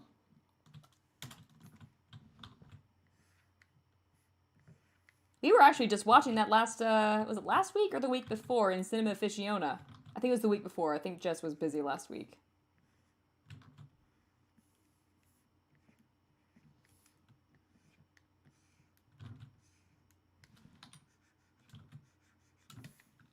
Thoroughly enjoying this conversation. There's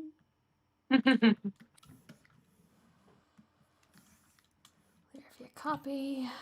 Let's move you over here because I just realized I'm going to have to reference the placement of those teeth. Rule number 1 of animating lip sync. You do not move the upper jaw. Upper jaw does not move. That's attached to your skull. I think I covered this in a stream the other night. Yeah. You think some people are capable of being shallow all the way down? Yeah, absolutely. I've met them. Oh my god, the bot! The bot! Son of a gun! Can you guys, like, collectively report these bots too? I'm hiding them as soon as I can see them, but please report them as well. Yeah, but they can report only before you actually hide its messages. If you guys are fast enough, report them. Because I'm gonna hide them as quickly as I can. Let's see. Yeah, no, I've known people who are shallow all the way down. They typically don't make very compelling characters. I will say that. But they can make an excellent start for a character. Yeah, typically in a story, well, not typically, but often in a story, you can start with a character who's very shallow, who becomes less shallow as the story goes along. Part of all of this is realizing that the characters should not remain static throughout the story. They change.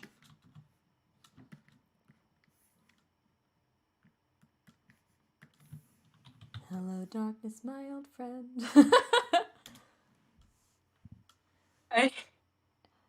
About because the emotion you're drawing? Mm?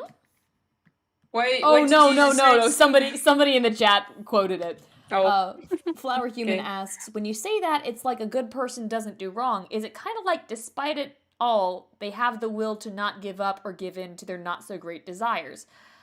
Yeah, I mean, let's take that person. You root for them and you cheer when they put down the cigarette. Right? Or when they see the alcohol bottle and they don't pick it up. It feels like a victory, you know? It's actively refusing to indulge in a vice. Or let's say we've got a character who is terrified out of the gourd. Let's take Usopp from One Piece, because One Piece was good once upon a time. So let's take Usopp. Usopp is scared. He's always scared about everything. But there's nothing more fun to watch Usopp do than to do something courageous even while his knees are knocking.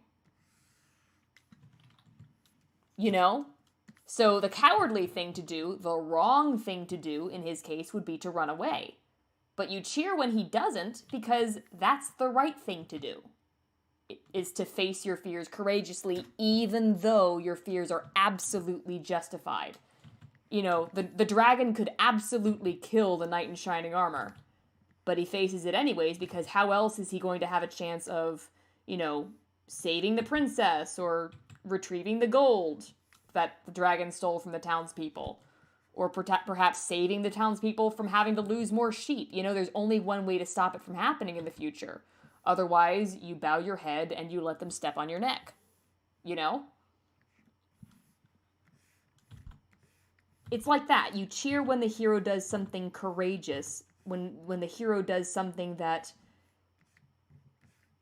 they are not naturally inclined to do because they're more inclined to go for a vice. Oops. Hello, girl vibing in pajamas. Oh, I should get in my pajamas too. I haven't yet. I am gonna take a little break again. But yeah, go for it, yo. I need to go to bed soon here. It is like almost 10. Yes. My poor dog does not understand. Why? The Box Queen says, usually courage and bravery is like defined by doing something when you're scared, and that's why it's so good. Yeah, exactly. So, like, let's take the drug addict again, right? I like using that example, because the addict could be for anything. Dragon Keeper, you did miss a bit of discussion. You can go back and watch it later if you want to. I'm not really going to back up. But let's use the drug addict again as an example for courage. What they're afraid of is the withdrawal. And that they should be afraid of that. That is horrible. You know? Going through withdrawal when you're seriously addicted to something, it's nearly impossible to imagine how miserable that is. Because it's actually painful. It lasts a while. There's, you know, people have done horrible things while going through withdrawal. It's definitely something you should be afraid of. But it's worth doing, you know? I'm not doing requests, Joanne. Thank you, though. I'm sorry. I am drawing these as references for a model. Okay, I think that's probably enough bendy faces. Does that get the idea across?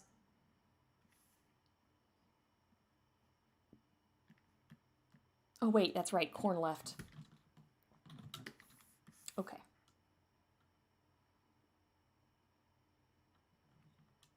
Oh, wait, no, it's not enough bendy faces. I still haven't done the spooky eyes. Whoopsie.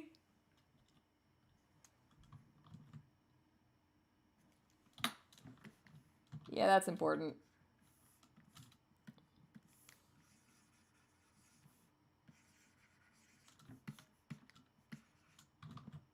Am I on Greenwich Zone?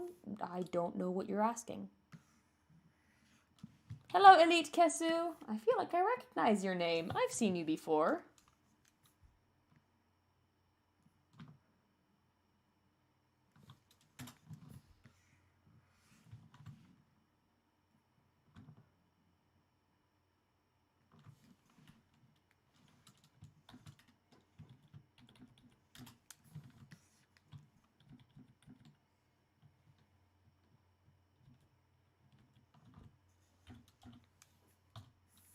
Let's see here.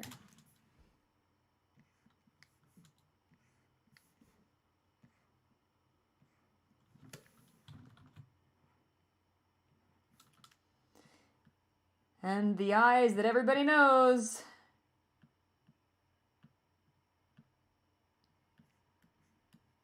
Let's go for it. Oh wait, I need to have them with the angry eyes. Mr. Angry Eyes. Let's bring it down. Oh, whoops. Bring it down here, buddy.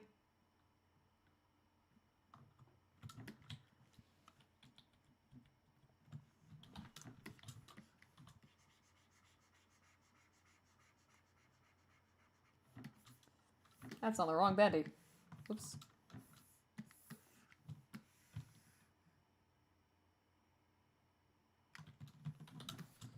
Okay, and that should be way up here.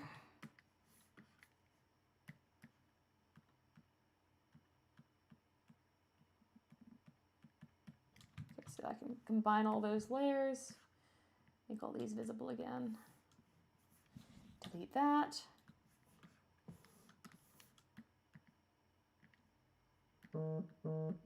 What, Sonic? What do you want? Oh, I actually drew a nice shape on my first try. Yay. I'm sorry, I'm not watching the chat right now. I'm kind of absorbed in my drawing. Give me a second. I will check it in just a minute.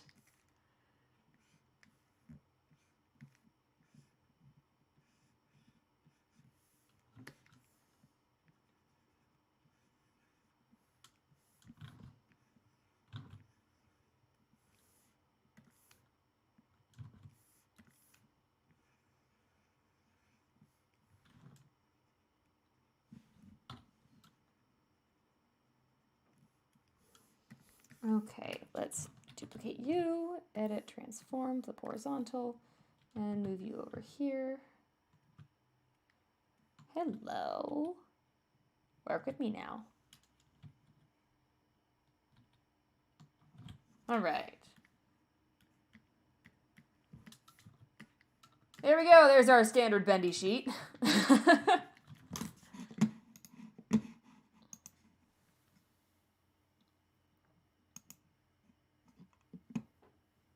Dragon Keeper says, well, that kind of reminds me of the description of Tinkerbell and Peter Pan. That she's too small to feel more than one thing at a time, so she's either all bad or all good at any given time.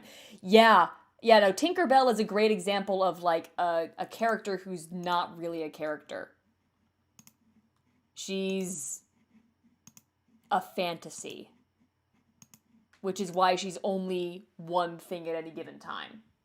She's entirely a projection.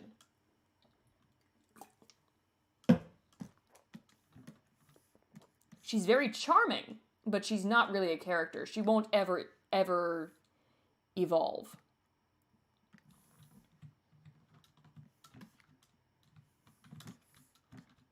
I got so many expressions.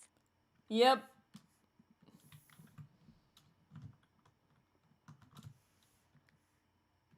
These last two ones, oh my god. Yeah. I like the eyes. Thank you. That's I was actually super proud of the fact that the eyes from Welcome Home, these eyes down here, got to be quite infamous. They're like on a whole bunch of bendy models and in a bunch of bendy fan art. I was so tickled by that. Because it was literally me going like, what can I do to make his face like really jarring? Oh, I know. Let's give him eyes that are somewhat more detailed and totally off model. Let's do that. Yeah. I am actually using stabilizers. Oh, you're talking to somebody else. Got it. Excuse me. I do not have games on my phone, I'm afraid. Tell me I'm pretty, Henry.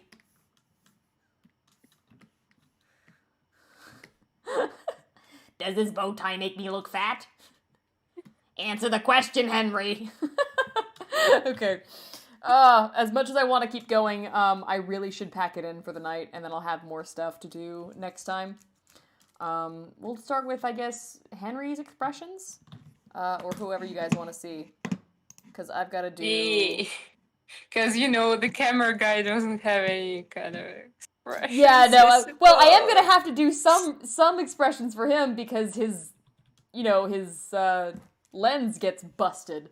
I have to at least do a version of that for a reference for the modeler. But yeah, I'm gonna have to do a couple of expressions for Sammy's mask's eyes because I'm gonna give it expressions because I can. Searcher's probably a little bit of expressiveness, just the eyes are gonna need to be able to change shape just a little bit. Joey's, of course, going to need some expressions, although he's not appearing in this video as the model. This guy, this guy's gonna need some expressions.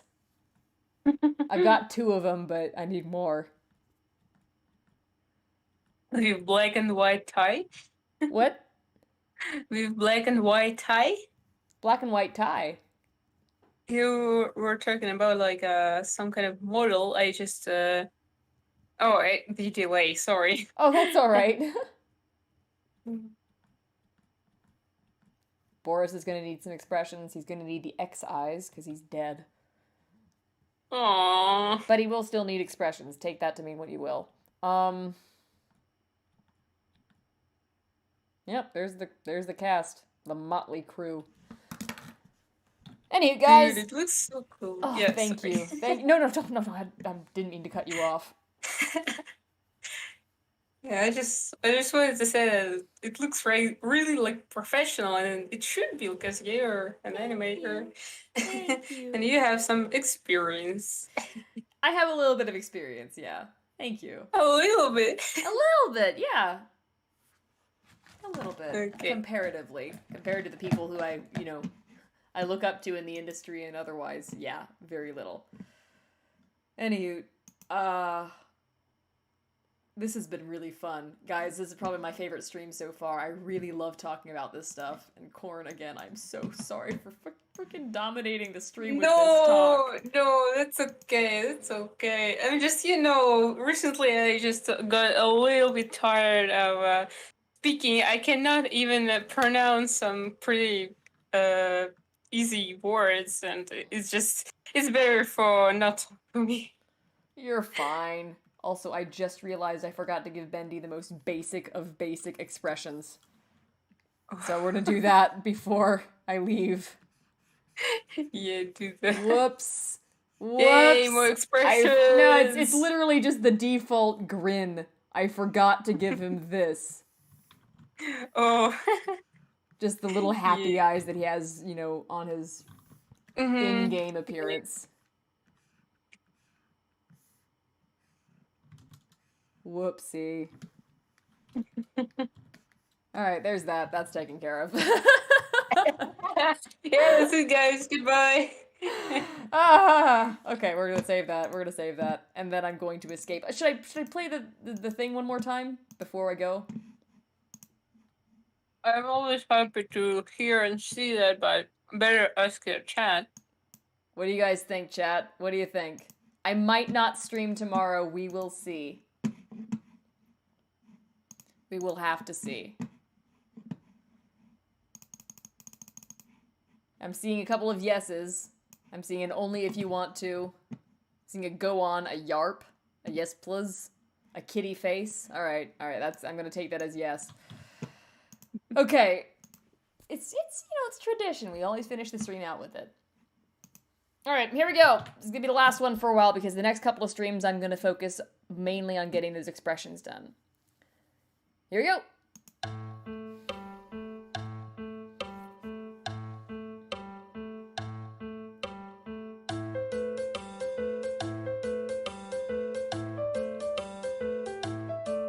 Now you've hung your head and you've seen the writing on the wall.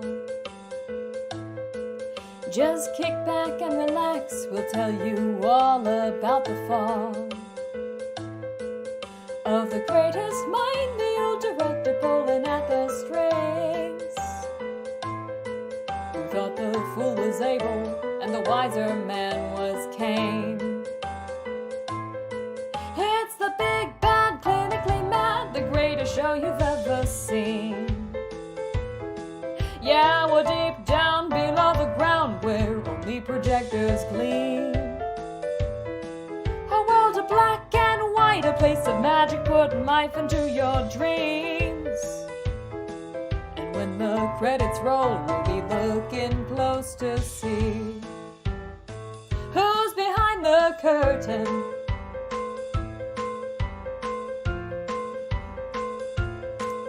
Just a pencil and a dream, a modest proclamation of his goal. But no one saw when it was spinning out of control. Every soul, every wish, all for one man's bliss. 'Cause all the good intentions don't mean a lick. In the pursuit of it, you still wind up down below. Well, the pipes they got to pumping, the beat of a creator's heart. Oh, that's what he had told them, just a sacrifice for art. And the walls they turned to paper, and the ink began to fill our veins. Oh, it's easy to rationalize pain to the insane. Oh, it's the big bad, clinically mad, the greatest show you've ever seen. Yeah, we're deep down below the ground without a hope to be redeemed. The only man who saw the ego twisted behind the scenes was the one who set the whole production in full swing. Who's behind the curtain?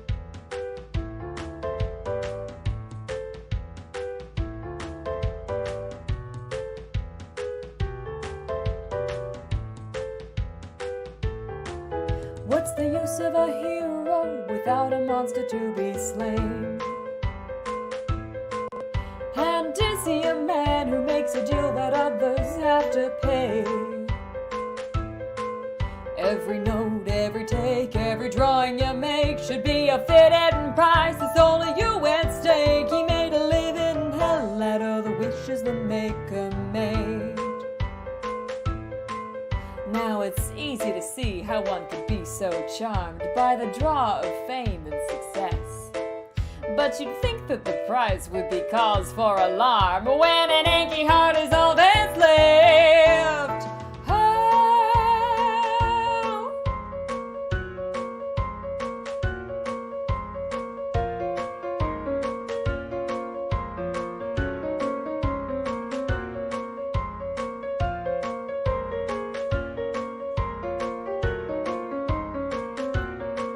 It's the big bad, clinically mad, the greatest show you've ever seen. Yeah, we're deep down below the ground where only projectors gleam. A world of black and white, a place of magic, putting life into your dreams. And when the credits roll, we'll be looking close to see. Oh, it's the big bad, clinically mad, the greatest show you've ever seen. Take a wild guess who the hero of the tale is gonna be. A world of black and white where it don't matter why you left or where you've been. You gotta be a man and take the credits for co-writing the scene. Who's behind the curtain? Oh, did I boost the volume too much? I'm so sorry. Was I peeking for all of that? It was okay for me, but I don't know about the stream. Well, Amen King says, ow my ears. I'm so sorry. Oh. Sorry guys, I was a little bit distracted trying to deal with the chat bot. Well, I could do it again, but I feel like that would be a little bit wasteful. I'm sorry guys. Anywho, that's gonna have to be it for the end of the stream, guys. Thank you so much for joining me again. Again, this has been a really fun stream. I've loved the discussion. I hope you guys have enjoyed it too. And you in particular, Dragon Keeper, thank you so much for engaging me so much, because I love it when somebody makes me think. Thank you for that. I freaking love it. Anywho, that's it. That's it for now. That's the storyboard for now. And we shall see how things progress. But for the next stream, whether it's tomorrow, Sunday, or Monday, I will continue to work on the expression sheet references. And then we'll probably have some more discussions because I'm able to actually talk while I'm doing that, unlike when I was doing this, because my attention was entirely on, continuity. Corn? Yes. Thank you. No, thank you for streaming with me. Thank you for streaming with me, and by God, for putting up with me. Hey. No, go get a good sleep. Okay. Right now. Yes, ma'am. Oh, hello, little one. He's telling me it's time to go out to the garden. I'll catch you guys later. See ya. Good night. Bye. I love you too, Darren.